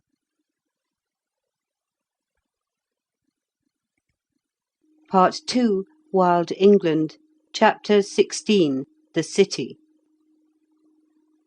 Slowly descending towards the city, Felix looked in vain for any means of crossing the channel or creek which extended upon the side of it, and in which he counted 22 merchant vessels at anchor, or moored to the bank, besides a number of smaller craft and boats. The ship of war, which had arrived before him, was beached close up by a gate of the city, which opened on the creek or port, and her crew were busily engaged discharging her stores. As he walked beside the creek, trying to call the attention of some boatman to take him across, he was impressed by the silence, for though the city wall was not much more than a stone's throw distant, there was none of the usual hum which arises from the movements of people. On looking closer, he noticed, too, that there were few persons on the merchant vessels, and not one gang at work loading or unloading. Except the warder stalking to and fro on the wall, and the crew of the warship, there was no one visible. As the warder paced to and fro, the blade of his partisan gleamed in the sunshine.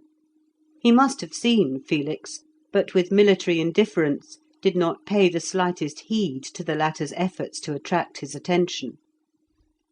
He now passed the warship and shouted to the men at work, who were, he could see, carrying sheaves of arrows and bundles of javelins from the vessel and placing them on carts, but they did not trouble to reply. His common dress and ordinary appearance did not inspire them with any hope of payment from him if they obliged him with a boat.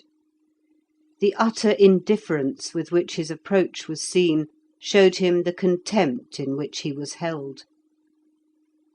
Looking round to see if there were no bridge or ferry, he caught sight of the grey church tower, which he had observed from afar while sailing. It was quite a mile from the city, and isolated outside the walls. It stood on the slope of the hill, over whose summit the tower was visible. He wandered up towards it, as there were usually people in or about the churches, which were always open day and night. If no one else, the porter in the lodge at the church door would be there, for he or his representative never left it, being always on the watch lest some thief should attempt to enter the treasury or steal the sacred vessels. But as he ascended the hill he met a shepherd, whose dogs prepared to fly at him, recognizing a stranger. For a moment the man seemed inclined to let them wreak their will, if they could, for he also felt inclined to challenge a stranger, but seeing Felix lower his spear, it probably occurred to him that some of his dogs would be killed. He therefore ordered them down, and stayed to listen. Felix learnt that there was no bridge across the creek, and only one over the river. but there was a ferry for anybody who was known. No strangers were allowed to cross the ferry, they must enter by the main road over the bridge. "But how am I to get into the place, then?" said Felix. The shepherd shook his head, and said he could not tell him, and walked away about his business. Discouraged at these trifling vexations which seemed to cross his path at every step, Felix found his way to the ferry, but as the shepherd had said, the boatman refused to carry him, being a stranger. No persuasion could move him, nor the offer of a small silver coin, worth about 10 times his fare. "I must then swim across," said Felix, preparing to take off his clothes. "Swim if you like," said the boatman with a grim smile, "but you will never land." "Why not?" "Because the warder will let drive at you with an arrow." Felix looked, and saw that he was opposite the extreme angle of the city wall, a point usually guarded with care. There was a warder stalking to and fro. He carried a partisan, but of course might have his bow within reach, or could probably call to the soldiers of the guard. "This is annoying," said Felix, ready to give up his enterprise. "However can I get into the city?" The old boatman grinned, but said nothing, and returned to a net which he was mending. He made no answer to the further questions Felix put to him. Felix then shouted to the warder. The soldier looked once, but paid no more heed. Felix walked a little way and sat down on the grass. He was deeply discouraged. These repulses, trifles in themselves, assumed an importance because his mind had long been strung up to a high pitch of tension. A stolid man would have thought nothing of them. After a while he arose, again asking himself how should he become a leader who had not the perseverance to enter a city in peaceful guise. Not knowing what else to do, he followed the creek round the foot of the hill, and so onwards for a mile or more. This bank was steep on account of the down, the other cultivated, the corn being already high. The cuckoo sang, she loves the near neighbourhood of man, and flew over the channel towards a little copse. Almost suddenly the creek wound round under a low chalk cliff, and in a moment Felix found himself confronted by another city. This had no wall, it was merely defended by a ditch and earthwork, without tower or bastion. The houses were placed thickly together. There were, he thought, 6 or 7 times as many as he had previously seen, and they were thatched or shingled, like those in his own country. It stood in the midst of the fields, and the corn came up to the fosse. There were many people at work, but as he noticed, most of them were old men, bowed and feeble.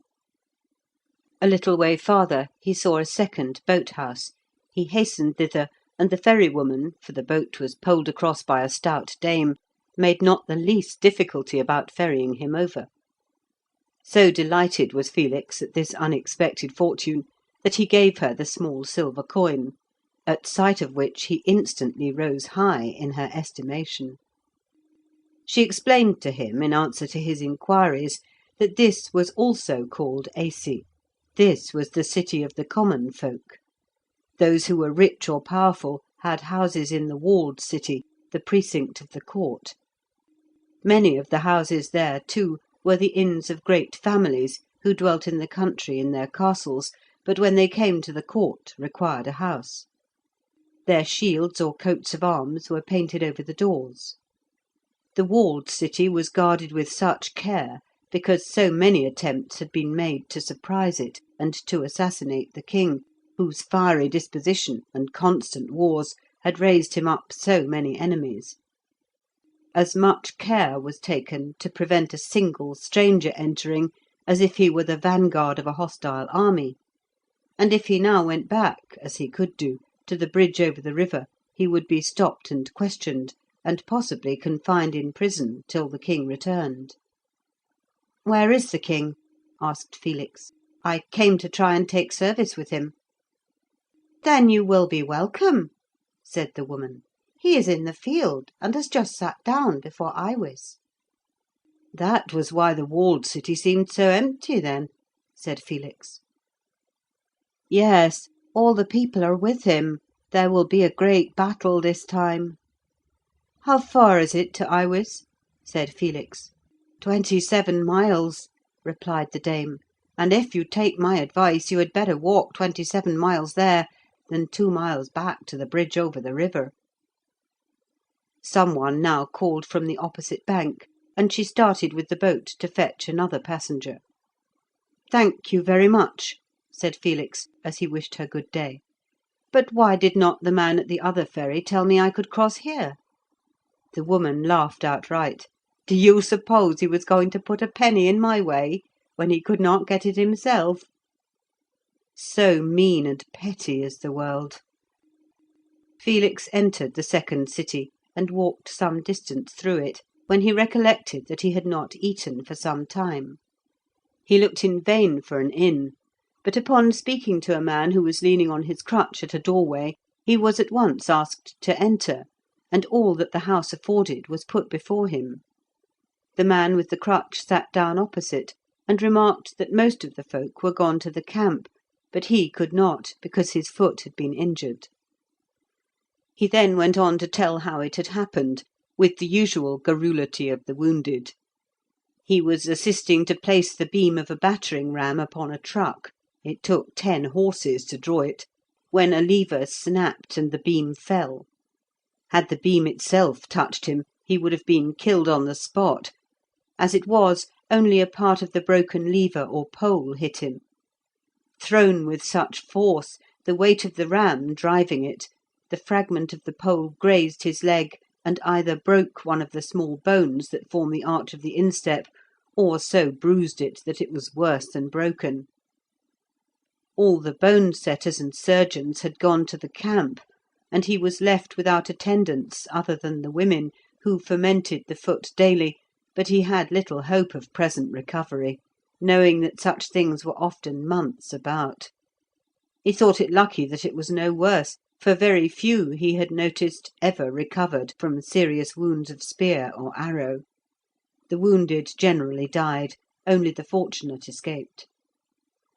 Thus he ran on, talking as much for his own amusement as that of his guest. He fretted because he could not join the camp and help work the artillery. He supposed the ram would be in position by now, and shaking the wall with its blow. He wondered if Baron Ingulf would miss his face. "Who's he?" asked Felix.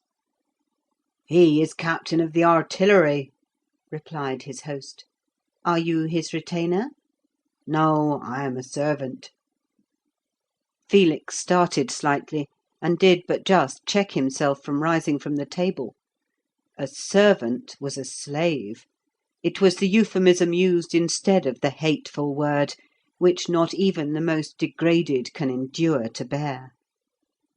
The class of the nobles to which he belonged deemed it a disgrace to sit down with a slave, to eat with him, even to accidentally touch him. With the retainers or free men they were on familiar terms, though despotic to the last degree. The slave was less than the dog. Then, stealing a glance at the man's face, Felix saw that he had no moustache. He had not noticed this before. No slaves were allowed to wear the moustache. This man, having been at home ill some days, had neglected to shave, and there was some mark upon his upper lip. As he caught his guest's glance, the slave hung his head, and asked his guest in a low and humble voice not to mention this fault. With his face slightly flushed, Felix finished his meal. He was confused to the last degree. His long training, and the tone of the society in which he had moved, though so despised a member of it, prejudiced him strongly against the man whose hospitality was so welcome. On the other hand, the ideas which had for so long worked in his mind in his solitary intercommunings in the forest were entirely opposed to servitude. In abstract principle He had long since condemned it, and desired to abolish it, but here was the fact. He had eaten at a slave's table, and sat with him face to face. Theory and practice are often strangely at variance.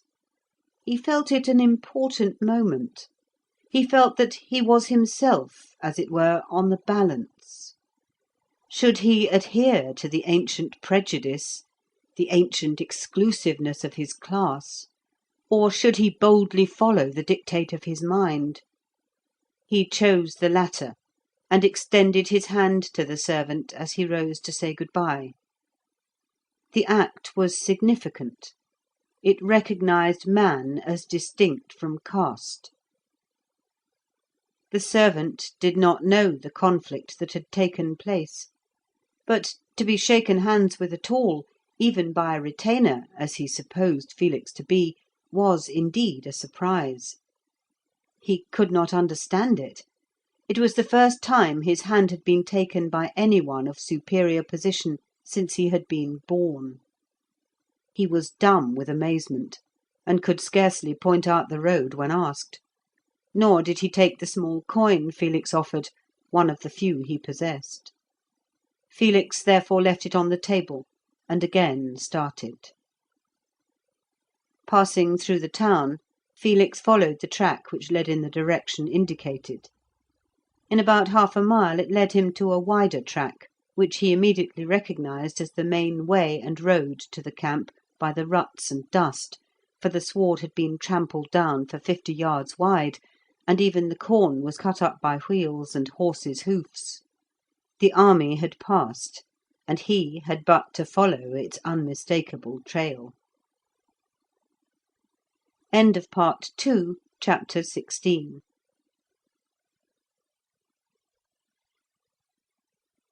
Part 2, Wild England, Chapter 17, The Camp. Felix walked steadily on for nearly 3 hours, when the rough track, the dust and heat, began to tell upon him, and he sat down beside the way. The sun was now declining, and the long June day tending to its end. A horseman passed coming from the camp, and as he wore only a sword and had a leathern bag slung from his shoulder, he appeared to be a courier. The dust raised by the hoofs, as it rose and floated above the brushwood, rendered his course visible. Some time afterwards, while he still rested, being very weary with walking through the heat of the afternoon, he heard the sound of wheels, and 2 carts drawn by horses came along the track from the city.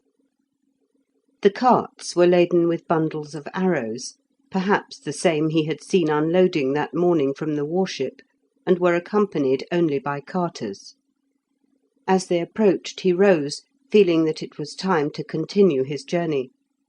His tired feet were now stiff, and he limped as he stepped out into the road. The men spoke, and he walked as well as he could beside them, using his boar spear as a staff. There were 2 carters with each cart, and presently, noting how he lagged and could scarce keep pace with them, one of them took a wooden bottle from the load on his cart and offered him a draught of ale.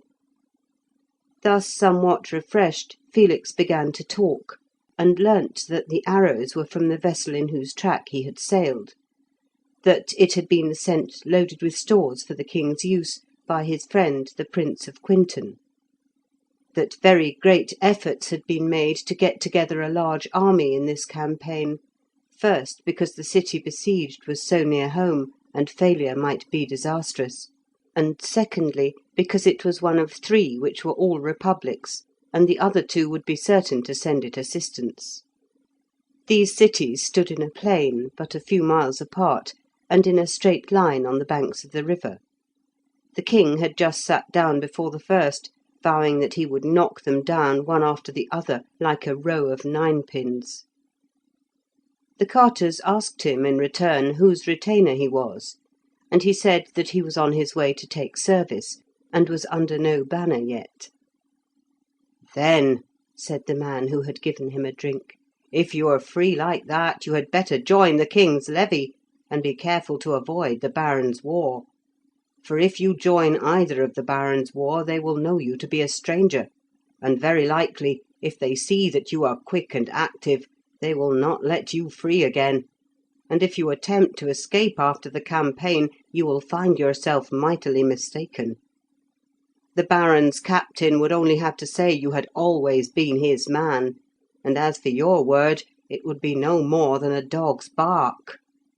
Besides which, if you rebelled, it would be only to shave off that moustache of yours and declare you a slave. And as you have no friends in camp, a slave you would be."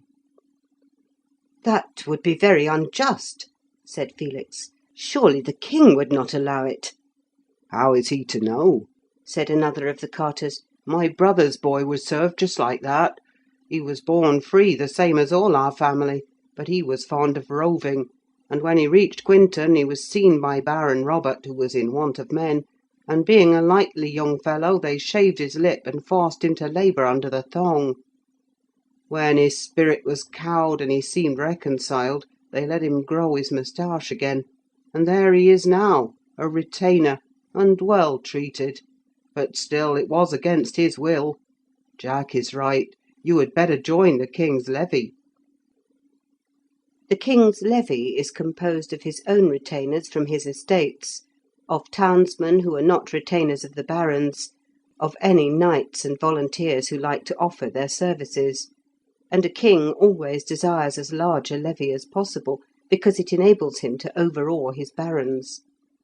These, when their war or forces are collected together in camp, are often troublesome and inclined to usurp authority.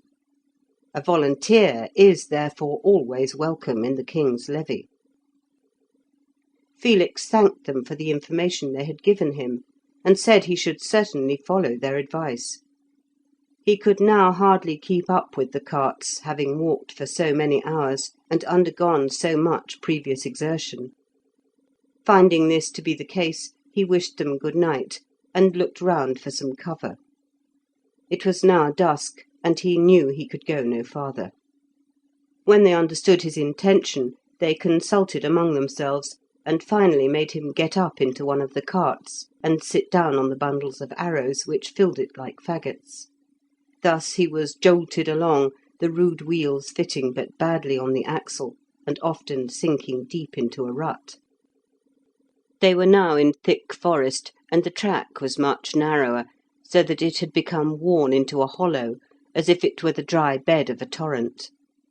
The horses and the carters were weary, yet they were obliged to plod on, as the arms had to be delivered before the morrow. They spoke little, except to urge the animals. Felix soon dropped into a reclining posture, uneasy as it was a relief, and looking up, saw the white summer stars above. After a time he lost consciousness and slept soundly, quite worn out, despite the jolting and creaking of the wheels. The sound of a trumpet woke him with a start. His heavy and dreamless sleep for a moment had taken away his memory, and he did not know where he was. As he sat up, 2 sacks fell from him. The carters had thrown them over him as a protection against the night dew. The summer morning was already as bright as noonday, and the camp about him was astir. In half a minute he came to himself, and getting out of the cart, looked round. All his old interest had returned, the spirit of war entered into him, the trumpet sounded again, and the morning breeze extended the many-coloured banners. The spot where he stood was in the rear of the main camp, and but a short distance from the unbroken forest. Upon either hand there was an intermingled mass of stores, carts, and waggons crowded together, sacks and huge heaps of forage, on and about which scores of slaves, drivers, and others were sleeping in every possible attitude, many of them evidently still under the influence of the ale they had drunk the night before. What struck him at once was the absence of any guard here in the rear. The enemy might steal out from the forest behind and help himself to what he chose, or murder the sleeping men, or, passing through the stores, fall on the camp itself. To Felix this neglect appeared inexplicable. It indicated a mental state which he could not comprehend, a state only to be described by negatives. There was no completeness, no system, no organisation. It was a kind of haphazardness, altogether opposite to his own clear and well-ordered ideas. The ground sloped gently downwards from the edge of the forest, and the place where he was had probably been ploughed, but was now trodden flat and hard. Next, in front of the stores, he observed a long, low hut built of poles, and roofed with fir branches. The walls were formed of ferns, straw, bundles of hay, anything that had come to hand. On a standard beside it, a pale blue banner, with the device of a double hammer worked in gold upon it, fluttered in the wind. 20 or 30, perhaps more, spears leant against one end of this rude shed, their bright points projecting yards above the roof. To the right of the booth as many horses were picketed, and not far from them some soldiers were cooking at an open fire of logs. As Felix came slowly towards the booth, winding in and out among the carts and heaps of sacks, he saw that similar erections extended down the slope for a long distance. There were hundreds of them, some large, some small, not placed in any order, but pitched where chance or fancy led, the first comers taking the sites that pleased them, and the rest crowding round. Beside each hut stood the banner of the owner, and Felix knew from this that they were occupied by the barons, knights, and captains of the army. The retainers of each baron bivouacked as they might in the open air. Some of them had hunters' hides, and others used bundles of straw to sleep on. Their fire was as close to their lord's hut as convenient, and thus there were always plenty within call. The servants or slaves also slept in the open air, but in the rear of their owner's booth, and apart from the free retainers. Felix noticed that although the huts were pitched anyhow and anywhere, those on the lowest ground seemed built along a line, and looking closer he found that a small stream ran there. He learnt afterwards that there was usually an emulation among the commanders to set up their standards as near the water as possible, on account of convenience, those in the rear having often to lead their horses a long distance to water. Beyond the stream the ground rose again as gradually as it had declined. It was open and cultivated up to the walls of the besieged city, which was not 3/4 of a mile distant. Felix could not for the moment distinguish the king's headquarters. The confused manner in which the booths were built prevented him from seeing far, though from the higher ground it was easy to look over their low roofs. He now wandered into the centre of the camp, and saw with astonishment groups of retainers everywhere eating, drinking, talking, and even playing cards or dice, but not a single officer of any rank. At last, stopping by the embers of a fire, he asked timidly if he might have breakfast. The soldiers laughed and pointed to a cart behind them, telling him to help himself. The cart was turned with the tail towards the fire, and laden with bread and sides of bacon, slices of which the retainers had been toasting at the embers. He did as he was bid, and the next minute a soldier, not quite steady on his legs even at that hour, offered him the can. "For," said he, "you had best drink whilst you may, youngster. There's always plenty of drink and good living at the beginning of a war, and very often not a drop or a bite to be got in the middle of it." Listening to their talk as he ate his breakfast, Felix found the reason there were no officers about was because most of them had drunk too freely the night before. The king himself, they said, was put to bed as tight as a drum, and it took no small quantity to fill so huge a vessel, for he was a remarkably big man. After the fatigue of the recent march, they had, in fact, refreshed themselves and washed down the dust of the track. They thought that this siege was likely to be a very tough business, and congratulated themselves that it was not 30 miles to Aisi, so that so long as they stayed there they might perhaps get supplies of provisions with tolerable regularity. "But if you're over the water, my lad," said the old fellow with the can, picking his teeth with a twig, "and have got to get your victuals by ship, by George, you may have to eat grass, or gnaw boughs like a horse." None of these men wore any arms, except the inevitable knife. Their arms were piled against the adjacent booth, bows and quivers, spears, swords, bills, and darts, thrown together just as they had cast them aside, and more or less rusty from the dew. Felix thought that had the enemy come suddenly down in force, they might have made a clean sweep of the camp, for there were no defences, neither breastwork, nor fosse, nor any set guard. But he forgot that the enemy were quite as ill organised as the besiegers. Probably they were in still greater confusion, for King Isambard was considered one of the greatest military commanders of his age, if not the very greatest. The only sign of discipline he saw was the careful grooming of some horses, which he rightly guessed to be those ridden by the knights, and the equally careful polishing of pieces of armour before the doors of the huts.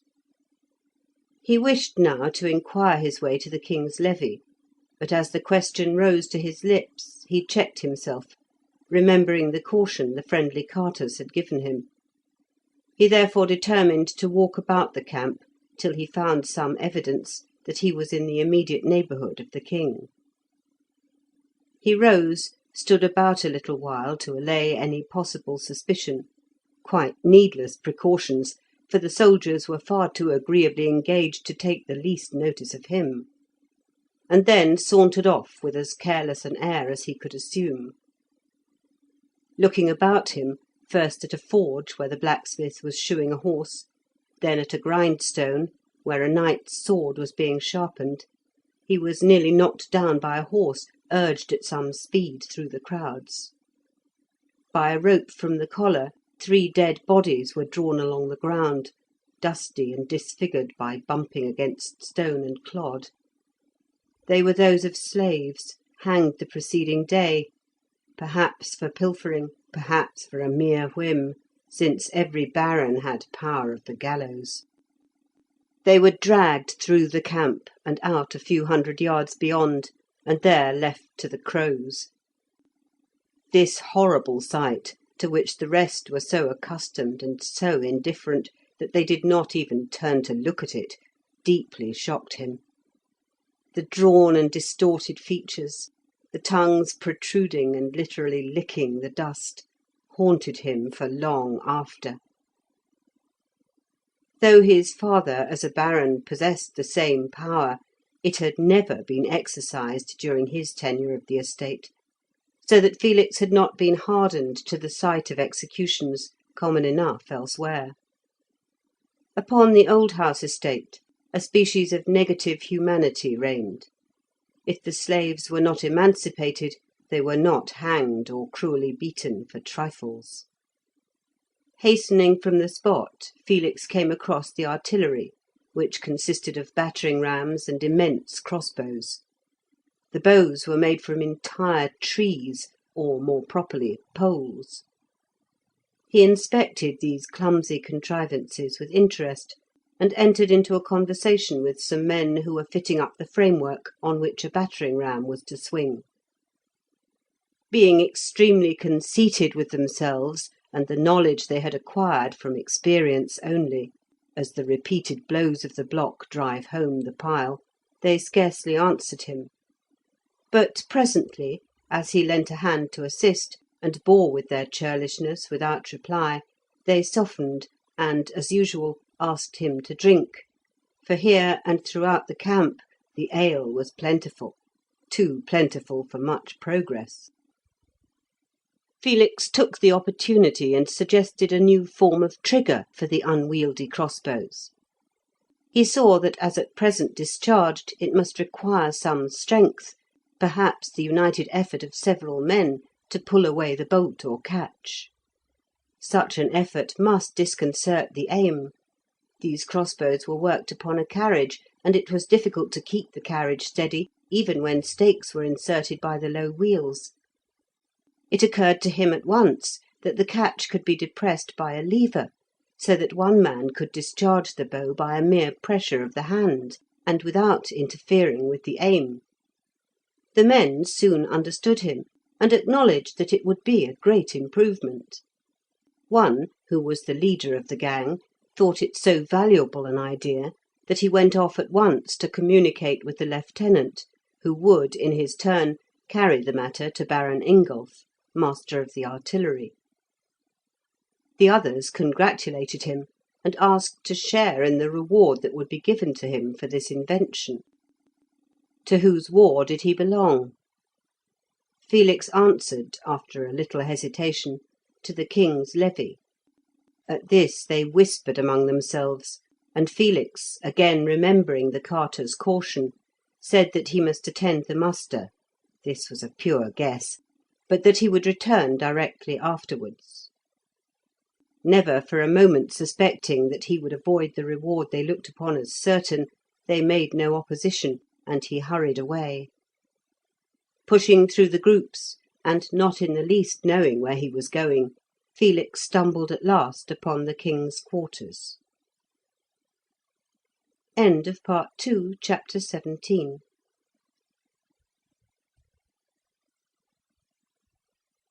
Part 2, Wild England, Chapter 18, The King's Levy. The king's booth stood apart from the rest. It was not much larger, but properly thatched with straw, and the wide doorway hung with purple curtains. 2 standards stood beside it, one much higher than the other. The tallest bore the ensign of the kingdom, the lesser the king's own private banner as a knight. A breastwork encircled the booth, enclosing a space about 70 yards in diameter, with a fosse, and stakes so planted as to repel assailants.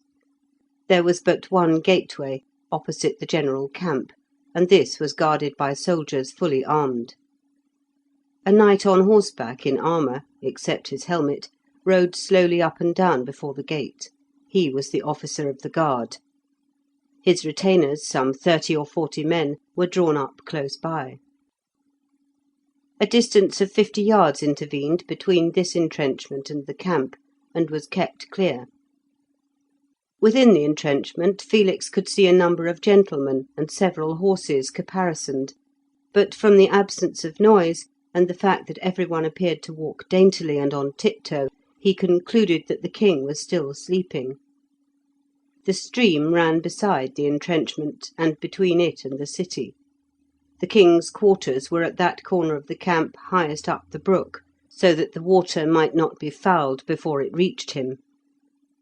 The king's levy, however, did not seem to be hereabouts, for the booths nearest the headquarters were evidently occupied by great barons, as Felix easily knew from their banners.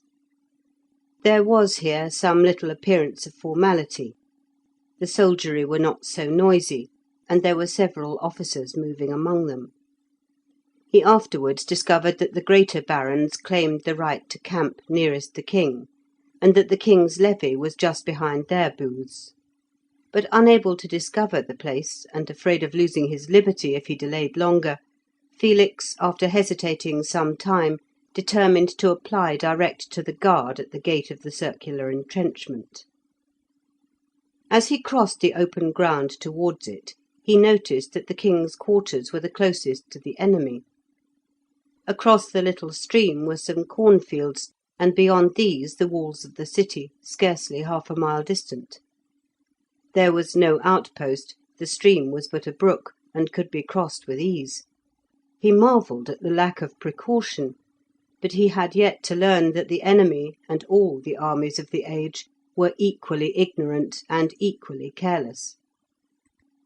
With as humble a demeanour as he could assume, Felix doffed his cap, and began to speak to the guard at the gateway of the entrenchment. The nearest man-at-arms immediately raised his spear and struck him with the butt.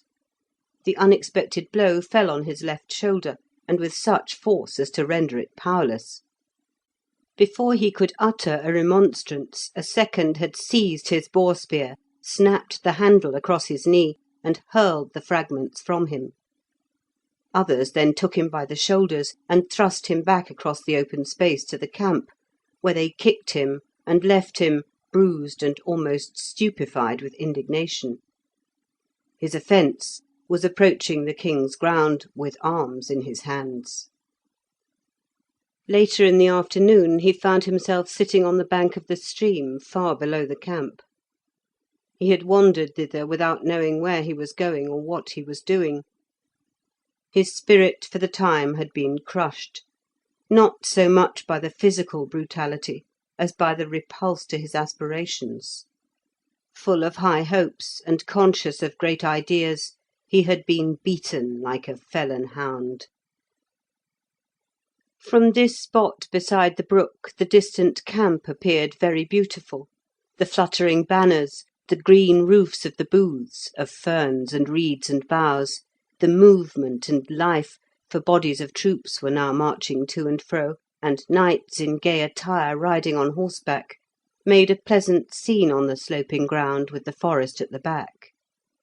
Over the stream the sunshine lit up the walls of the threatened city, where, too, many flags were waving. Felix came somewhat to himself as he gazed, and presently acknowledged that he had only had himself to blame. He had evidently transgressed a rule, and his ignorance of the rule was no excuse, since those who had any right to be in the camp at all were supposed to understand it. He got up, and returning slowly towards the camp, passed on his way the drinking place, where a groom was watering some horses. The man called to him to help hold a spirited charger, and Felix mechanically did as he was asked. The fellow's mates had left him to do their work, and there were too many horses for him to manage. Felix led the charger for him back to the camp, and in return was asked to drink. He preferred food, and a plentiful supply was put before him. The groom, gossiping as he attended to his duties, said that he always welcomed the beginning of a war, for they were often half starved and had to gnaw the bones like the dogs in peace. But when war was declared, vast quantities of provisions were got together, and everybody gorged at their will. The very dogs battened. He pointed to half a dozen who were tearing a raw shoulder of mutton to pieces. Before the campaign was over, those very dogs might starve. To what war did Felix belong? He replied, to the king's levy. The groom said that this was the king's levy where they were, but under whose command was he? This puzzled Felix, who did not know what to say, and ended by telling the truth and begging the fellow to advise him, as he feared to lose his liberty. The man said he had better stay where he was and serve with him under Master Lacy, who was mean enough in the city, but liked to appear liberal when thus consorting with knights and gentlemen. Master Lacy was a merchant of Acy, an owner of vessels. Like most of his fellows, when war came so close home, he was almost obliged to join the king's levy. Had he not done so, it would have been recorded against him as a lack of loyalty. His privileges would have been taken from him, possibly the wealth he had accumulated seized, and himself reduced to slavery. Lacy therefore put on armour and accompanied the king to the camp. Thus Felix, after all his aspirations, found himself serving as the knave of a mere citizen. He had to take the horses down to water, to scour arms, to fetch wood from the forest for the fire. He was at the beck and call of all the other men, who never scrupled to use his services, and, observing that he never refused, put upon him all the more. On the other hand, when there was nothing doing, they were very kind and even thoughtful. They shared the best with him, brought wine occasionally (wine was scarce, though ale plentiful) as a delicacy, and one, who had dexterously taken a purse, presented him with half a dozen copper coins as his share of the plunder. Felix, grown wiser by experience, did not dare refuse the stolen money. It would have been considered as the greatest insult. He watched his opportunity and threw it away. The men, of course, quickly discovered his superior education, But that did not in the least surprise them, it being extremely common for unfortunate people to descend by degrees to menial offices, if once they left the estate and homestead to which they naturally belonged. There, as cadets, however humble, they were certain of outward respect. Once outside the influence of the head of the house, and they were worse off than the lowest retainer. His fellows would have resented any show of pride, and would speedily have made his life intolerable. As he showed none, they almost petted him, but at the same time expected him to do more than his share of the work. Felix listened with amazement to the revelations to him, of the inner life of the camp and court. The king's weaknesses, his inordinate gluttony and continual intoxication, his fits of temper, his follies and foibles, seemed as familiar to these grooms as if they had dwelt with him. As for the courtiers and barons, there was not one whose vices and secret crimes were not perfectly well known to them. Vice and crime must have their instruments. Instruments are invariably indiscreet, and thus secrets escape. The palace intrigues, the intrigues with other states, the influence of certain women, there was nothing which they did not know. Seen thus from below, the whole society appeared rotten and corrupted, coarse to the last degree, and animated only by the lowest motives. This very gossip seemed in itself criminal to Felix, but he did not at the moment reflect that it was but the tale of servants. Had such language been used by gentlemen, then it would have been treason. As himself of noble birth, Felix had hitherto seen things only from the point of view of his own class. Now he associated with grooms, he began to see society from their point of view, and recognised how feebly it was held together by brute force, intrigue, cord and axe, and woman's flattery. But a push seemed needed to overthrow it.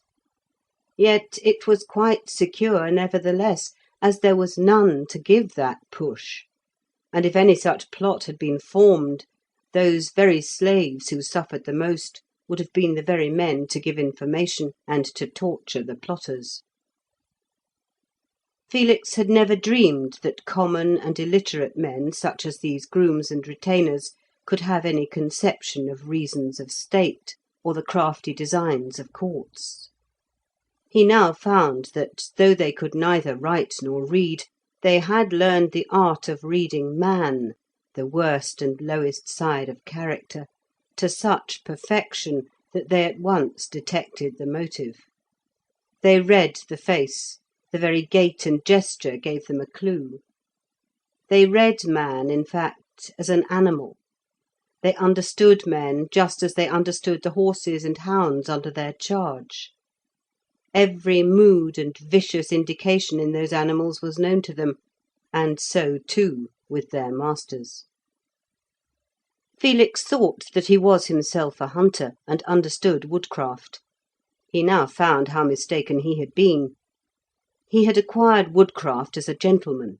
He now learned the knave's woodcraft. They taught him 100 tricks of which he had had no idea. They stripped man of his dignity, and nature of her refinement. Everything had a blackguard side to them. He began to understand that high principles and abstract theories were only words with the mass of men. One day he saw a knight coolly trip up a citizen, one of the king's levy, in the midst of the camp and in broad daylight, and quietly cut away his purse, at least a score of persons looking on. But they were only retainers and slaves. There was no one whose word would for a moment have been received against the knights, who had observed this and plundered the citizen with impunity. He flung the lesser coins to the crowd, keeping the gold and silver for himself, and walked off amidst their plaudits. Felix saw a slave nailed to a tree, his arms put round it so as to clasp it, and then nails driven through them. There he was left in his agony to perish. No one knew what his fault had been. His master had simply taken a dislike to him. A guard was set that no one should relieve the miserable being. Felix's horror and indignation could not have been expressed, but he was totally helpless. His own condition of mind during this time was such as could not be well analysed. He did not himself understand whether his spirit had been broken, whether he was really degraded with the men with whom he lived, or why he remained with them, though there were moments when it dawned upon him that this education, rude as it was not without its value to him. He need not practise these evils, but it was well to know of their existence. Thus he remained, as it were, quiescent, and the days passed on. He really had not much to do, although the rest put their burdens upon him, for discipline was so lax that the loosest attendants answered equally well with the most conscientious. The one thing all the men about him seemed to think of was the satisfying of their appetites. The one thing they rejoiced at was the fine dry weather, for, as his mates told him, the misery of camp life in rain was almost unendurable. End of Part 2, Chapter 18.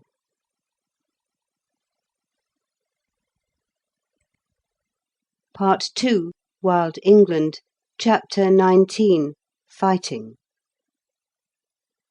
Twice Felix saw the king. Once there was a review of the horse outside the camp, and Felix, having to attend with his master's third charger, a mere show and affectation, for there was not the least chance of his needing it, was now and then very near the monarch.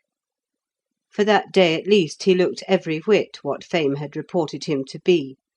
A man of unusual size, his bulk rendered him conspicuous in the front of the throng. His massive head seemed to accord well with the possession of despotic power. The brow was a little bare, for he was no longer young, but the back of his head was covered with thick ringlets of brown hair, so thick as to partly conceal the coronet of gold which he wore. A short purple cloak, scarcely reaching to the waist, was thrown back off his shoulders, so that his steel corselet glistened in the sun. It was the only armour he had on. A long sword hung at his side. He rode a powerful black horse, full 18 hands high, by far the finest animal on the ground. He required it, for his weight must have been great. Felix passed near enough to note that his eyes were brown, and the expression of his face open, frank, and pleasing. The impression left upon the observer was that of a strong intellect, but a still stronger physique, which latter too often ran away with and controlled the former. No one could look upon him without admiration, and it was difficult to think that he could so demean himself as to wallow in the grossest indulgence. As for the review, though it was a brilliant scene, Felix could not conceal from himself that these gallant knights were extremely irregular in their movements, and not one single evolution was performed correctly, because they were constantly quarrelling about precedence, and one would not consent to follow the other. He soon understood, however, that discipline was not the object, nor regularity considered. Personal courage and personal dexterity were everything. This review was the prelude to active operations, and Felix now hoped to have some practical lessons in warfare. He was mistaken. Instead of a grand assault or a regular approach, the fighting was merely a series of combats between small detachments and bodies of the enemy. 2 or 3 knights with their retainers and slaves would start forth, cross the stream, and riding right past the besieged city, endeavour to sack some small hamlet, or the homestead of a noble. From the city a sortie would ensue. Sometimes the 2 bodies only threatened each other at a distance, the first retiring as the second advanced. Sometimes only a few arrows were discharged. Occasionally they came to blows, but the casualties were rarely heavy.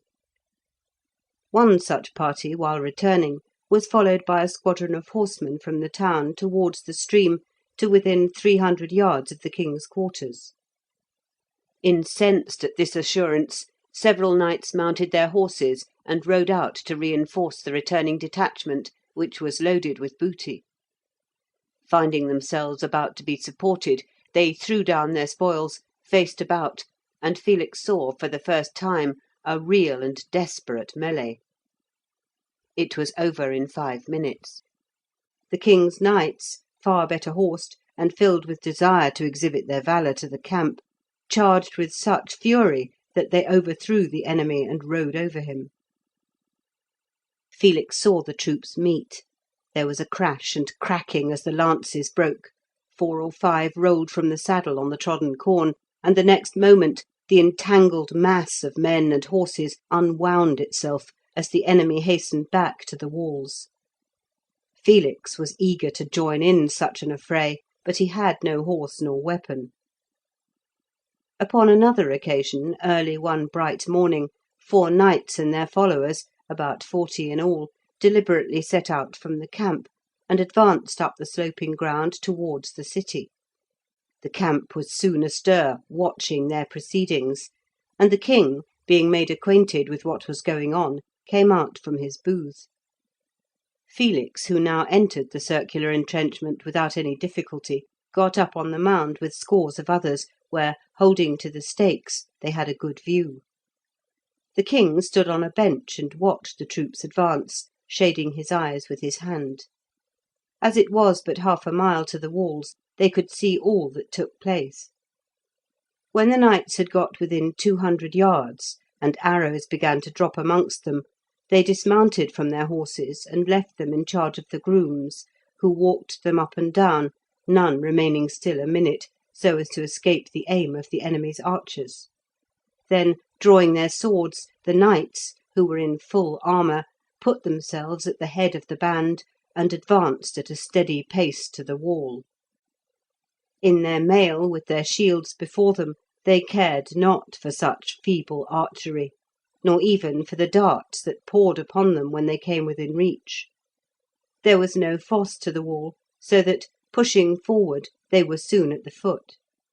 So easily had they reached it that Felix almost thought the city already won.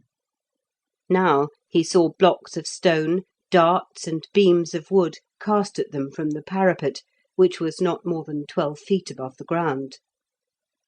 Quite undismayed, the knights set up their ladders, of which they had but 4, one each. The men-at-arms held these by main force against the wall, the besiegers trying to throw them away and chopping at the rungs with their axes.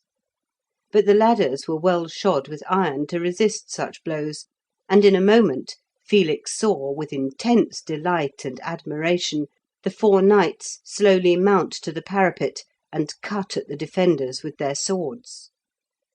The gleam of steel was distinctly visible as the blades rose and fell.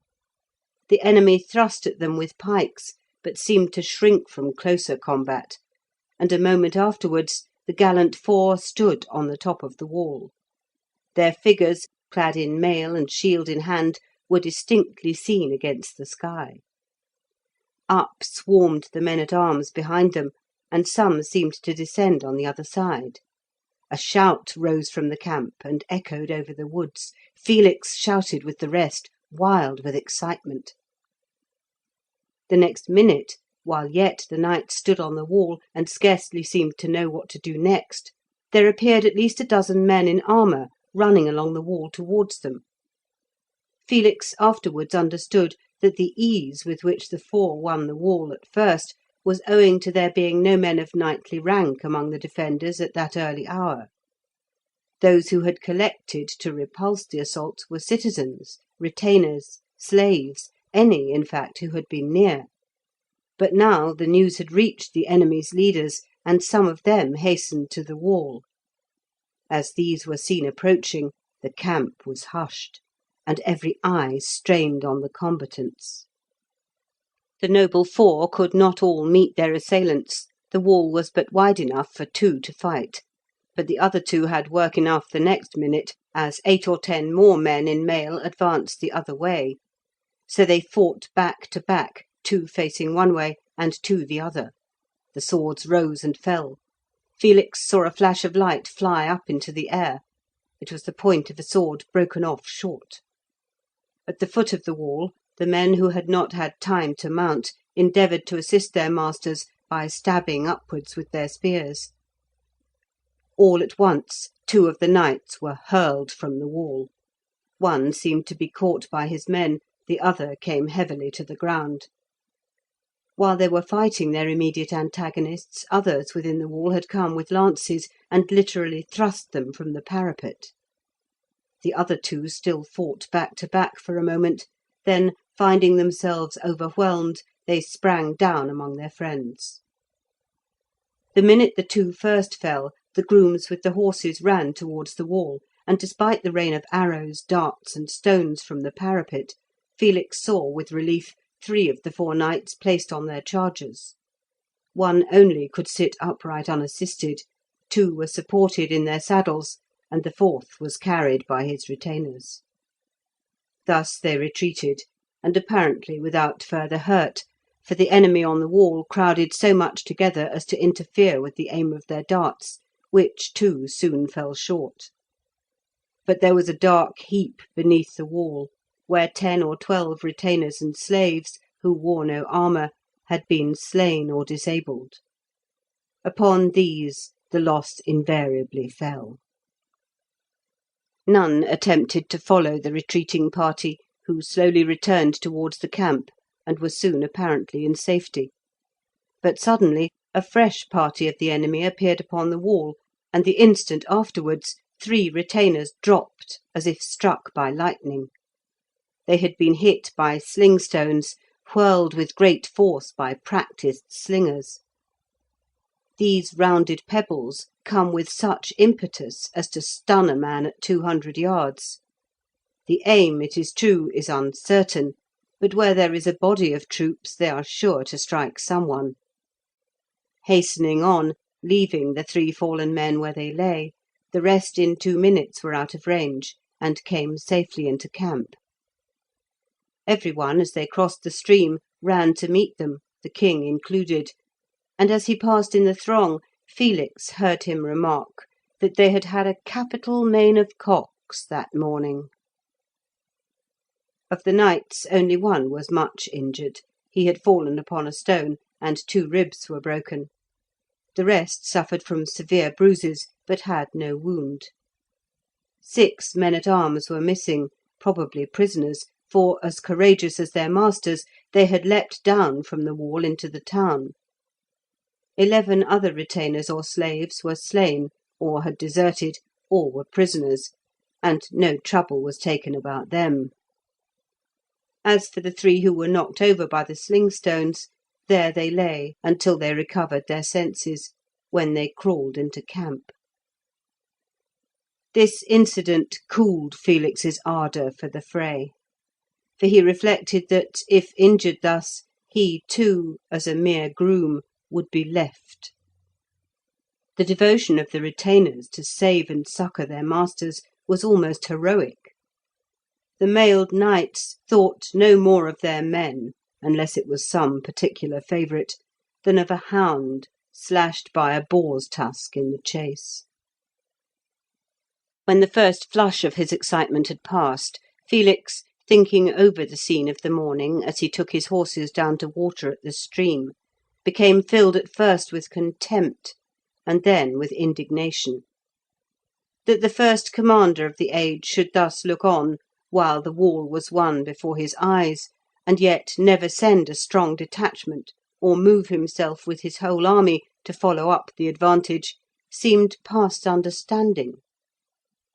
If he did not intend to follow it up, why permit such desperate ventures, which must be overwhelmed by mere numbers, and could result only in the loss of brave men?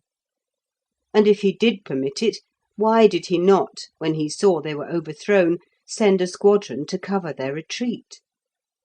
To call such an exhibition of courage a main of cocks, to look on it as a mere display for his amusement, was barbarous and cruel in the extreme. He worked himself up into a state of anger which rendered him less cautious than usual in expressing his opinions. The king was not nearly so much at fault as Felix, arguing on abstract principles, imagined. He had long experience of war, and he knew its extreme uncertainty.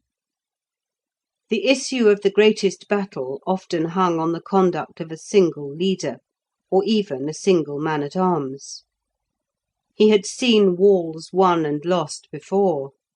To follow up such a venture with a strong detachment must result in one of two things. Either the detachment in its turn must be supported by the entire army, or it must eventually retreat.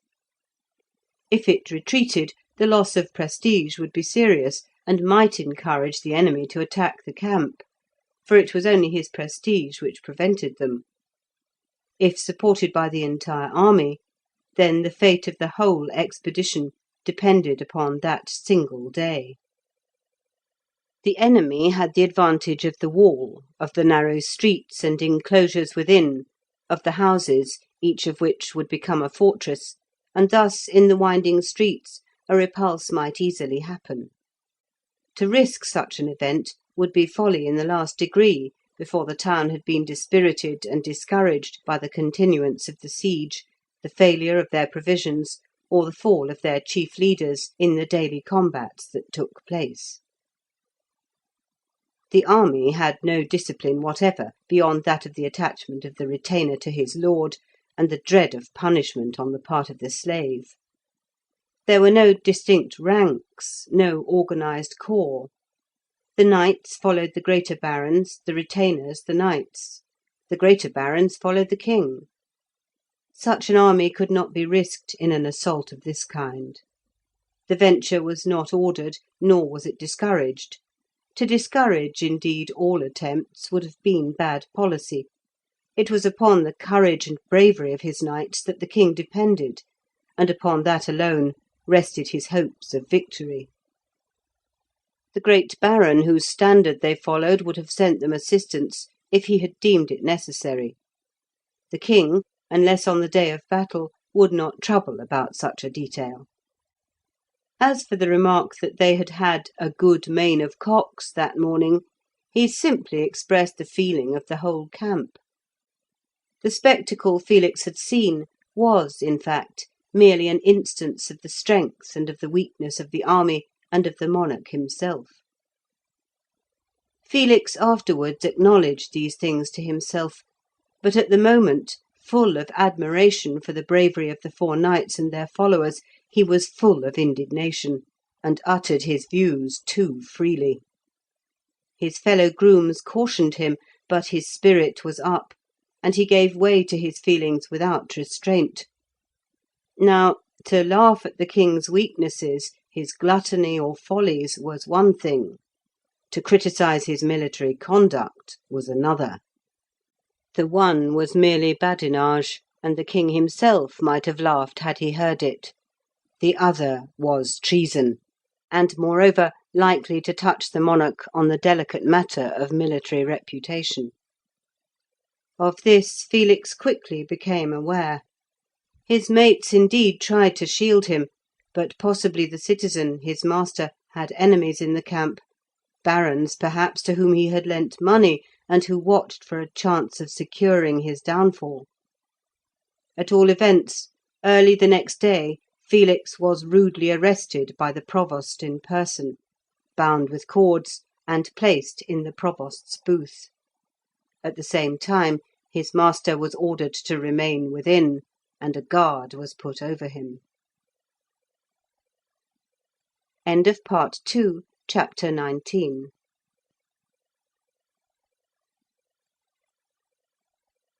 Part 2, Wild England, Chapter 20, In Danger. Hope died within Felix when he thus suddenly found himself so near the executioner. He had known so many butchered without cause that he had indeed reason to despair. Towards the sunset he felt sure he should be dragged forth and hanged on the oak used for the purpose, and which stood near where the track from Acy joined the camp. Such would most probably have been his fate had he been alone concerned in this affair, but by good fortune he was able to escape so miserable an end. Still, he suffered as much as if the rope had finished him, for he had no means of knowing what would be the result. His heart swelled with bitterness. He was filled with inexpressible indignation. His whole being rebelled against the blundering, as it were, of events which had thus thrown him into the jaws of death. In an hour or two, however, he sufficiently recovered from the shock to reflect that most probably they would give him some chance to speak for himself. There would not be any trial. Who would waste time in trying so insignificant a wretch? But there might be some opportunity of speaking, and he resolved to use it to the utmost possible extent. He would arraign the unskilful generalship of the king. He would not only point out his errors, but how the enemy could be defeated. He would prove that he had ideas and plans worthy of attention.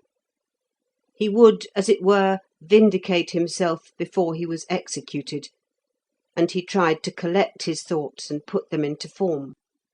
Every moment the face of Aurora seemed to look upon him lovingly and mournfully, but beside it he saw the dusty and distorted features of the corpse he had seen drawn by the horse through the camp. Thus, too, his tongue would protrude and lick the dust. He endured, in a word, those treble agonies which the highly wrought and imaginative inflict upon themselves. The hours passed, and still no one came near him. He called, and the guard appeared at the door, but only to see what was the matter, and finding his prisoner safe, at once resumed his walk to and fro. The soldier did not, for his own sake, dare to enter into conversation with a prisoner under arrest for such an offence. He might be involved or suspected. Had it been merely theft or any ordinary crime, he would have talked freely enough, and sympathised with the prisoner. As time went on, Felix grew thirsty, but his request for water was disregarded, and there he remained till 4 in the afternoon. They then marched him out. He begged to be allowed to speak, but the soldiery did not reply, simply hurrying him forward. He now feared that he should be executed without the chance being afforded him to say a word. But to his surprise, he found in a few minutes that they were taking him in the direction of the king's quarters. New fears now seized him, for he had heard of men being turned loose, made to run for their lives, and hunted down with hounds for the amusement of the court. If the citizen's wealth had made him many enemies, men whom he had befriended, and who hoped, if they could but see him executed, to escape the payment of their debts, on the other hand, it had made him as many friends, that is, interested friends, who trusted by doing him service to obtain advances. These latter had lost no time, for greed is quite as eager as hate, and carried the matter at once to the king. What they desired was that the case should be decided by the monarch himself, and not by his chancellor or a judge appointed for the purpose. The judge would be nearly certain to condemn the citizen, and to confiscate whatever he could lay hands on. The king might pardon, and would be content with a part only, where his ministers would grasp all. These friends succeeded in their object. The king, who hated all judicial affairs because they involved the trouble of investigation, shrugged his shoulders at the request, and would not have granted it had it not come out that the citizen's servant had declared him to be an incapable commander. At this the king started. "We are indeed fallen low," said he, "when a miserable trader's knave calls us incapable. We will see this impudent rascal." He accordingly ordered that the prisoner should be brought before him after dinner. Felix was led inside the entrenchment, unbound, and commanded to stand upright. There was a considerable assembly of the greater barons anxious to see the trial of the money-lender, who, though present, was kept apart from Felix, lest the two should arrange their defence. The king was sleeping on a couch outside the booth in the shade. He was lying on his back, breathing loudly with open mouth.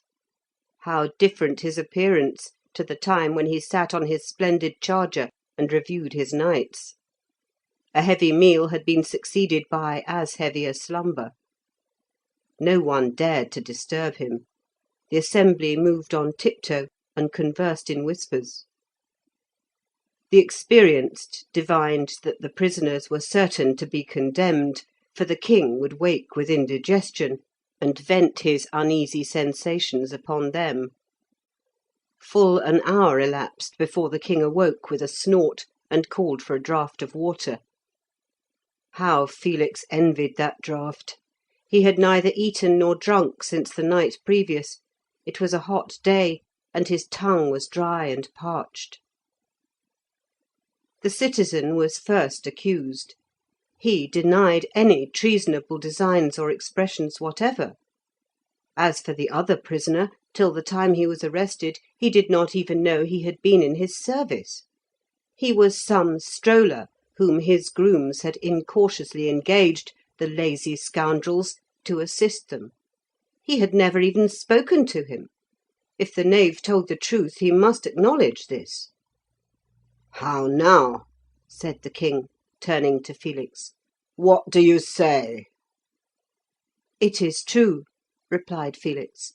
"He has never spoken to me, nor I to him. He knew nothing of what I said. I said it on my own account, and I say it again." "And pray, sir knave," said the king, sitting up on his couch, for he was surprised to hear one so meanly dressed speak so correctly, and so boldly face him, "what was it you did say?" "If your majesty will order me a single drop of water," said the prisoner, "I will repeat it word for word, but I have had nothing the whole day, and I can hardly move my tongue." Without a word, the king handed him the cup from which he had himself drunk. Never surely was water so delicious. Felix drained it to the bottom, handed it back (an officer took it), and with one brief thought of Aurora, he said, "Your Majesty, you are an incapable commander." "Go on," said the king sarcastically. "Why am I incapable?" "You have attacked the wrong city.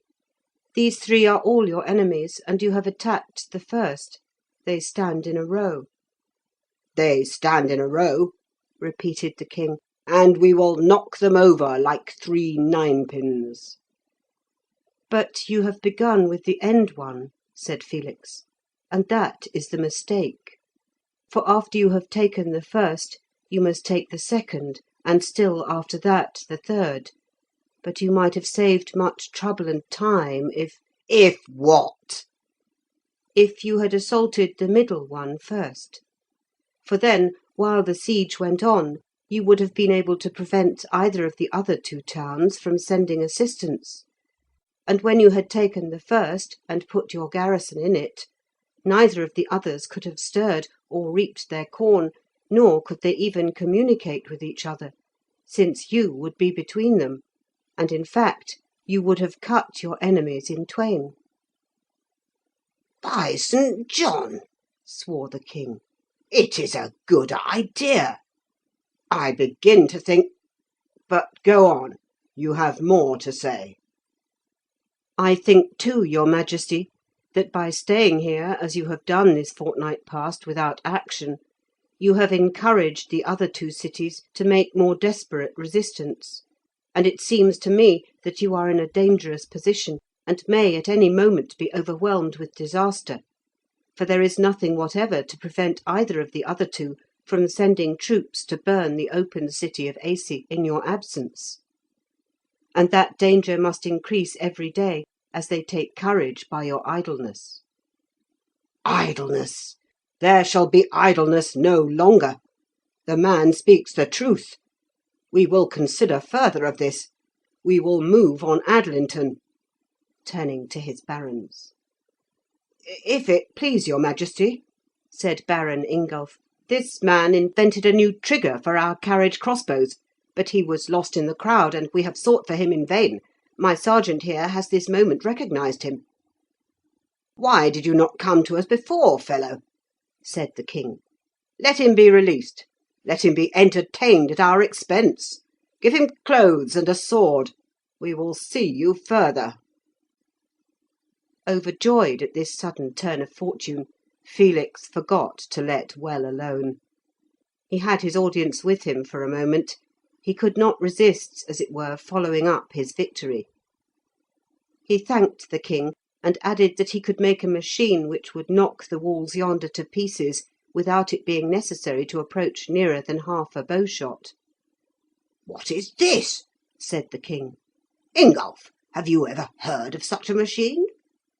"There is no such thing," said the baron, beginning to feel that his professional reputation as the master of the artillery was assailed.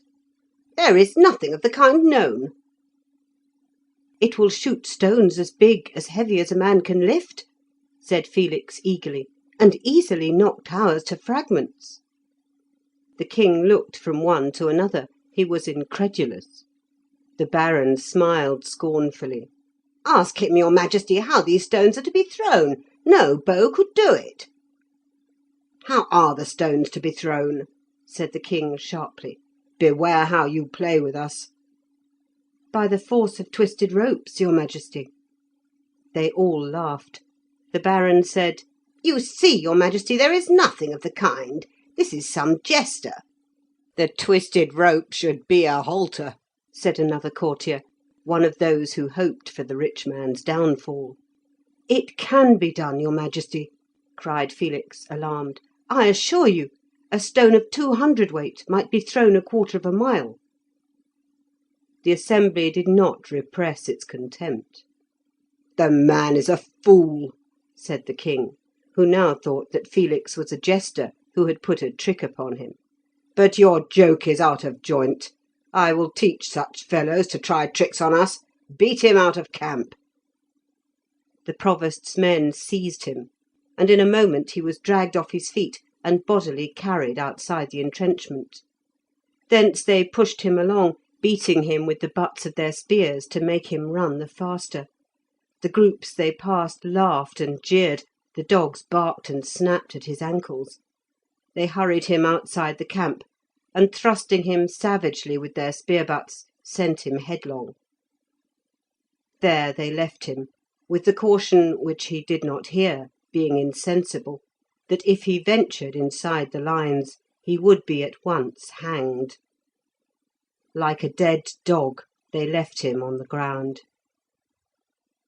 Some hours later, in the dusk of the evening, Felix stole from the spot, skirting the forest like a wild animal afraid to venture from its cover, till he reached the track which led to Aisi. His one idea was to reach his canoe. He would have gone through the woods, but that was not possible. Without axe or wood knife to hew a way, the tangled brushwood he knew to be impassable, having observed how thick it was when coming.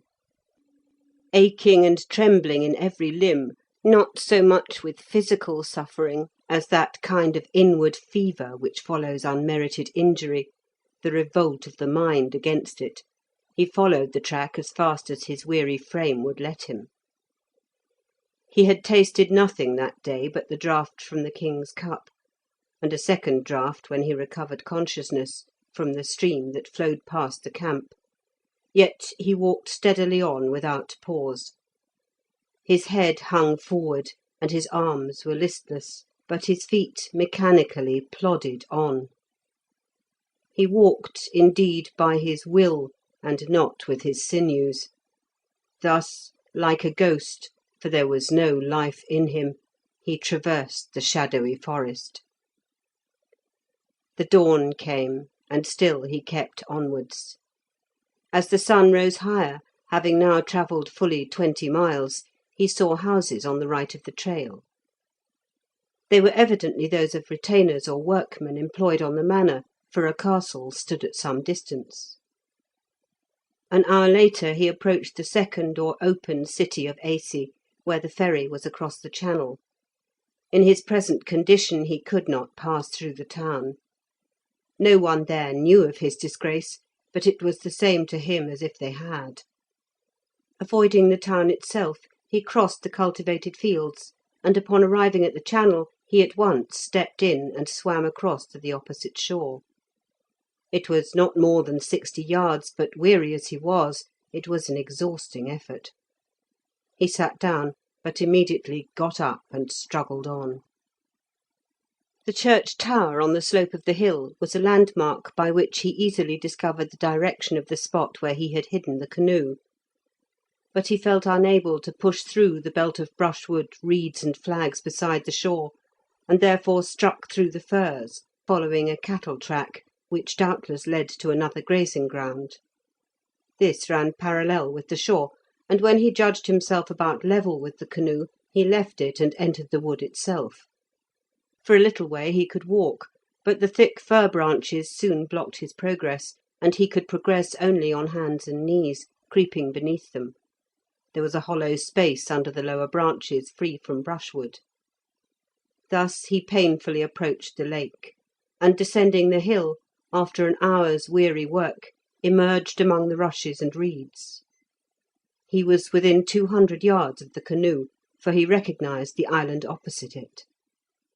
In 10 minutes he found it undisturbed and exactly as he had left it, except that the breeze had strewn the dry reeds with which it was covered with willow leaves, yellow and dead, they fall while all the rest are green, which had been whirled from the branches.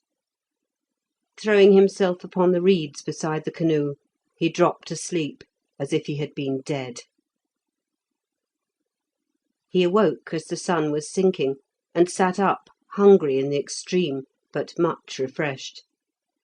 There were still some stores in the canoe, of which he ate ravenously. But he felt better now. He felt at home beside his boat. He could hardly believe in the reality of the hideous dream through which he had passed. But when he tried to stand, his feet, cut and blistered, only too painfully assured him of its reality. He took out his hunter's hide and cloak, and spread himself a comfortable bed. Though he had slept so long, he was still weary. He reclined in a semi-unconscious state, his frame slowly recovering from the strain it had endured, till by degrees he fell asleep again. Sleep, nothing but sleep, restores the overtaxed mind and body. End of Part 2, Chapter 20.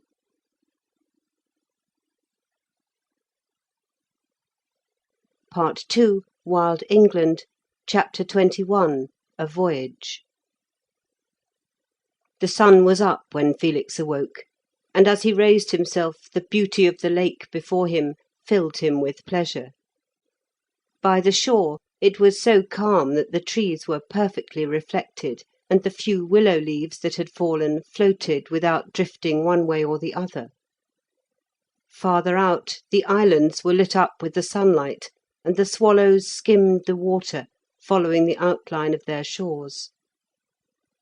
In the lake beyond them, glimpses of which he could see through the channel or passage between, there was a ripple where the faint south-western breeze touched the surface.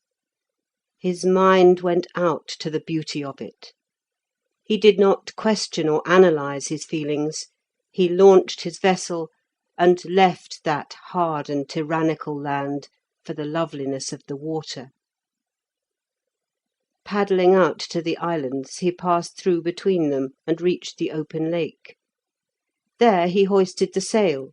The gentle breeze filled it, the sharp cutwater began to divide the ripples, a bubbling sound arose, and steering due north, straight out to the open and boundless expanse, he was carried swiftly away. The mallards, who saw the canoe coming, at first scarcely moved, never thinking that a boat would venture outside the islands, within whose line they were accustomed to see vessels, but when the canoe continued to bear down upon them, they flew up and descended far away to one side. When he had sailed past the spot where these birds had floated, the lake was his own. By the shores of the islands the crows came down for mussels, moorhens swam in and out among the rushes, water rats nibbled at the flags, pikes basked at the edge of the weeds, summer snipes ran along the sand, and doubtless an otter here and there was in concealment. Without the line of the shoals and islets, now that the mallards had flown, there was a solitude of water. It was far too deep for the longest weeds, nothing seemed to exist here. The very water snails seek the shore, or are drifted by the currents into shallow corners. Neither great nor little care for the broad expanse. The canoe moved more rapidly as the wind came now with its full force over the distant woods and hills, and though it was but a light southerly breeze, the broad sail impelled the taper vessel swiftly. Reclining in the stern, Felix lost all consciousness of aught but that he was pleasantly borne along. His eyes were not closed, and he was aware of the canoe, the lake, the sunshine, and the sky, and yet he was asleep. Physically awake, he mentally slumbered. It was rest. After the misery, exertion, and excitement of the last fortnight, it was rest, intense rest for body and mind. The pressure of the water against the handle of the rudder paddle, the slight vibration of the wood as the bubbles rushed by beneath, alone perhaps kept him from really falling asleep. This was something which could not be left to itself, it must be firmly grasped, and that effort restrained his drowsiness. 3 hours passed. The shore was 12 or 15 miles behind, and looked like a blue cloud, for the summer haze hid the hills more than would have been the case in clearer weather. Another hour, and at last Felix, awakening from his slumberous condition, looked round and saw nothing but the waves. The shore he had left had entirely disappeared, gone down. If there were land more lofty on either hand, the haze concealed it. He looked again. He could scarcely comprehend it. He knew the lake was very wide, but it had never occurred to him that he might possibly sail out of sight of land. This, then, was why the mariners would not quit the islands. They feared the open water. He stood up and swept the horizon carefully, shading his eyes with his hand. There was nothing but a mist at the horizon. He was alone with the sun, the sky, and the lake. He could not surely have sailed into the ocean without knowing it.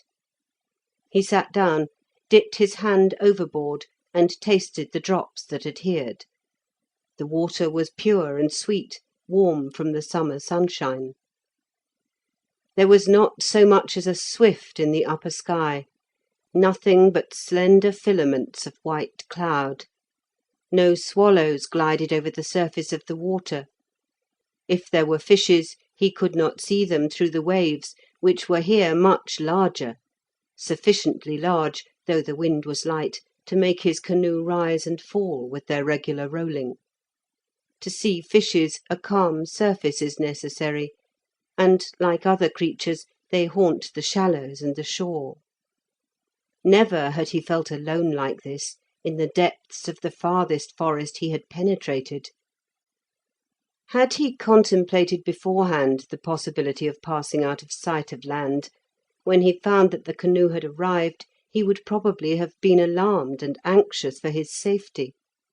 But thus stumbling drowsily into the solitude of the vast lake, he was so astounded with his own discovery, so absorbed in thinking of the immense expanse, that the idea of danger did not occur to him.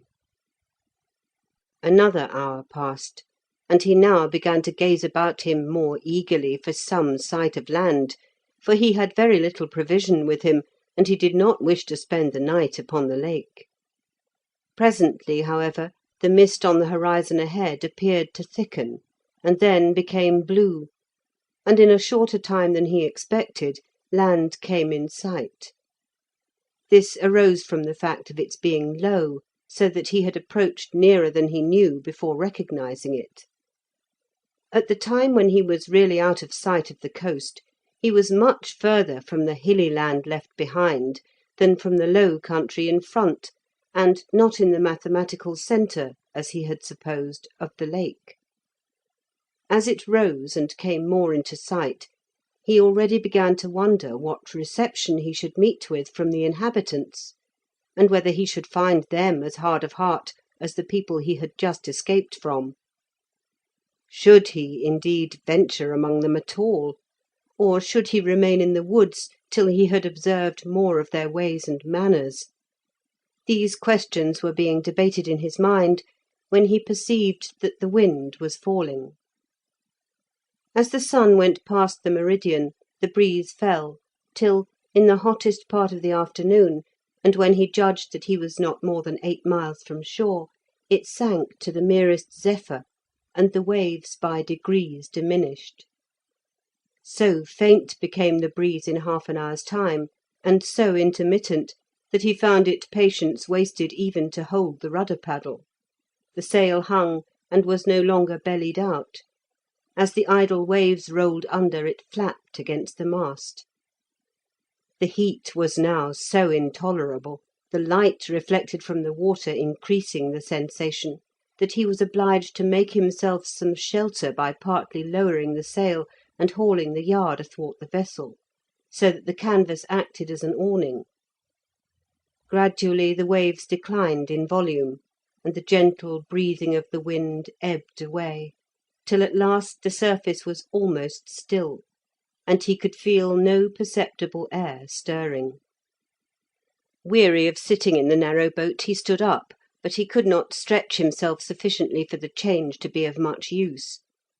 The long summer day, previously so pleasant, now appeared scarcely endurable.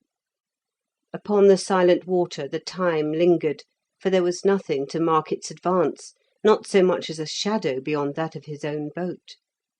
The waves having now no crest, went under the canoe without chafing against it or rebounding, so that they were noiseless. No fishes rose to the surface. There was nothing living near, except a blue butterfly which settled on the mast, having ventured thus far from land. The vastness of the sky, overarching the broad water, the sun and the motionless filaments of cloud, gave no repose for his gaze, for they were seemingly still. To the weary gaze motion is repose. The waving boughs, the foam-tipped waves, afford positive rest to look at. Such intense stillness as this of the summer sky was oppressive. It was like living in space itself, in the ether above. He welcomed at last the gradual downward direction of the sun, for as the heat decreased he could work with the paddle. Presently he furled the sail, took his paddle, and set his face for the land. He laboured steadily, but made no apparent progress. The canoe was heavy, and the outrigger or beam, which was of material use in sailing, was a drawback to paddling. He worked till his arms grew weary, and still the blue land seemed as far off as ever. But by the time the sun began to approach the horizon, his efforts had produced some effect. The shore was visible, and the woods beyond. They were still 5 miles distant, and he was tired. There was little chance of his reaching it before night. He put his paddle down for refreshment and rest, and while he was thus engaged a change took place. A faint puff of air came, a second, and a third. A tiny ripple ran along the surface. Now he recollected that he had heard that the mariners depended a great deal on the morning and the evening, the land and the lake, breeze, as they worked along the shore. This was the first breath of the land breeze. It freshened after a while, and he reset his sail. An hour or so afterwards he came near the shore. He heard the thrushes singing and the cuckoo calling long before he landed. He did not stay to search about for a creek, but ran the canoe on the strand, which was free of reeds or flags, a sign that the waves often beat furiously there, rolling as they must for so many miles. He hauled the canoe up as high as he could, but presently, when he looked about him, he found that he was on a small and narrow island, with a channel in the rear. Tired as he was, yet anxious for the safety of his canoe, he pushed off again, and paddled round and again beached her with the island between her and the open lake, else he feared if a south wind should blow she might be broken to pieces on the strand before his eyes. It was prudent to take the precaution, but as it happened, the next day the lake was still. He could see no traces of human occupation upon the island, which was of small extent and nearly bare, and therefore in the morning paddled across the channel to the mainland, as he thought. But upon exploring the opposite shore, it proved not to be the mainland, but merely another island. Paddling round it, he tried again, but with the same result. He found nothing but island after island, all narrow, and bearing nothing except bushes. Observing a channel which seemed to go straight in among these islets, he resolved to follow it, and did so, resting at noontime, the whole morning. As he paddled slowly in, he found the water shallower, and weeds, bulrushes, and reeds became thick, except quite in the centre. After the heat of midday had gone over, he resumed his voyage, and still found the same: islets and banks more or less covered with hawthorn bushes, willow, elder, and alder, succeeded to islets fringed round their edges with reeds and reed canary grass. When he grew weary of paddling, he landed and stayed the night. The next day he went on again, and still, for hour after hour, rowed in and out among these banks and islets, till he began to think he should never find his way out. The farther he penetrated, the more numerous became the waterfowl. Ducks swam among the flags, or rose with a rush and splashing. Coots and moorhens dived and hid in the reeds. The lesser grebe sank at the sound of the paddle like a stone. A strong northern diver raised a wave as he hurried away under the water, his course marked by the undulation above him. Sedgebirds chirped in the willows, black-headed buntings sat on the trees and watched him without fear. Bearded titmice were there, clinging to the stalks of the sedges, and long-necked herons rose from the reedy places where they loved to wade. Blue dragonflies darted to and fro, or sat on water plants as if they were flowers. Snakes swam across the channels, vibrating their heads from side to side. Swallows swept over his head. Pike struck from the verge of the thick weeds as he came near. Perch rose for insects as they fell helpless into the water. He noticed that the water, though so thick with reeds, was as clear as that in the open lake. There was no scum such as accumulates in stagnant places. From this he concluded that there must be a current, however slight, perhaps from rivers flowing into this part of the lake. He felt the strongest desire to explore farther till he reached the mainland, but he reflected that mere exploration was not his object. It would never obtain Aurora for him. There were no signs whatever of human habitation, and from reeds and bulrushes, however interesting, nothing could be gained. Reluctantly, therefore, on the third morning, having passed the night on one of the islets, he turned his canoe and paddled southwards towards the lake. He did not for a moment attempt to retrace the channel by which he had entered. It would have been an impossibility. He took advantage of any clear space to push through. It took him as long to get out as it had to get in. It was the afternoon of the fourth day when he at last regained the coast. He rested the remainder of the afternoon, wishing to start fresh in the morning, having determined to follow the line of the shore eastwards, and so gradually to circumnavigate the lake. If he succeeded in nothing else, That at least would be something to relate to Aurora. The morning rose fair and bright, with a south-westerly air rather than a breeze. He sailed before it. It was so light that his progress could not have exceeded more than 3 miles an hour. Hour after hour passed away, and still he followed the line of the shore, now going a short way out to skirt an island, and now nearer it to pass between sandbanks. By noon he was so weary of sitting in the canoe that he ran her ashore and rested a while. It was the very height of the heat of the day when he set forth again, and the wind lighter than in the morning. It had, however, changed a little, and blew now from the west, almost too exactly abaft to suit his craft. He could not make a map while sailing, or observe his position accurately, but it appeared to him that the shore trended towards the south-east, so that he was gradually turning an arc. He supposed from this that he must be approaching the eastern end of the lake. The water seemed shallower, to judge from the quantity of weeds. Now and then he caught glimpses between the numerous islands of the open lake, and there, too, the weeds covered the surface in many places.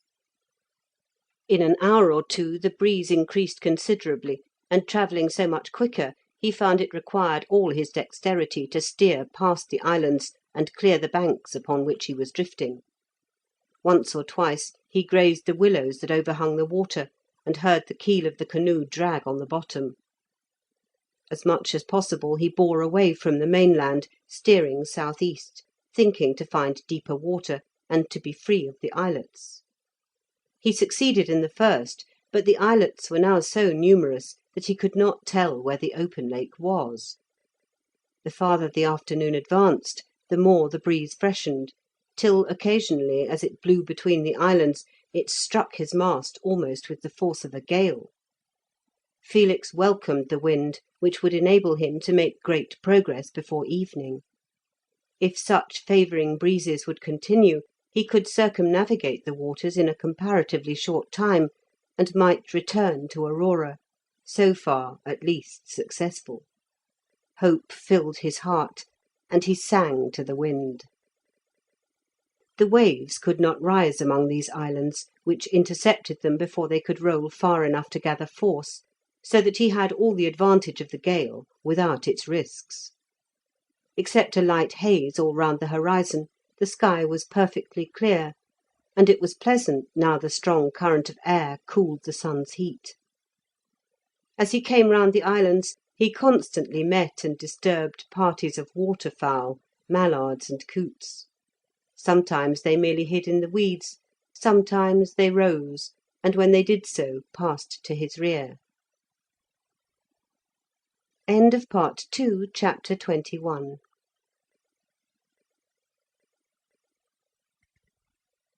Part 2, Wild England, Chapter 22, Discoveries. This little circumstance of the mallards always flying over him and away behind when flushed, presently made Felix speculate on the cause, and he kept a closer watch. He now saw, what had indeed been going on for some time, that there was a ceaseless stream of waterfowl, mallards, ducks, coots, moorhens, and lesser grebes, coming towards him, swimming to the westward. As they met him, they parted and let him through, or rose and went over. Next, he noticed that the small birds on the islands were also travelling in the same direction, that is, against the wind. They did not seem in any haste, but flitted from islet to islet, bush to tree, feeding and gossiping as they went. Still the movement was distinct. Finches, linnets, blackbirds, thrushes, wrens, and whitethroats, and many others, all passed him, and he could see the same thing going on to his right and left. Felix became much interested in this migration, all the more singular as it was the nesting time, and hundreds of these birds must have left their nests with eggs or young behind them. Nothing that he could think of offered an adequate explanation. He imagined he saw shoals of fishes going the same way, but the surface of the water being ruffled, and the canoe sailing rapidly, he could not be certain. About an hour after he first observed the migration, the stream of birds ceased suddenly. There were no waterfowls in the water, and no finches in the bushes. They had evidently all passed. Those in the van of the migratory army were no doubt scattered and thinly distributed, so that he had been meeting the flocks a long while before he suspected it. The nearer he approached their centre, the thicker they became, and on getting through that he found a solitude. The weeds were thicker than ever, so that he had constantly to edge away from where he supposed the mainland to lie, but there were no waterfowls and no birds on the islets. Suddenly, as he rounded a large island, he saw what for the moment he imagined to be a line of white surf, but the next instant he recognised a solid mass, as it were, of swallows and martins flying just over the surface of the water, straight towards him. He had no time to notice how far they extended before they had gone by him with a rushing sound. Turning to look back, he saw them continue directly west in the teeth of the wind. Like the water and the islands, the sky was now cleared of birds, and not a swallow remained. Felix asked himself if he were running into some unknown danger, but he could not conceive any. The only thing that occurred to him was the possibility of the wind rising to a hurricane. That gave him no alarm, because the numerous islands would afford shelter. So complete was the shelter in some places that as he passed along his sail drew above, while the surface of the water, almost surrounded with bushes and willows, was smooth. No matter to how many quarters of the compass the wind might veer, he should still be able to get under the lee of one or other of the banks.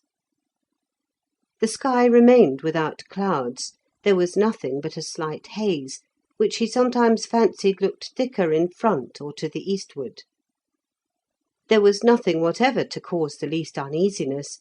On the contrary, his curiosity was aroused, and he was desirous of discovering what it was that had startled the birds. After a while the water became rather more open, with sandbanks instead of islands, so that he could see around him for a considerable distance. By a large bank, behind which the ripple was stilled, he saw a low wave advancing towards him and moving against the wind. It was followed by two others at short intervals, and though he could not see them, he had no doubt shoals of fishes were passing and had raised the undulations. The sedges on the sandbanks appeared brown and withered, as if it had been autumn instead of early summer.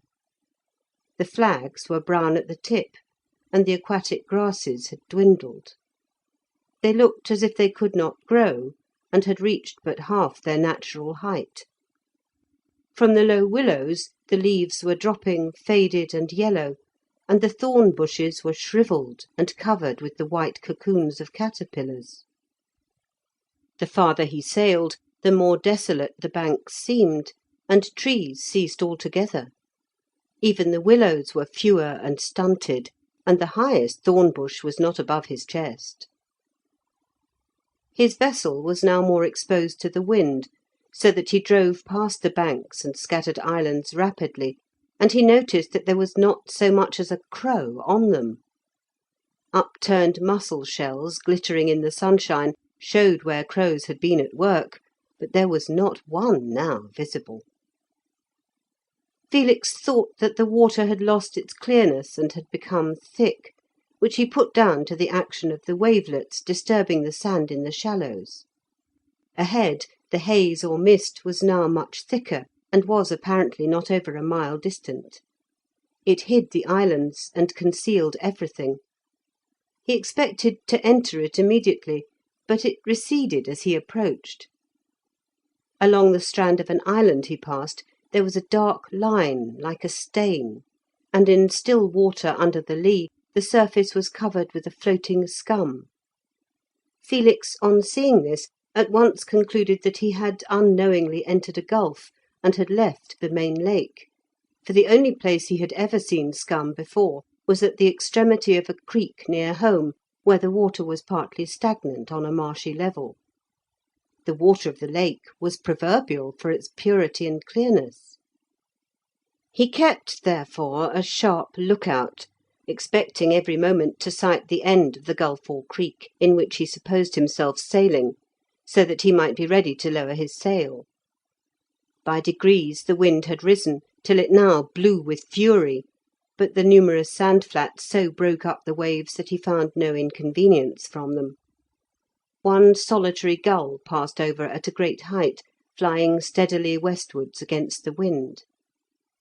The canoe now began to overtake fragments of scum drifting before the wind, and rising up and down on the ripples. Once he saw a broad piece rise to the surface, together with a quantity of bubbles. None of the sandbanks now rose more than a foot or so above the surface, and were entirely bare, mere sand and gravel. The mist ahead was sensibly nearer, and yet it eluded him. It was of a faint yellow, and though so thin, obscured everything where it hovered. From out of the mist there presently appeared a vast stretch of weeds. They floated on the surface and undulated to the wavelets, a pale yellowish-green expanse.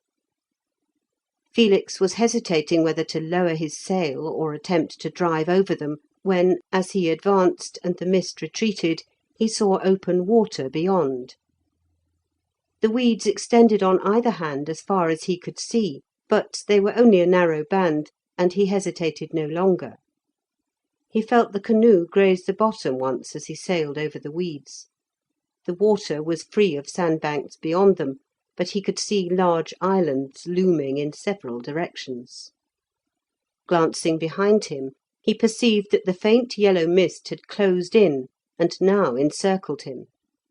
It came within 200 or 300 yards, and was not affected by the wind, rough as it was. Quite suddenly he noticed that the water on which the canoe floated was black. The wavelets which rolled alongside were black, and the slight spray that occasionally flew on board was black, and stained the side of the vessel. This greatly astonished and almost shocked him. It was so opposite and contrary to all his ideas about the lake, the very mirror of purity. He leant over and dipped up a little in the palm of his hand.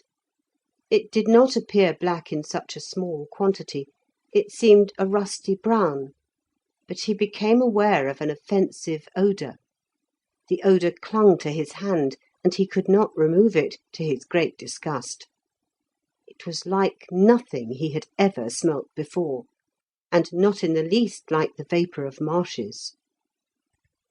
By now, being some distance from any island, the wavelets increased in size, and spray flew on board, wetting everything with this black liquid. Instead of level marshes and the end of the gulf, it appeared as if the water were deep, and also as if it widened. Exposed to the full press of the gale, Felix began to fear that he should not be able to return very easily against it.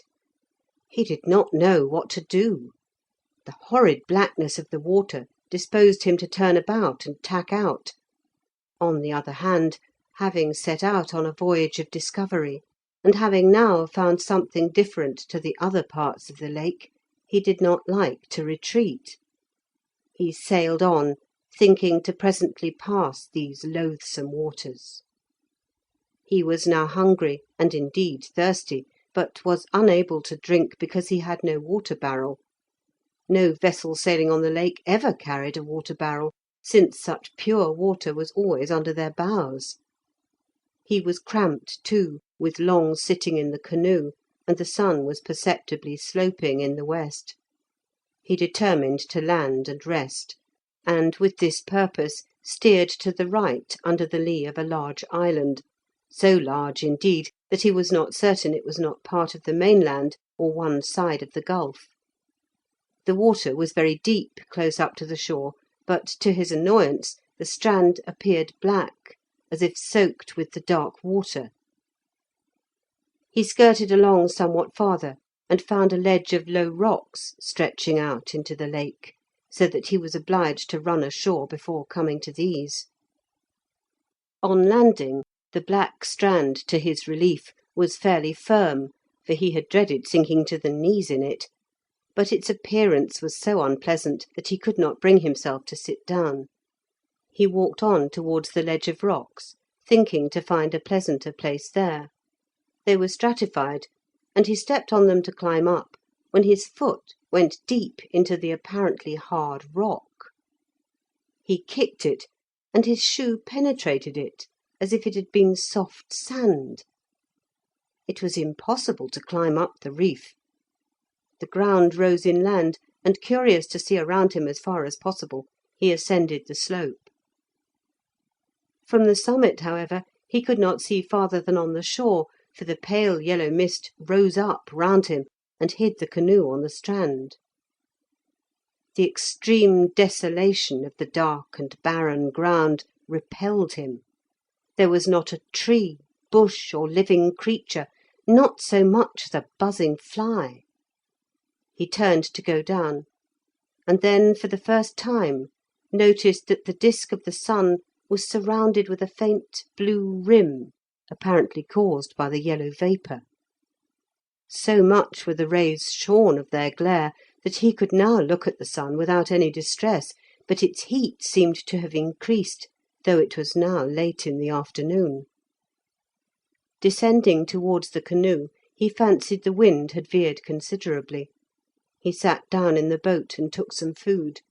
It was without relish, as he had nothing to drink, and the great heat had tired him.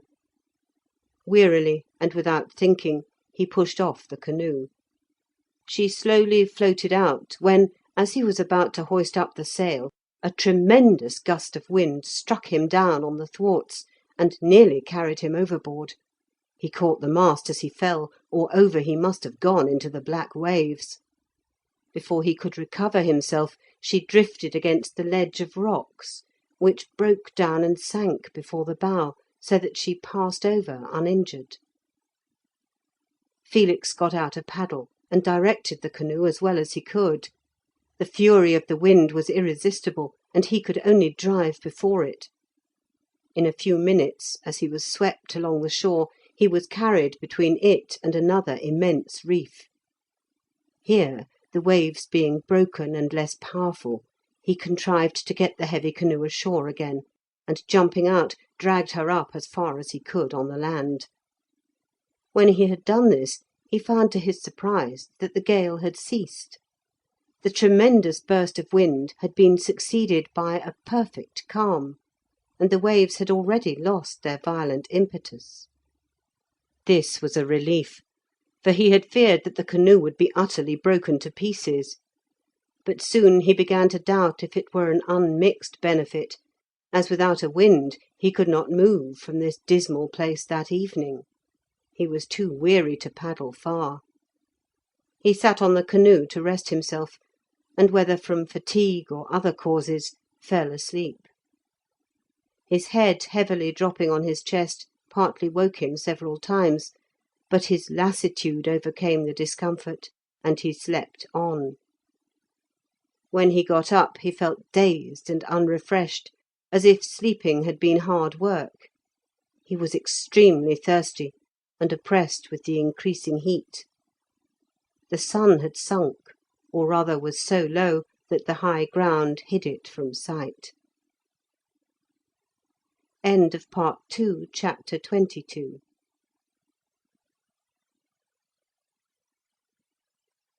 Part 2, Wild England, Chapter 23, Strange Things. The thought struck Felix that perhaps he might find a spring somewhere in the island, and he started at once up over the hill. At the top he paused. The sun had not sunk, but had disappeared as a disk. In its place was a billow of blood, for so it looked, a vast upheaved billow of glowing blood surging on the horizon. Over it flickered a tint of palest blue, like that seen in fire. The black waters reflected the glow, and the yellow vapour around was suffused with it. Though momentarily startled, Felix did not much heed these appearances, he was still dazed and heavy from his sleep.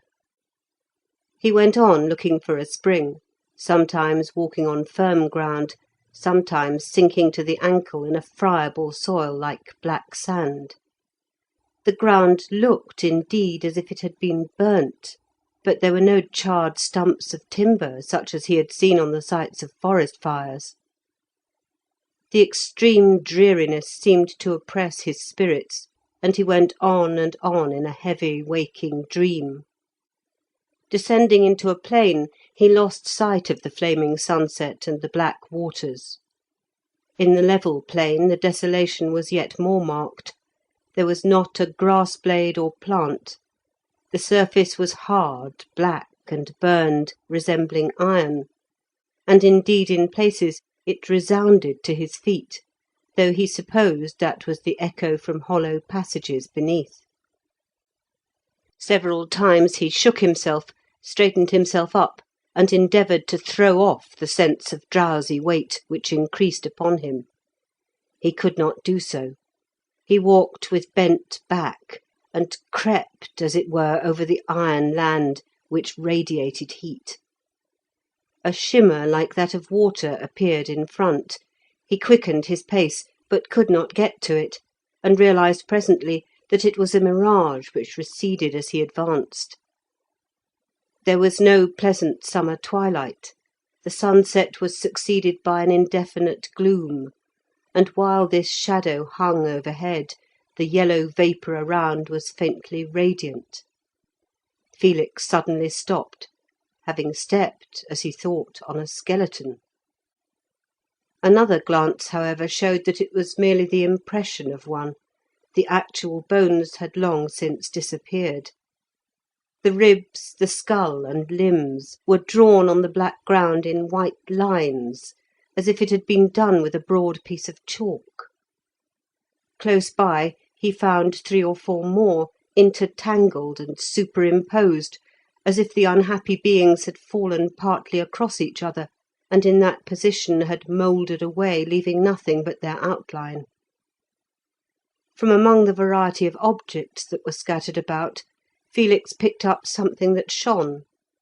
It was a diamond bracelet of one large stone, and a small square of blue china tile, with a curious heraldic animal drawn on it. Evidently these had belonged to one or other of the party who had perished. Though startled at the first sight, it was curious that Felix felt so little horror. The idea did not occur to him that he was in danger as these had been.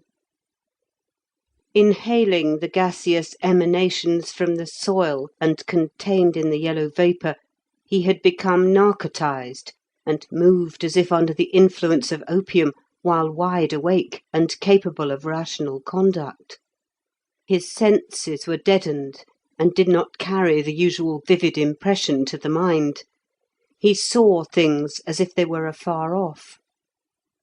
Accidentally looking back, he found that his footmarks, as far as he could see, shone with a phosphoric light like that of touchwood in the dark. Near at hand they did not shine. The appearance did not come till some few minutes had elapsed. His track was visible behind till the vapour hid it. As the evening drew on, the vapour became more luminous, and somewhat resembled an aurora.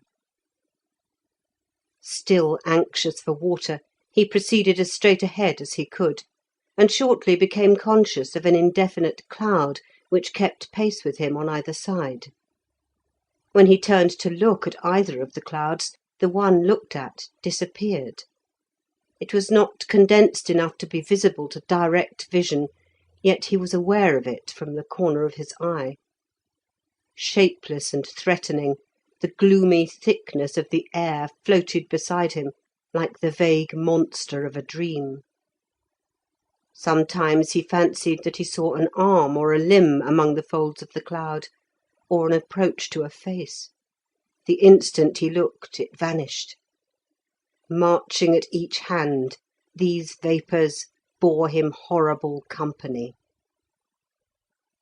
His brain became unsteady, and flickering things moved about him. Yet, though alarmed, he was not afraid. His senses were not acute enough for fear. The heat increased. His hands were intolerably hot, as if he had been in a fever. He panted, but did not perspire. A dry heat, like an oven, burned his blood in his veins. His head felt enlarged, and his eyes seemed alight. He could see these two globes of phosphoric light under his brows.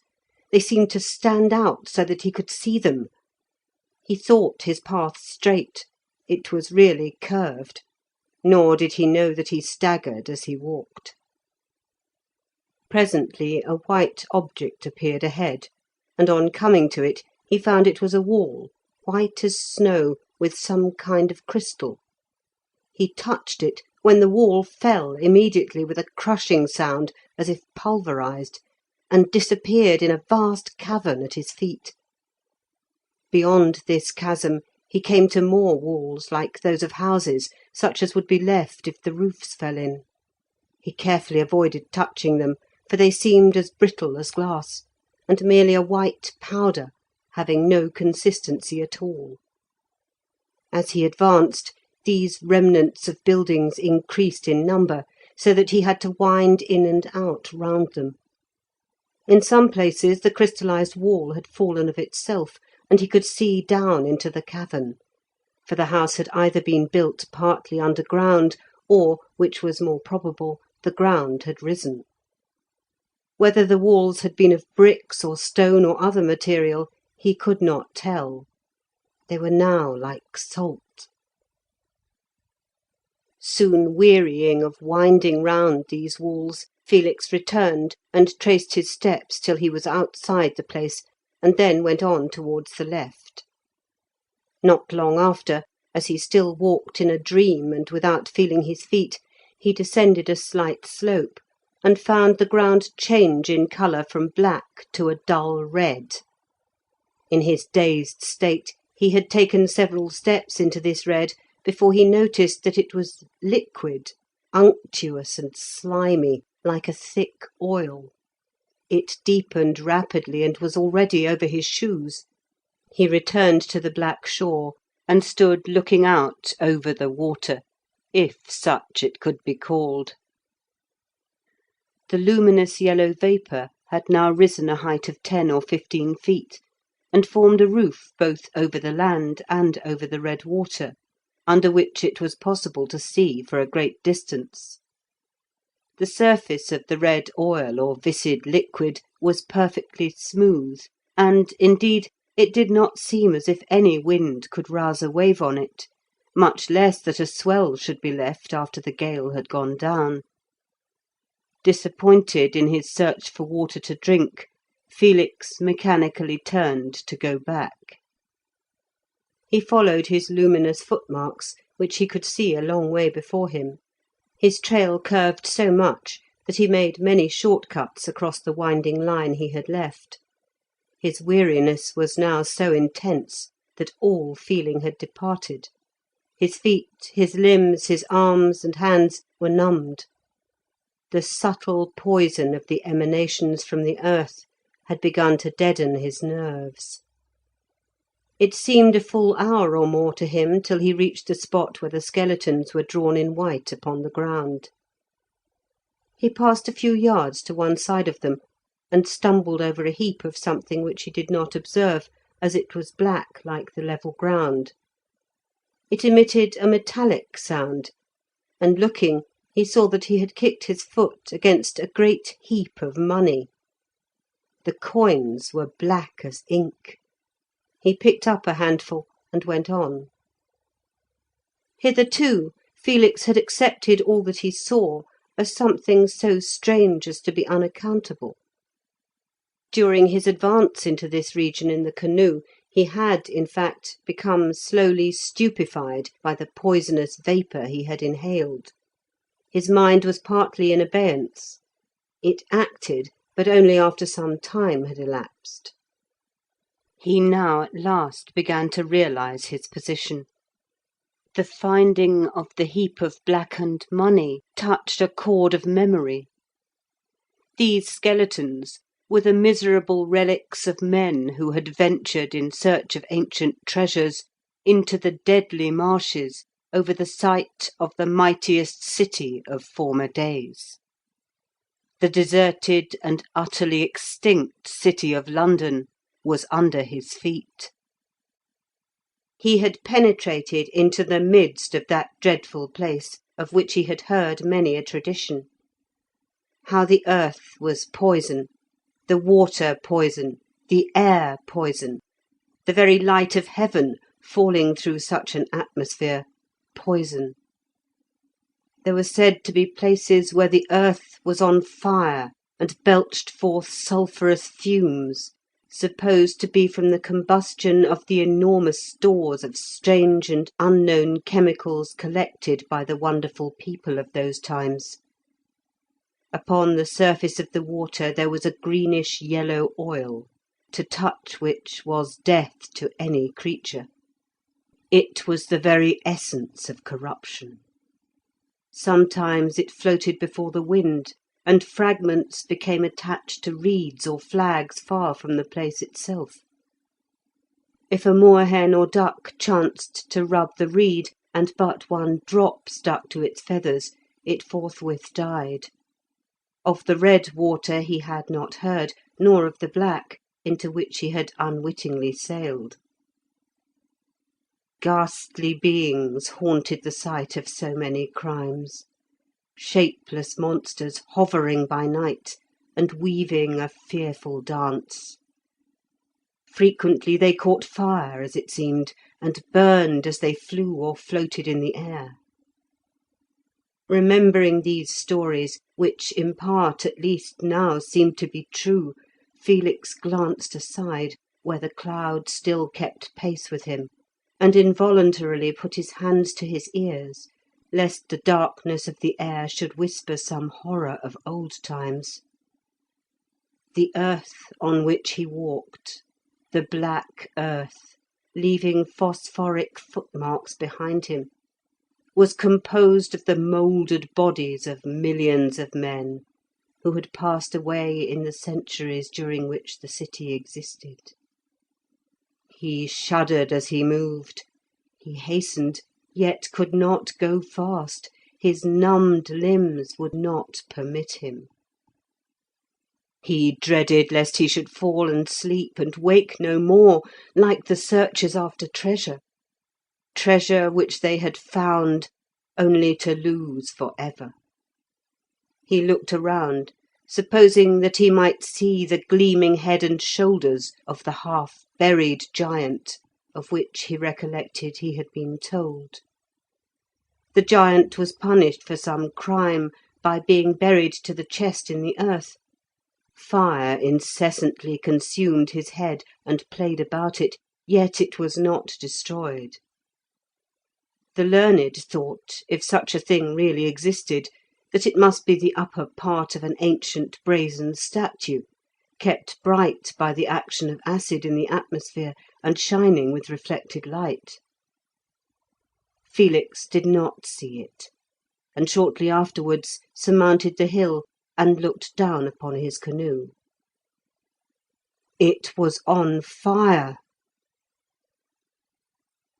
End of Part 2, Chapter 23.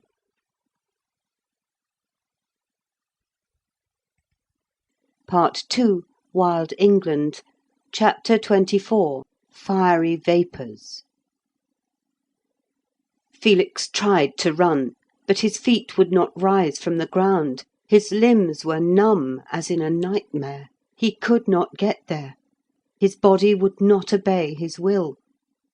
In reality he did move, but more slowly than when he walked. By degrees approaching the canoe, his alarm subsided, for although it burned, it was not injured.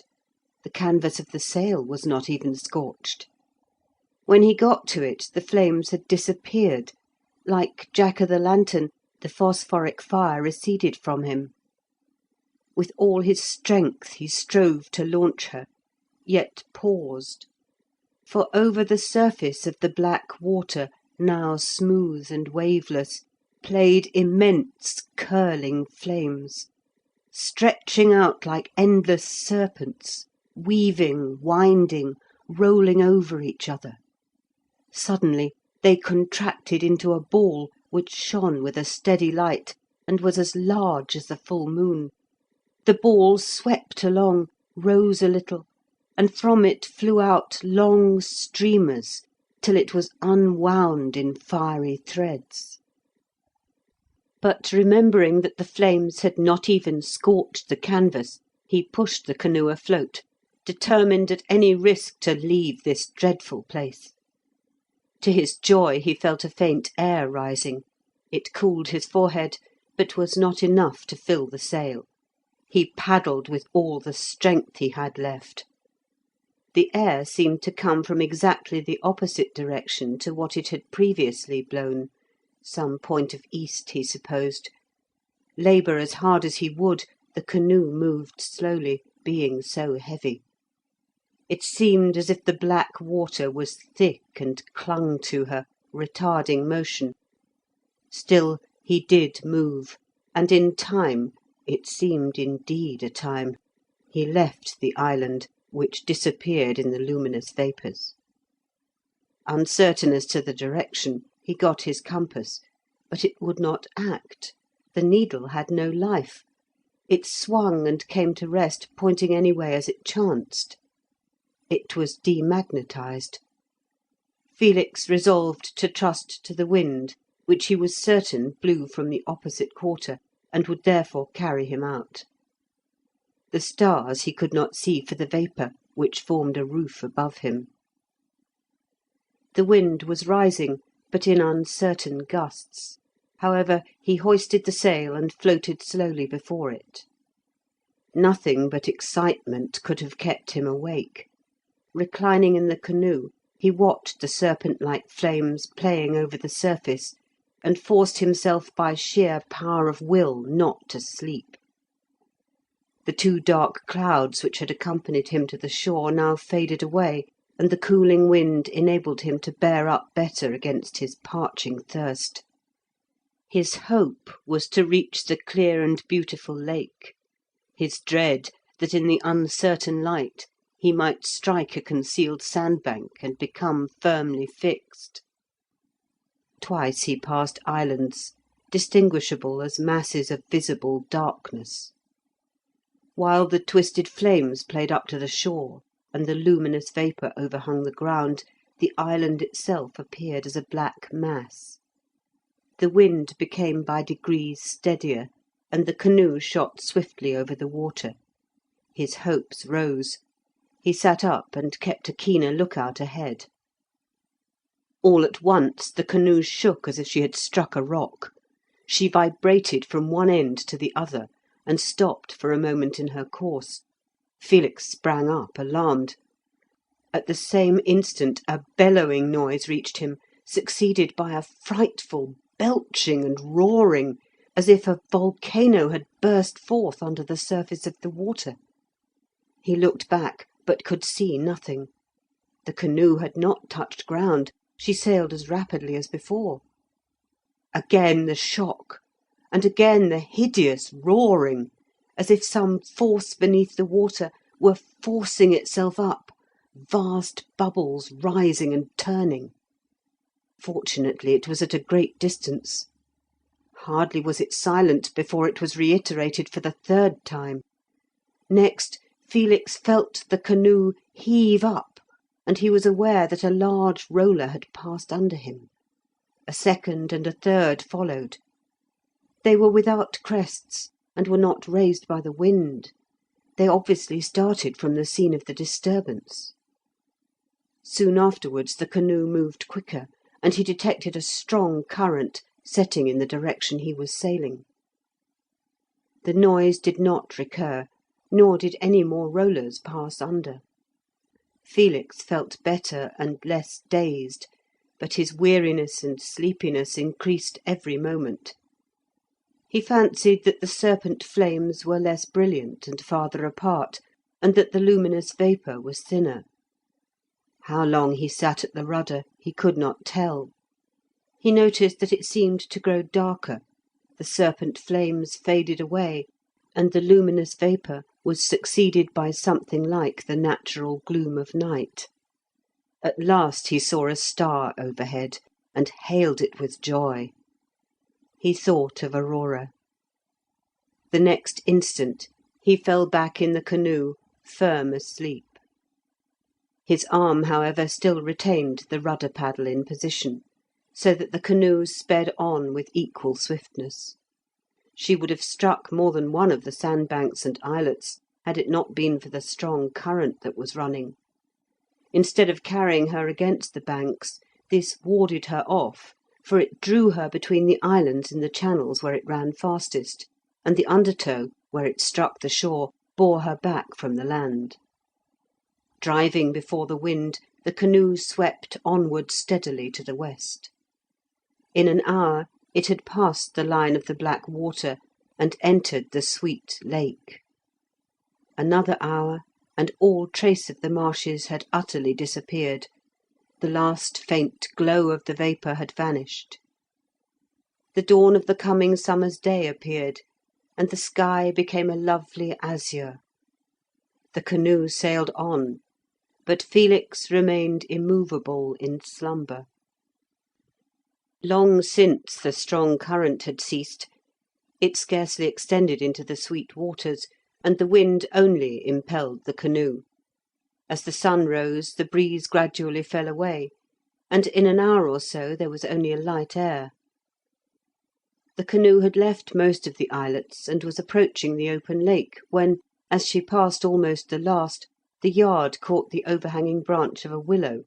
The canoe swung round, and grounded gently under the shadow of the tree.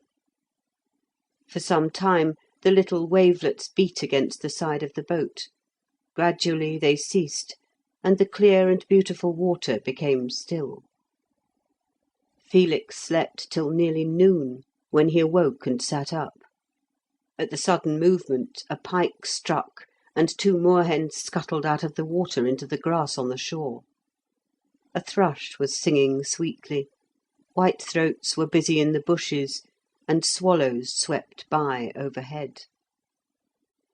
Felix drew a long, deep breath of intense relief. It was like awakening in paradise.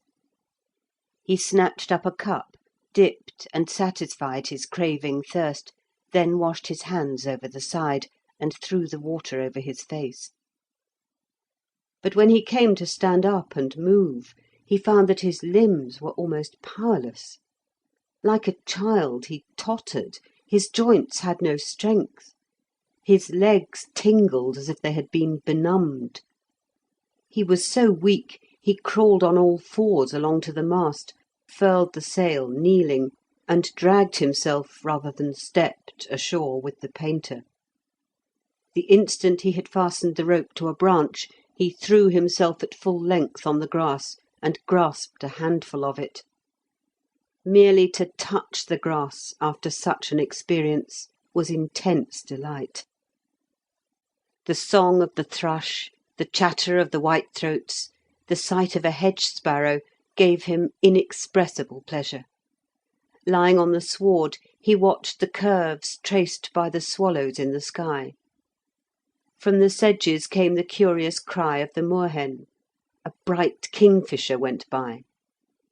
He rested as he had never rested before. His whole body, his whole being was resigned to rest. It was fully 2 hours before he rose and crept on all fours into the canoe for food. There was only sufficient left for one meal, but that gave him no concern now he was out of the marshes. He could fish and use his crossbow. He now observed what had escaped him during the night. The canoe was black from end to end. Stem, stern, gunwale, thwart, outrigger, mast, and sail were black. The stain did not come off on being touched. It seemed burnt in. As he leaned over the side to dip water and saw his reflection, he started. His face was black, his clothes were black, his hair black. In his eagerness to drink the first time, he had noticed nothing. His hands were less dark, Contact with the paddle and ropes had partly rubbed it off, he supposed. He washed, but the water did not materially diminish the discoloration. After eating, he returned to the grass and rested again, and it was not till the sun was sinking that he felt any return of vigour. Still weak, but able now to walk, leaning on a stick, he began to make a camp for the coming night. But a few scraps, the remnant of his former meal, were left. On these he supped after a fashion, and long before the white owl began his rounds, Felix was fast asleep on his hunter's hide from the canoe. He found next morning that the island was small, only a few acres. It was well wooded, dry, and sandy in places. He had little inclination or strength to resume his expedition. He erected a booth of branches, and resolved to stay a few days till his strength returned. By shooting wildfowl and fishing he fared very well, and soon recovered. In 2 days the discoloration of the skin had faded to an olive tint, which, too, grew fainter. The canoe lost its blackness and became a rusty colour. By rubbing the coins he had carried away, he found they were gold. Part of the inscription remained, but he could not read it. The blue china tile was less injured than the metal. After washing it, it was bright. But the diamond pleased him most. It would be a splendid present for Aurora. Never had he seen anything like it in the palaces. He believed it was twice the size of the largest possessed by any king or prince. It was as big as his fingernail, and shone and gleamed in the sunlight, sparkling and reflecting the beams. Its value must be very great, but well he knew how dangerous it would be to exhibit it. On some pretext or other he would be thrown into prison and the gem seized. It must be hidden with the greatest care till he could produce it in Thyma Castle, when the Baron would protect it. Felix regretted now that he had not searched further. Perhaps he might have found other treasures for Aurora. The next instant he repudiated his greed, and was only thankful that he had escaped with his life. He wondered and marvelled that he had done so. It was so well known that almost all who had ventured in had perished. Reflecting on the circumstances which had accompanied his entrance to the marshes, the migration of the birds seemed almost the most singular. They were evidently flying from some apprehended danger, and that most probably would be in the air. The gale at that time, however, was blowing in a direction which would appear to ensure safety to them, into and not out of the poisonous marshes. Did they, then, foresee that it would change? Did they expect it to veer like a cyclone, and presently blow east with the same vigour as it then blew west? That would carry the vapour from the inky waters out over the sweet lake, and might even cause the foul water itself to temporarily encroach on the sweet.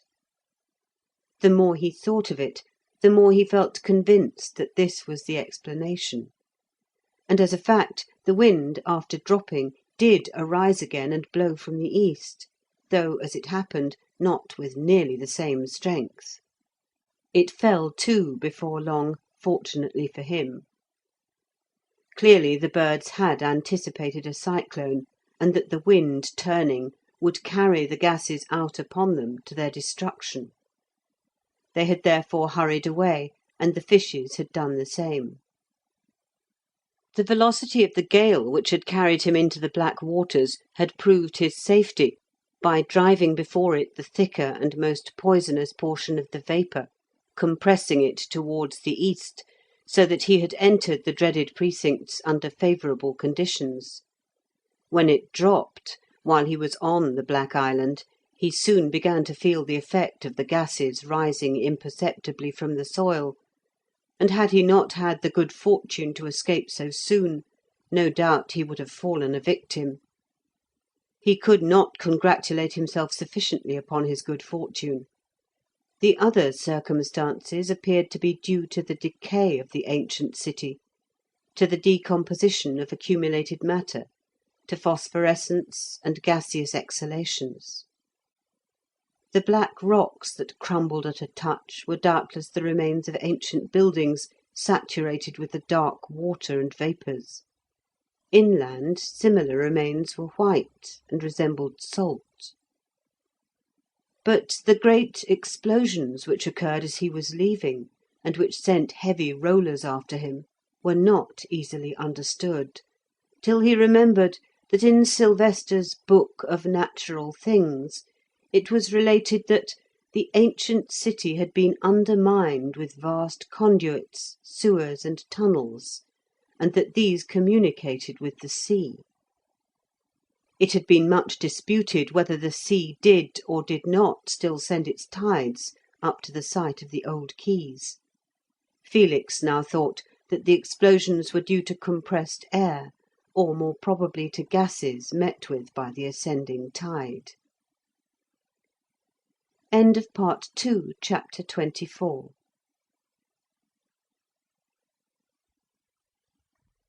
Part 2, Wild England, Chapter 25, The Shepherds. For 4 days Felix remained on the island, recovering his strength. By degrees the memory of the scenes he had witnessed grew less vivid, and his nerves regained their tone. The 5th morning he sailed again, making due south with a gentle breeze from the west, which suited the canoe very well. He considered that he was now at the eastern extremity of the lake, and that by sailing south he should presently reach the place where the shore turned to the east again. The sharp prow of the canoe cut swiftly through the waves, a light spray flew occasionally in his face, and the wind blew pleasantly. In the cloudless sky swallows and swifts were wheeling, and on the water 6 mallards moved aside to let him pass. About 2 hours after he started, he encountered a mist, which came softly over the surface of the water with the wind, and in an instant shut out all view. Even the sun was scarcely visible. It was very warm, and left no moisture. In 5 minutes he passed through, and emerged again in the bright sunlight. These dry, warm mists are frequently seen on the lake in summer, and are believed to portend a continuance of fine weather. Felix kept a good distance from the mainland, which was hilly and wooded, and with few islands.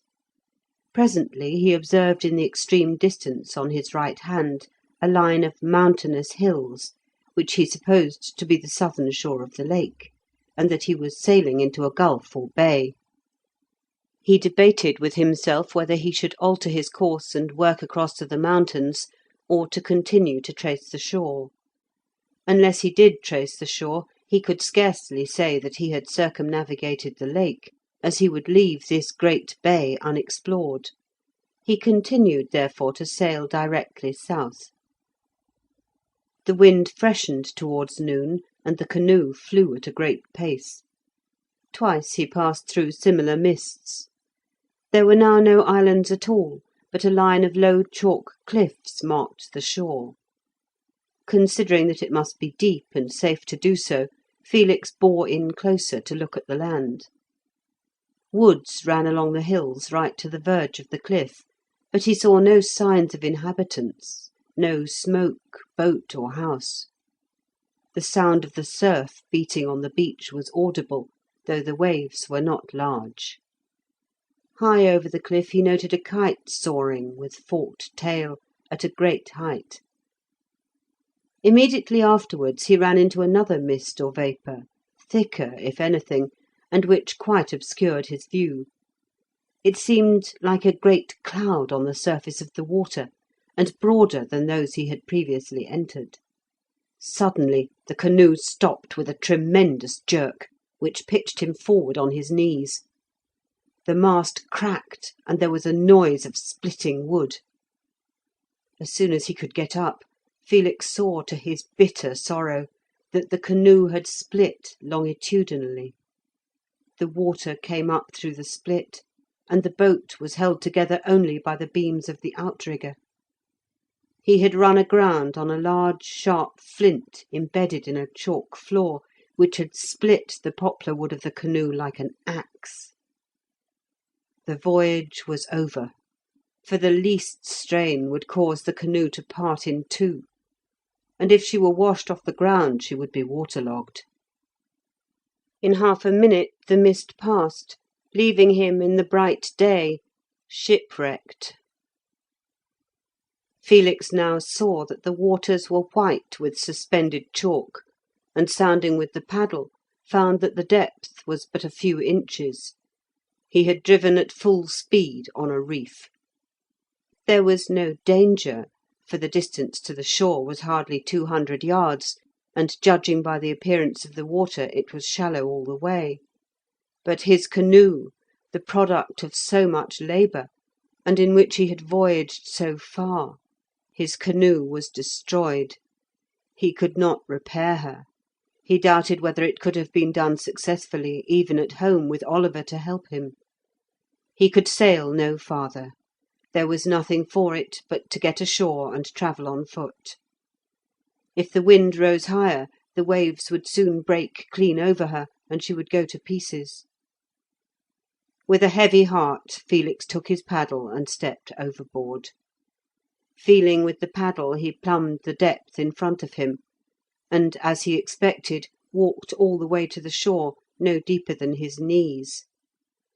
This was fortunate, as it enabled him to convey his things to land without loss. He wrapped up the tools and manuscripts in one of his hunter's hides.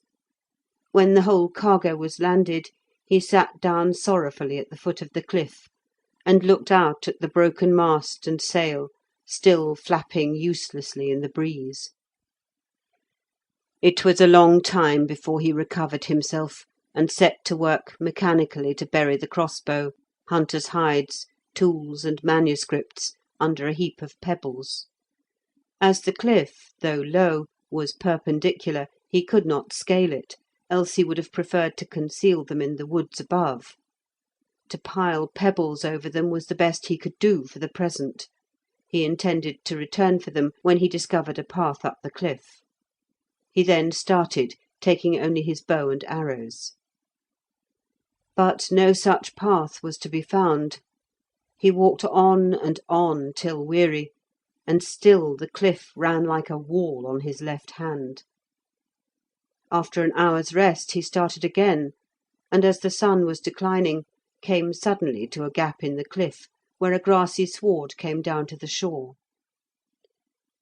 It was now too late, and he was too weary, to think of returning for his things that evening. He made a scanty meal, and endeavoured to rest. But the excitement of losing the canoe, the long march since, the lack of good food, all tended to render him restless. Weary, he could not rest, nor move farther. The time passed slowly, the sun sank, the wind ceased. After an interminable time the stars appeared, and still he could not sleep. He had chosen a spot under an oak on the green slope. The night was warm and even sultry, so that he did not miss his covering, but there was no rest in him.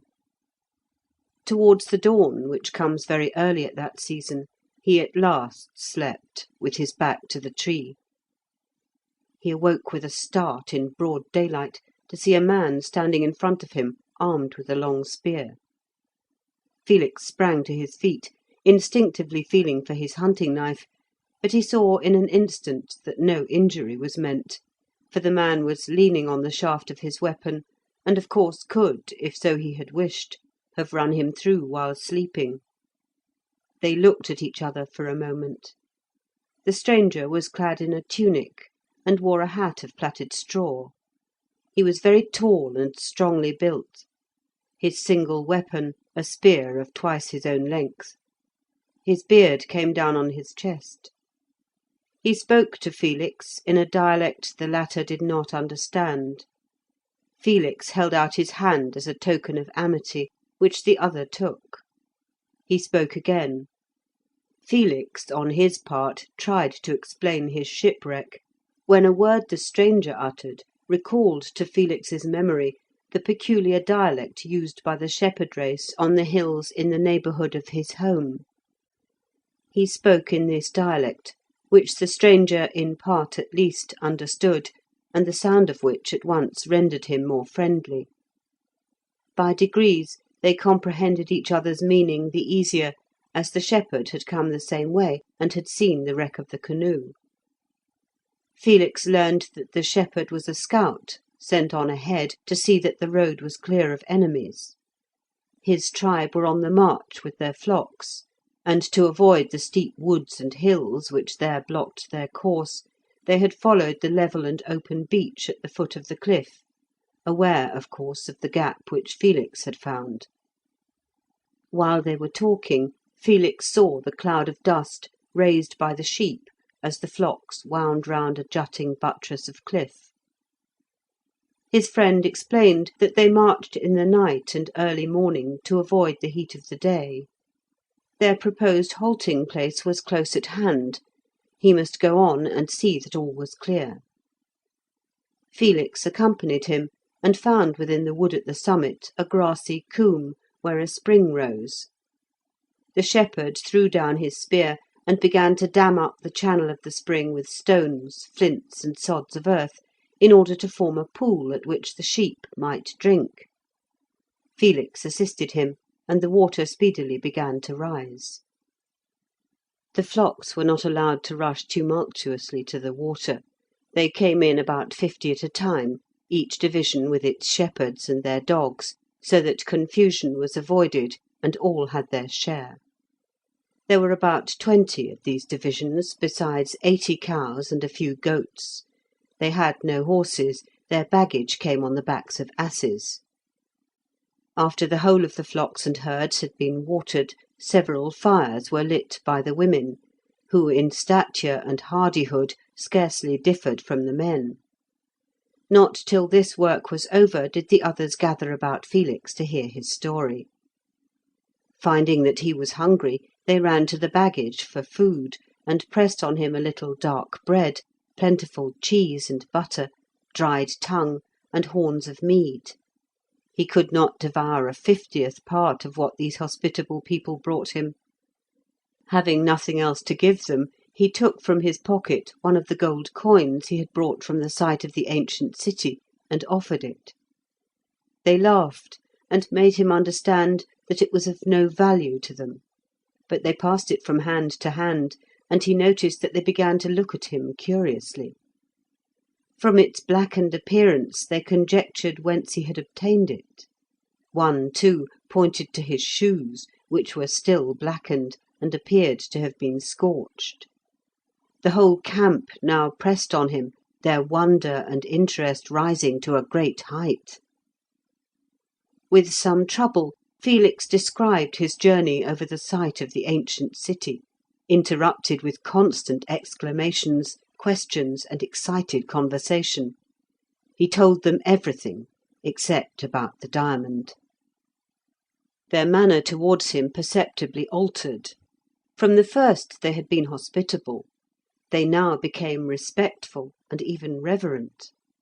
The elders and their chief, not to be distinguished by dress or ornament from the rest, treated him with ceremony and marked deference. The children were brought to see and even to touch him. So great was their amazement that any one should have escaped from these pestilential vapours that they attributed it to divine interposition, and looked upon him with some of the awe of superstition. He was asked to stay with them altogether, and to take command of the tribe. The latter Felix declined.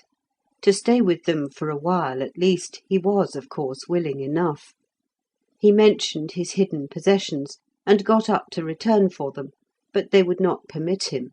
2 men started at once. He gave them the bearings of the spot, and they had not the least doubt but that they should find it, especially as, the wind being still, the canoe would not yet have broken up, and would guide them. The tribe remained in the green coombe the whole day, resting from their long journey.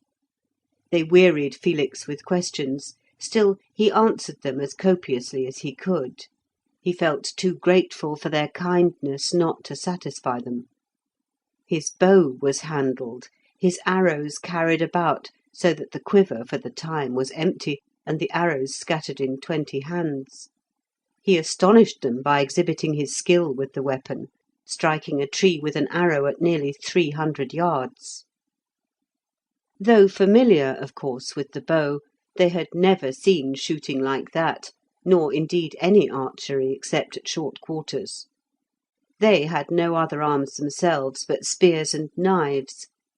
Seeing one of the women cutting the boughs from a fallen tree, dead and dry, and therefore preferable for fuel, Felix naturally went to help her, and taking the axe soon made a bundle, which he carried for her. It was his duty as a noble to see that no woman, not a slave, laboured. He had been bred in that idea, and would have felt disgraced had he permitted it. The women looked on with astonishment, for in these rude tribes the labour of the women was considered valuable, and appraised like that of a horse.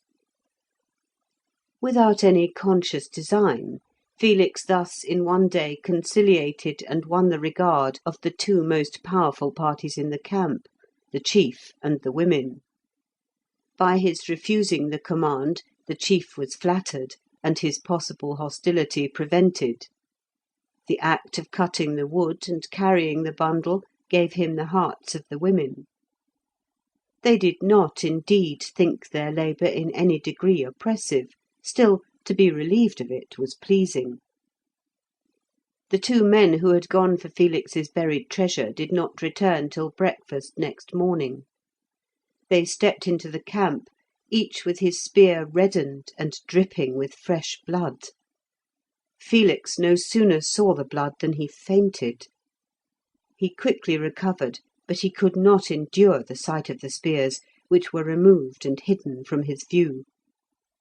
He had seen blood enough spilt at the siege of Iwis, but this came upon him in all its horror, unrelieved by the excitement of war. The two shepherds had been dogged by gipsies, and had been obliged to make a round to escape. They took their revenge by climbing into trees, and as their pursuers passed under, thrust them through with their long spears. The shepherds, like all their related tribes, had been at feud with the gipsies for many generations. The gipsies followed them to and from their pastures, cut off stragglers, destroyed or stole their sheep and cattle, and now and then overwhelmed a whole tribe. Of late the contest had become more sanguinary and almost ceaseless. Mounted on swift though small horses, the gipsies had the advantage of the shepherds. On the other hand, the shepherds, being men of great stature and strength, could not be carried away by a rush if they had time to form a circle, as was their custom of battle. They lost many men by the javelins thrown by the gipsies, who rode up to the edge of the circle, cast their darts, and retreated. If the shepherds left their circle, they were easily ridden over. While they maintained formation, they lost individuals but saved the mass. Battles were of rare occurrence. The gipsies watched for opportunities and executed raids, the shepherds retaliated, and thus the endless war continued. The shepherds invariably posted sentinels, and sent forward scouts to ascertain if the way were clear. Accustomed to the horrid scenes of war from childhood, they could not understand Felix's sensitiveness. They laughed, and then petted him like a spoilt child. This galled him exceedingly. He felt humiliated and eager to reassert his manhood. He was willing to stay with them there for a while. Nothing would have induced him to leave them now till he had vindicated himself in their sight. The incident happened soon after sunrise, which is very early at the end of June. The camp had only waited for the return of these men, and on their appearance began to move.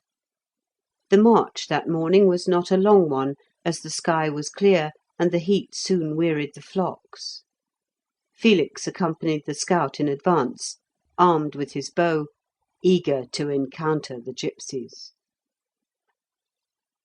End of Part 2, Chapter 25.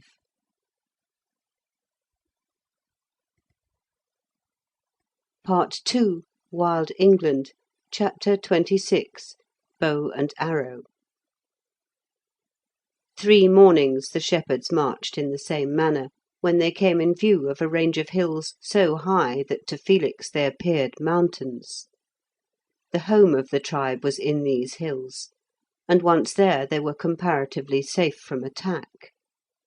In early spring, when the herbage on the downs was scarce, the flocks moved to the meadow-like lands far in the valleys. In summer they returned to the hills. In autumn they went to the vales again. Soon after noon on the 3rd day, the scouts reported that a large body of gipsies were moving in a direction which would cut off their course to the hills on the morrow. The chief held a council, and it was determined that a forced march should be made at once by another route more to the left, and it was thought that in this way they might reach the base of the slopes by evening. The distance was not great, and could easily have been traversed by the men. The flocks and herds, however, could not be hurried much. A messenger was dispatched to the hills for assistance, and the march began. It was a tedious movement. Felix was wearied, and walked in a drowsy state. Towards 6 o'clock, as he guessed, the trees began to thin, and the column reached the first slopes of the hills. Here about 30 shepherds joined them, a contingent from the nearest camp. It was considered that the danger was now past, and that the gipsies would not attack them on the hill, but it was a mistake. A large body almost immediately appeared, coming along the slope on the right, not less than 200, and from their open movements and numbers it was evident that they intended battle. The flocks and herds were driven hastily into a coombe or narrow valley, and there left to their fate. All the armed men formed in a circle, the women occupied the centre. Felix took his stand outside the circle by a gnarled and decayed oak. There was just there a slight rise in the ground, which he knew would give him some advantage in discharging his arrows, and would also allow him a clear view. His friends earnestly entreated him to enter the circle, and even sought to bring him within it by force, till he explained to them that he could not shoot if so surrounded, and promised, if the gipsies charged, to rush inside. Felix unslung his quiver, and placed it on the ground before him. A second quiver he put beside it.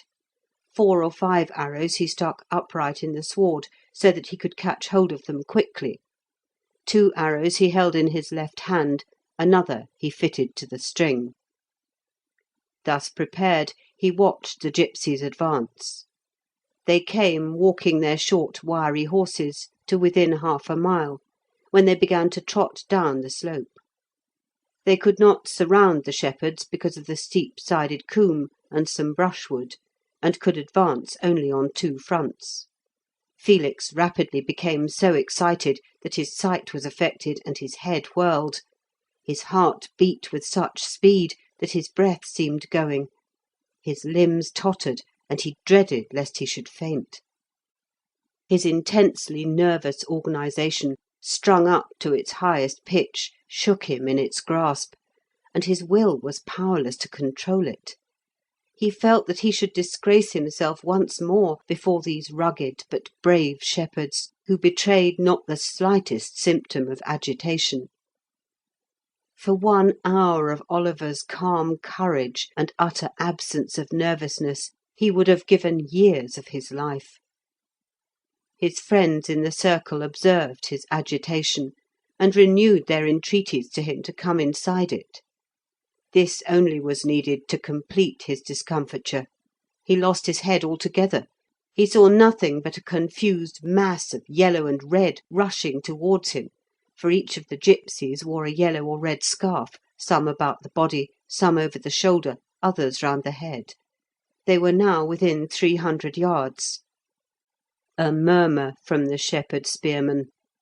Felix had discharged an arrow. It stuck in the ground about 20 paces from him. He shot again. It flew wild and quivering, and dropped harmlessly. Another murmur. They expressed to each other their contempt for the bow. This immediately restored Felix. He forgot the enemy as an enemy. He forgot himself. He thought only of his skill as an archer, now in question. Pride upheld him. The third arrow he fitted properly to the string. He planted his left foot slightly in advance, and looked steadfastly at the horseman before he drew his bow. At a distance of 150 yards they had paused, and were widening out so as to advance in loose open rank, and allow each man to throw his javelin. They shouted. The spearmen in the circle replied, and levelled their spears. Felix fixed his eye on one of the gipsies who was ordering and marshalling the rest, a chief. He drew the arrow swiftly but quietly. The string hummed, the pliant yew obeyed, and the long arrow shot forward in a steady, swift flight, like a line of gossamer drawn through the air. It missed the chief, but pierced the horse he rode just in front of the rider's thigh. The maddened horse reared and fell backwards on his rider. The spearmen shouted. Before the sound could leave their lips, another arrow had sped. A gipsy threw up his arms with a shriek. The arrow had gone through his body. A third, a fourth, a fifth. 6 gipsies rolled on the sward. Shout upon shout rent the air from the spearmen. Utterly unused to this mode of fighting, the gipsies fell back. Still the fatal arrows pursued them, and ere they were out of range, 3 others fell. Now the rage of battle burned in Felix. His eyes gleamed, his lips were open, his nostrils wide like a horse running a race. He shouted to the spearmen to follow him, and snatching up his quiver, ran forward. Gathered together in a group, the gipsy band consulted. Felix ran at full speed. Swift of foot, he left the heavy spearmen behind. Alone he approached the horsemen. All the Aquilla courage was up within him. He kept the higher ground as he ran, and stopped suddenly on a little knoll or tumulus. His arrow flew, a gipsy fell. Again, and a third. Their anger gave them fresh courage. To be repulsed by 1 only! 20 of them started to charge and run him down. The keen arrows flew faster than their horses' feet. Now the horse and now the man met those sharp points. 6 fell. The rest returned. The shepherds came running. Felix ordered them to charge the gipsies. His success gave him authority. They obeyed, and as they charged, he shot 9 more arrows, 9 more deadly wounds. Suddenly the gipsy band turned and fled into the brushwood on the lower slopes. Breathless, Felix sat down on the knoll, and the spearmen swarmed around him. Hardly had they begun to speak to him than there was a shout, and they saw a body of shepherds descending the hill. There were 300 of them. Warned by the messenger, the whole country had risen to repel the gipsies. Too late to join in the fight, they had seen the last of it. They examined the field. There were 10 dead and 6 wounded, who were taken prisoners. The rest escaped, though hurt. In many cases the arrow had gone clean through the body. Then, for the first time, they understood the immense power of the yew bow in strong and skilful hands. Felix was overwhelmed. They almost crushed him with their attentions. The women fell at his feet and kissed them. But the archer could scarcely reply. His intense nervous excitement had left him weak and almost faint. His one idea was to rest. As he walked back to the camp between the chiefs of the shepherd spearmen, his eyes closed, his limbs tottered, and they had to support him. At the camp he threw himself on the sward under the gnarled oak, and was instantly fast asleep. Immediately the camp was stilled, not to disturb him.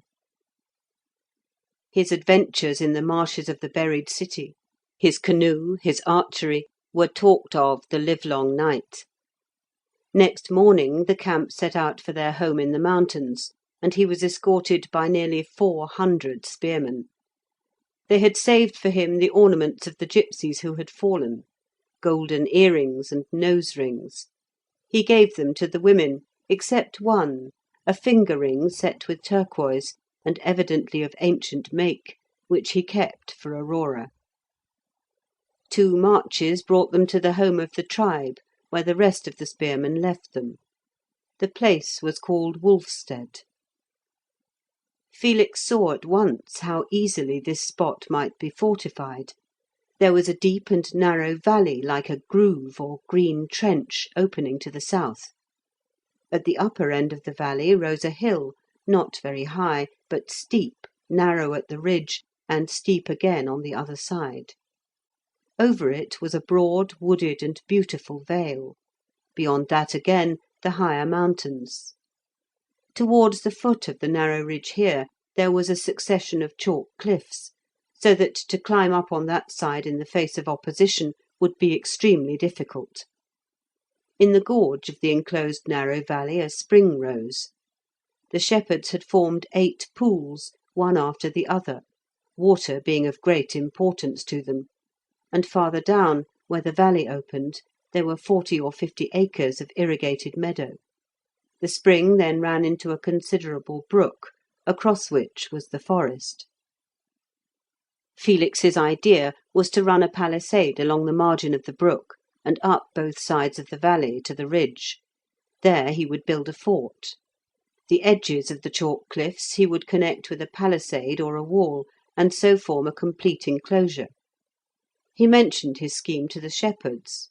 They did not greatly care for it, as they had always been secure without it, the rugged nature of the country not permitting horsemen to penetrate. But they were so completely under his influence that to please him they set about the work. He had to show them how to make a palisade.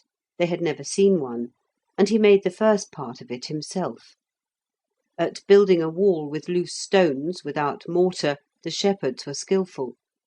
The wall along the verge of the cliffs was soon up, and so was the fort on the top of the ridge. The fort consisted merely of a circular wall, breast high, with embrasures or crenellations. When this was finished, Felix had a sense of mastership, for in this fort he felt as if he could rule the whole country. From day to day, shepherds came from the more distant parts to see the famous archer and to admire the enclosure. Though the idea of it had never occurred to them, now they saw it, they fully understood its advantages, and 2 other chiefs began to erect similar forts and palisades. End of Part 2, Chapter 26.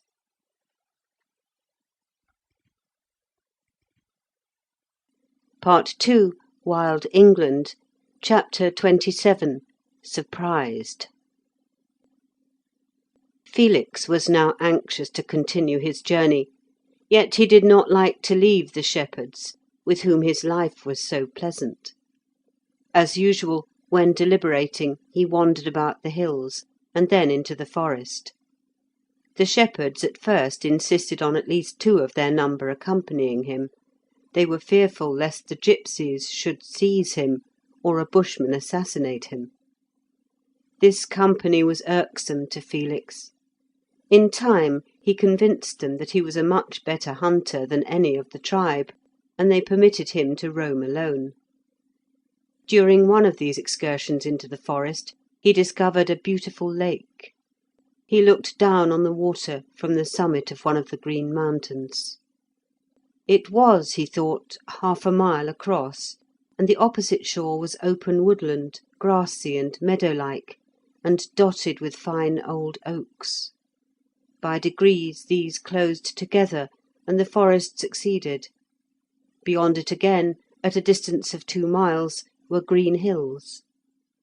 A little clearing only was wanted to make the place fit for a castle and enclosure. Through the grassland opposite he traced the course of a large brook down to the lake. Another entered it on the right, and the lake gradually narrowed to a river on his left. Could he erect a tower there and bring Aurora to it, how happy he would be! A more beautiful spot he had never seen, nor one more suited for every purpose in life. He followed the course of the stream which left the lake, every now and then disturbing wild goats from the cliffs, and twice he saw deer under the oaks across it. On rounding a spur of down, he saw that the river debouched into a much wider lake, which he conjectured must be the Sweet Waters. He went on till he reached the mouth of the river, and had then no doubt that he was standing once more on the shore of the Sweet Water Sea. On this, the southern side, the banks were low; on the other, a steep chalky cliff almost overhung the river and jutted out into the lake, curving somewhat towards him. A fort on that cliff would command the entrance to the river. The cliff was a natural breakwater, so that there was a haven at its base. The river appeared broad and deep enough for navigation, so that vessels could pass from the great lake to the inland water, about 6 or 7 miles, he supposed. Felix was much taken with this spot. The beauty of the inland lake, the evident richness of the soil, the river communicating with the great lake, the cliff commanding its entrance. Never in all his wanderings had he seen a district so well suited for a settlement and the founding of a city. If he had but 1,000 men, how soon would he bring Aurora there, and build a tower and erect a palisade? So occupied was he with the thought that he returned the whole distance to the spot where he had made the discovery. There he remained a long time, designing it all in his mind. The tower he would build yonder, 3/4 of a mile, perhaps a mile, inland from the opposite shore, on a green knoll at the base of which the brook flowed. It would be even more pleasant there than on the shore of the lake. The forest he would clear back a little, and put up a stout palisade, enclosing at least 3 miles of grassy land. By the shore of the lake he would build his town, so that his vessels might be able to go forth into the great Sweet Water Sea. So strongly did imagination hold him that he did not observe how near it was to sunset, nor did he remark the threatening aspect of the sky. Thunder awoke him from his dream. He looked, and saw a storm rapidly coming from the north-east. He descended the hill, and sheltered himself as well as possible among some thick fir trees. After the lightning, the rain poured so heavily that it penetrated the branches, and he unstrung his bow and placed the string in his pocket, that it might not become wet. Instantly there was a whoop on either side, and 2 gipsies darted from the undergrowth towards him. While the terrible bow was bent, they had followed him, tracking his footsteps. The moment he unstrung the bow, they rushed out. Felix crushed through between the firs, by main force getting through, but only opening a passage for them to follow.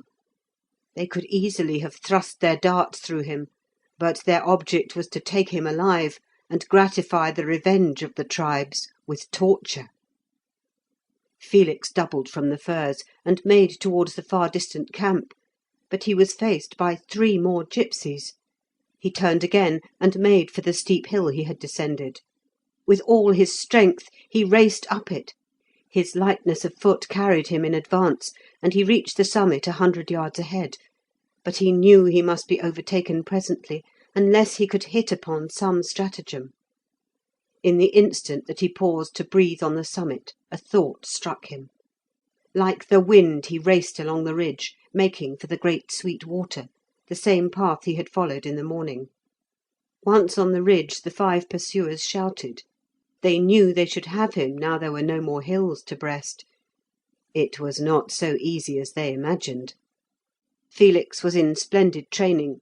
He kept his lead, and even drew a little on them. Still he knew in time he must succumb, just as the stag, though swifter of foot, ultimately succumbs to the hounds. They would track him till they had him. If only he could gain enough to have time to string and bend his bow! But with all his efforts he could not get away more than the 100 yards, and that was not far enough. It could be traversed in 10 seconds. They would have him before he could string it and fit an arrow. If only he had been fresh as in the morning! But he had had a long walk during the day, and not much food. He knew that his burst of speed must soon slacken. But he had a stratagem yet. Keeping along the ridge till he reached the place where the lake narrowed to the river, suddenly he rushed down the hill towards the water. The edge was encumbered with brushwood and fallen trees.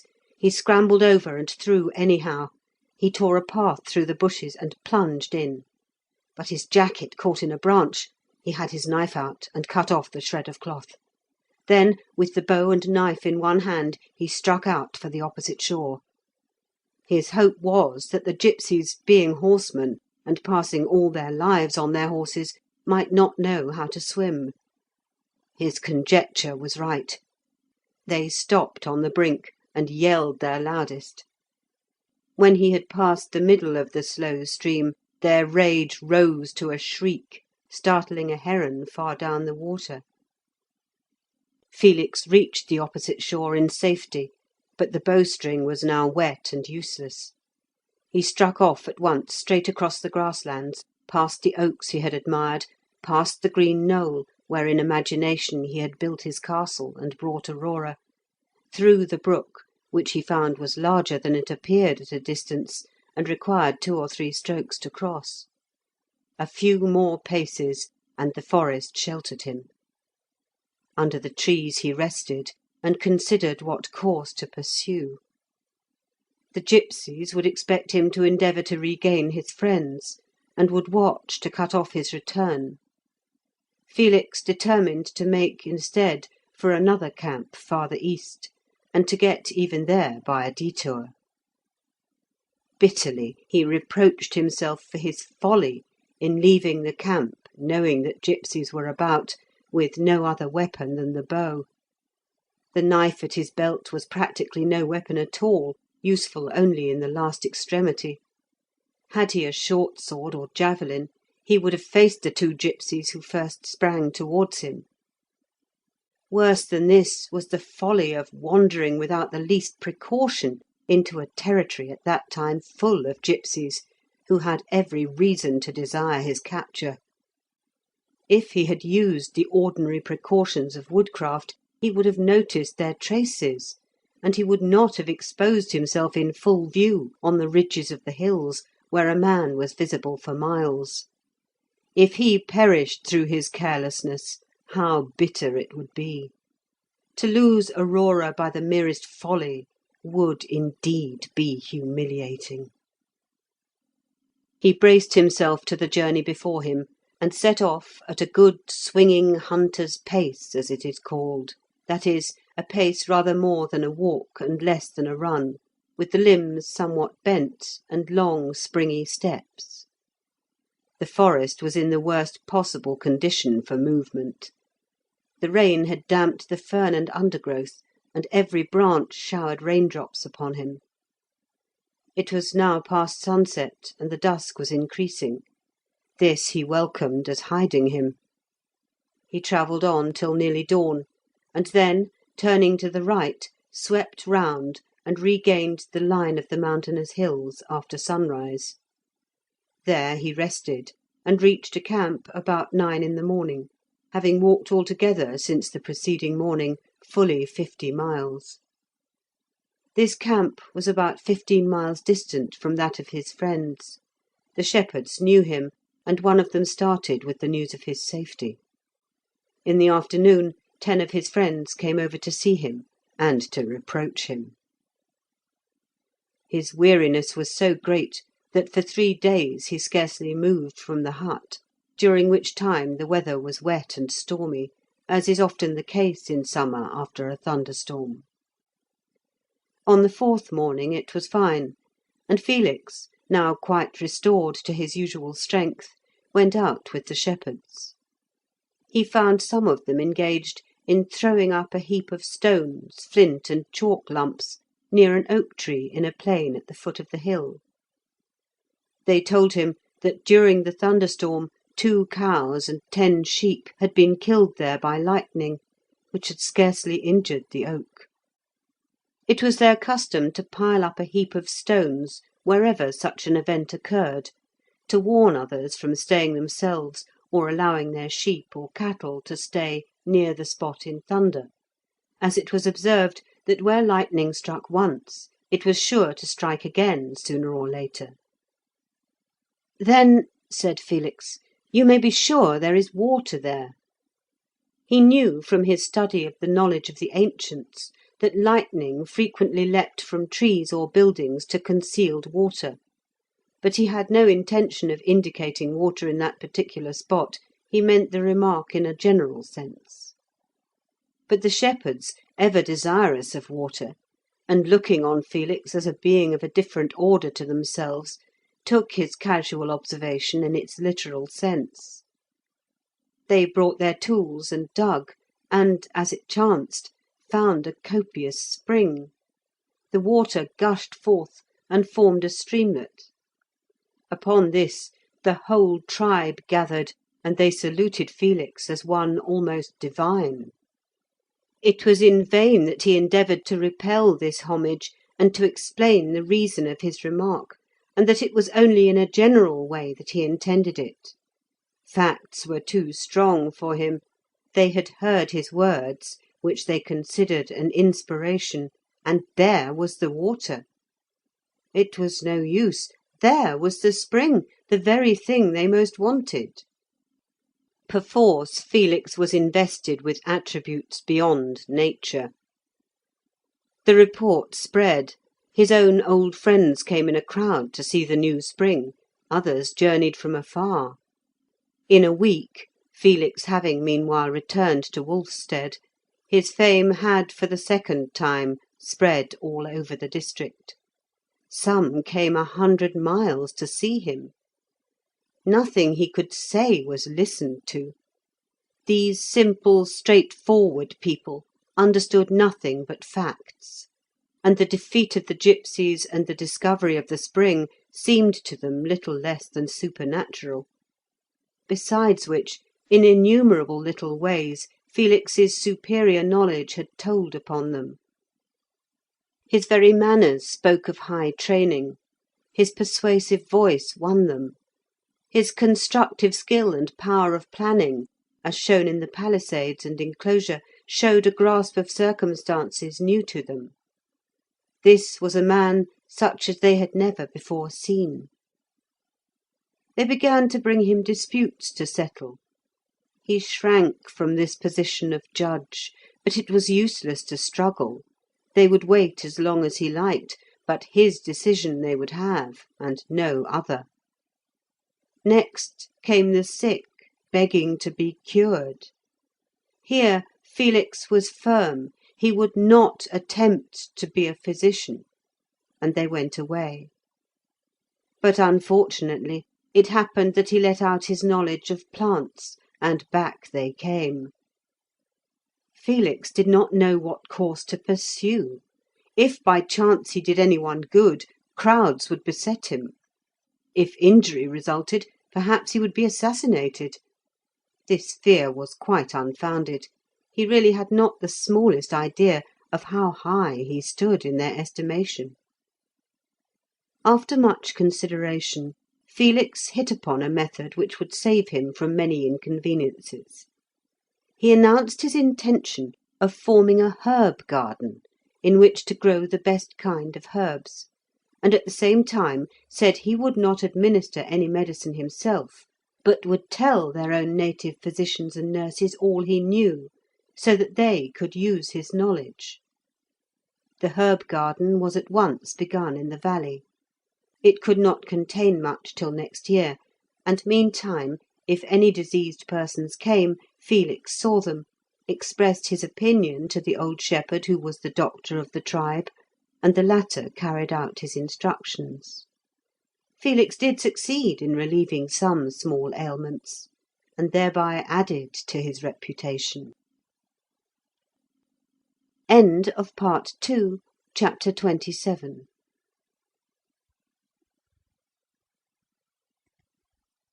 Part 2, Wild England, Chapter 28, For Aurora. Felix now began to find out for himself the ancient truth that difficulties always confront man. Success only changes them and increases their number. Difficulties faced him in every direction.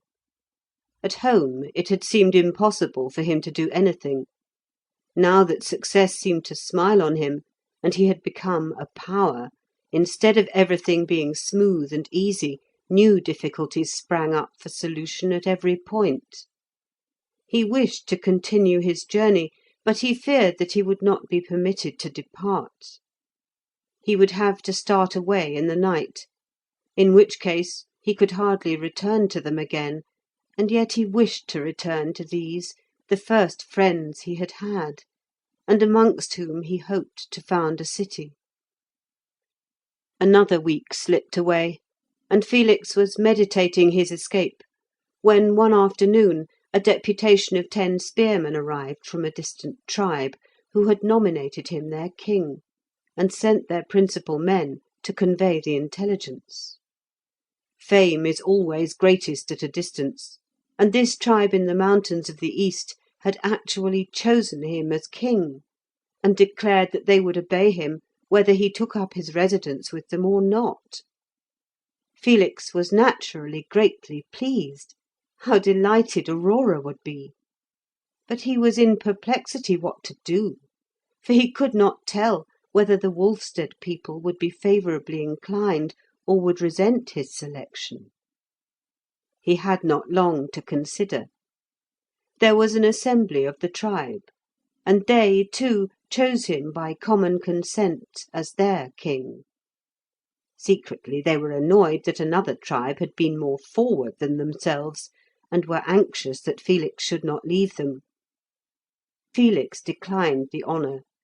In spite of his refusal, he was treated as if he were the most despotic monarch. 4 days afterwards 2 other tribes joined the movement, and sent their acceptance of him as their monarch. Others followed, and so quickly now that a day never passed without another tribe sending a deputation. Felix thought deeply on the matter. He was, of course, flattered, and ready to accept the dignity, but he was alive to considerations of policy.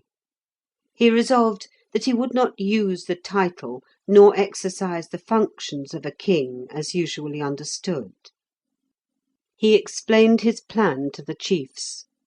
It was that he should be called simply leader, the leader of the war, that he should only assume royal authority in time of war, that the present chiefs should retain their authority, and each govern as before, in accordance with ancient custom. He proposed to be king only during wartime.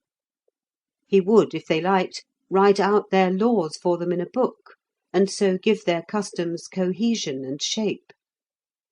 To this plan the tribes readily agreed. It retained all the former customs, it left the chiefs their simple patriarchal authority, and it gave all of them the advantage of combination in war. As the leader, Felix was henceforth known. In the course of a fortnight, upwards of 6,000 men had joined the confederacy, and Felix wrote down the names of 20 tribes on a sheet of parchment which he took from his chest. A hut had long since been built for him, but he received all the deputations and held the assemblies which were necessary in the circular fort. He was so pressed to visit the tribes that he could not refuse to go to the nearest, and thus his journey was again postponed. During this progress from tribal camp to tribal camp, Felix gained the adhesion of 12 more, making a total of 32 names of camps, representing about 8,000 spearmen. With pride, Felix reflected that he commanded a far larger army than the Prince of Ponze.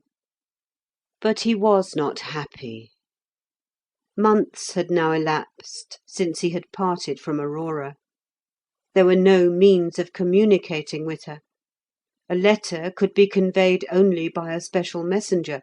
He could not get a messenger, and even if one had been forthcoming, he could not instruct him how to reach Thyma Castle.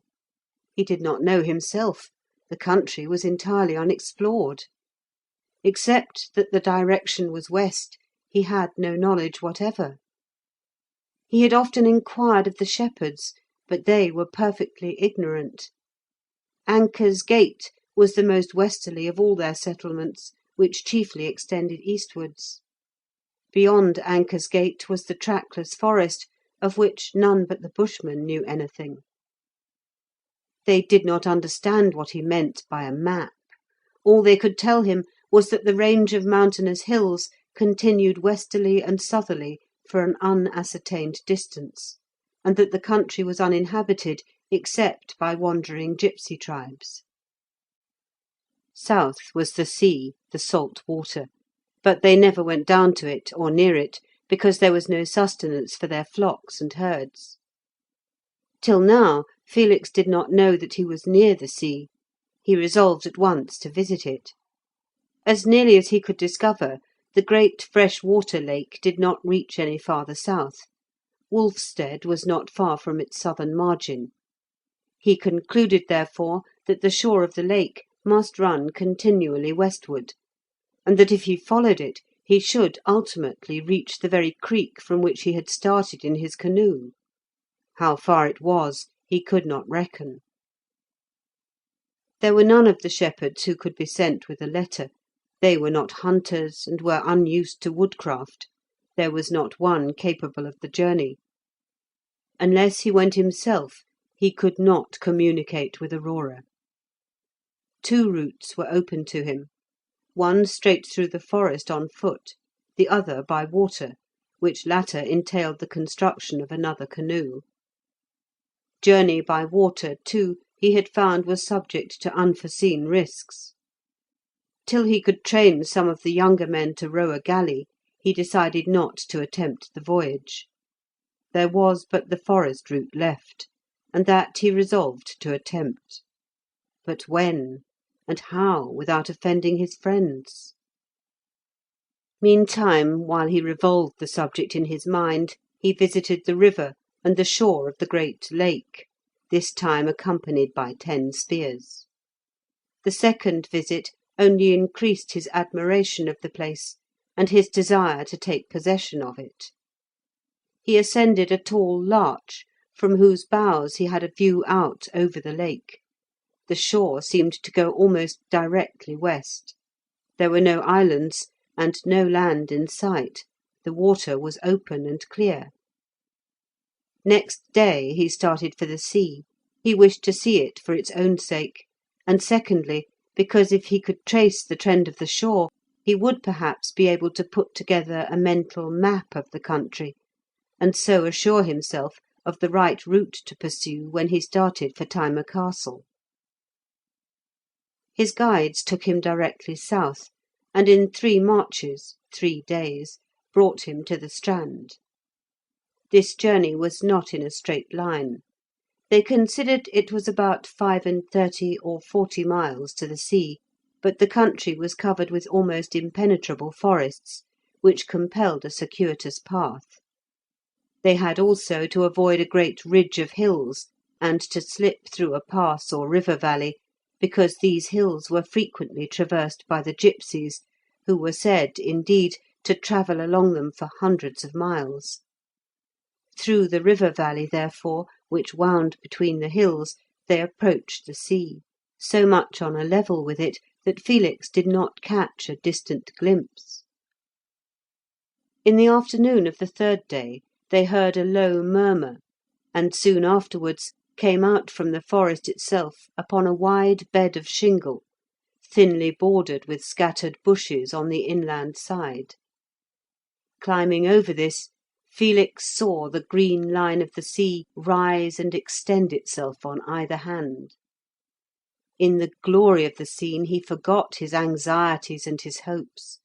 They fell from him together, leaving the mind alone with itself and love.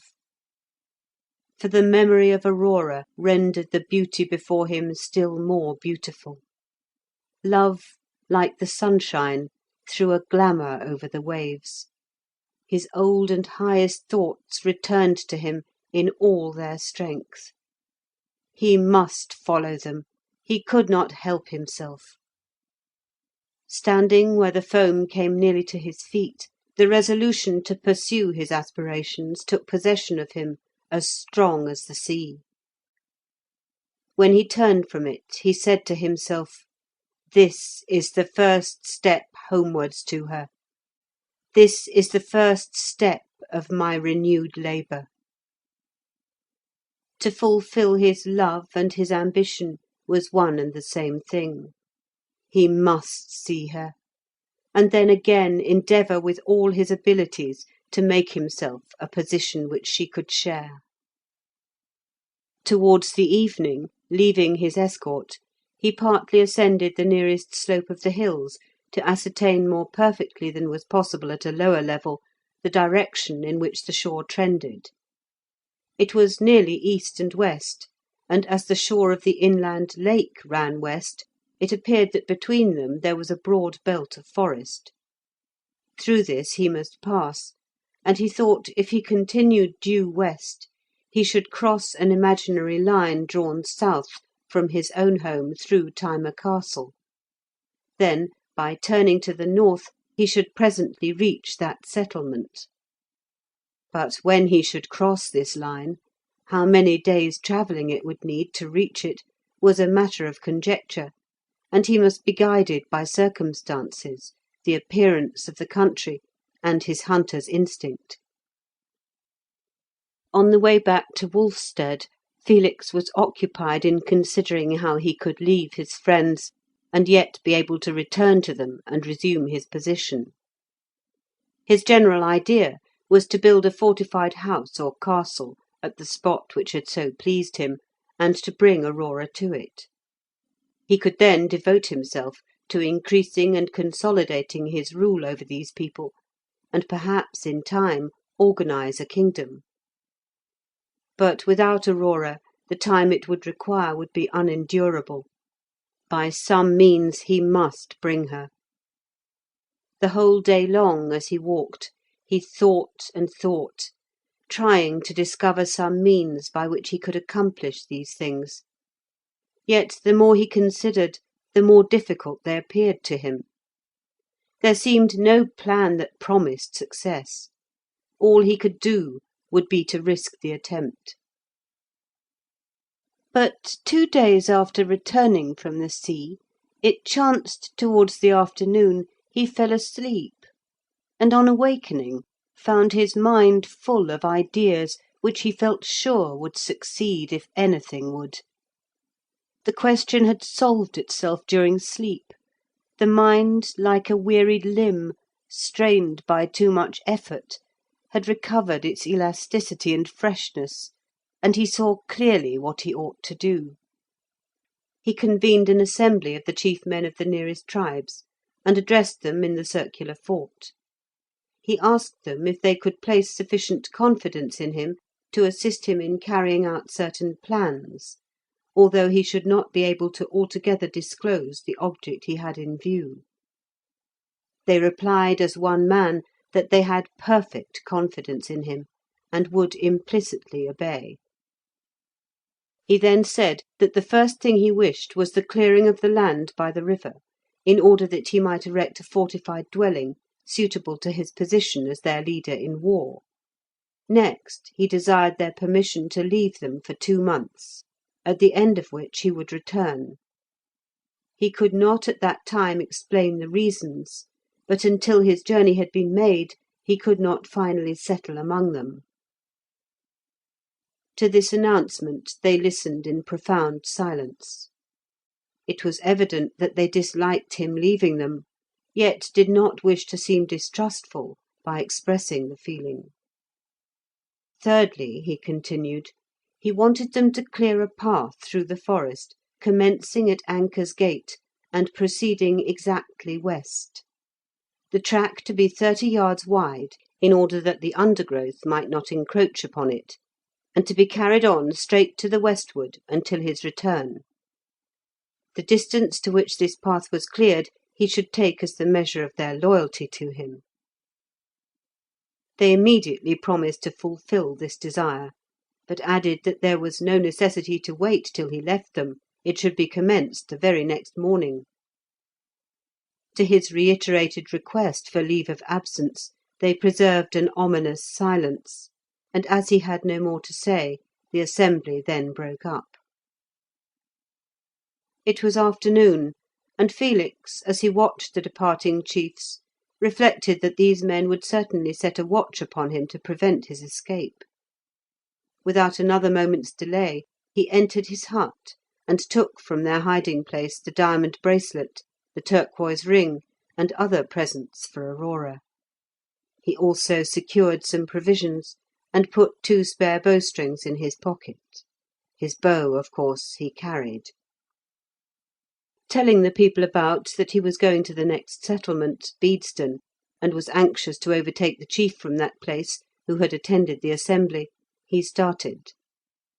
So soon as he knew he could not be seen from the settlement, he quitted the trail, and made a wide circuit till he faced westwards. Anchor's Gate was a small outlying post, the most westerly from Wolfstead. He went near it to get a true direction, but not sufficiently near to be observed. This was on the 4th of September. The sun was declining as he finally left the country of his friends, and entered the immense forest which lay between him and Aurora. Not only was there no track, but no one had ever traversed it, unless indeed it were bushmen, who to all intents might be confused with the wild animals which it contained. Yet his heart rose as he walked rapidly among the oaks. Already he saw her. He felt the welcoming touch of her hand. The danger of bushman or gipsy was nothing. The forest at the commencement consisted chiefly of oaks, trees which do not grow close together, and so permitted of quick walking. Felix pushed on, absorbed in thought. The sun sank, still onward, and as the dusk fell, he was still moving rapidly westwards. End of After London or Wild England by Richard Jefferies. Greatest Audiobooks is excited to partner with AudioBooks.com. Sign up for a free 30-day trial and get your first audiobook free. Cancel anytime, no strings attached. Click below to get your free audiobook today. Remember to subscribe and click the bell icon to receive notifications from Greatest Audiobooks.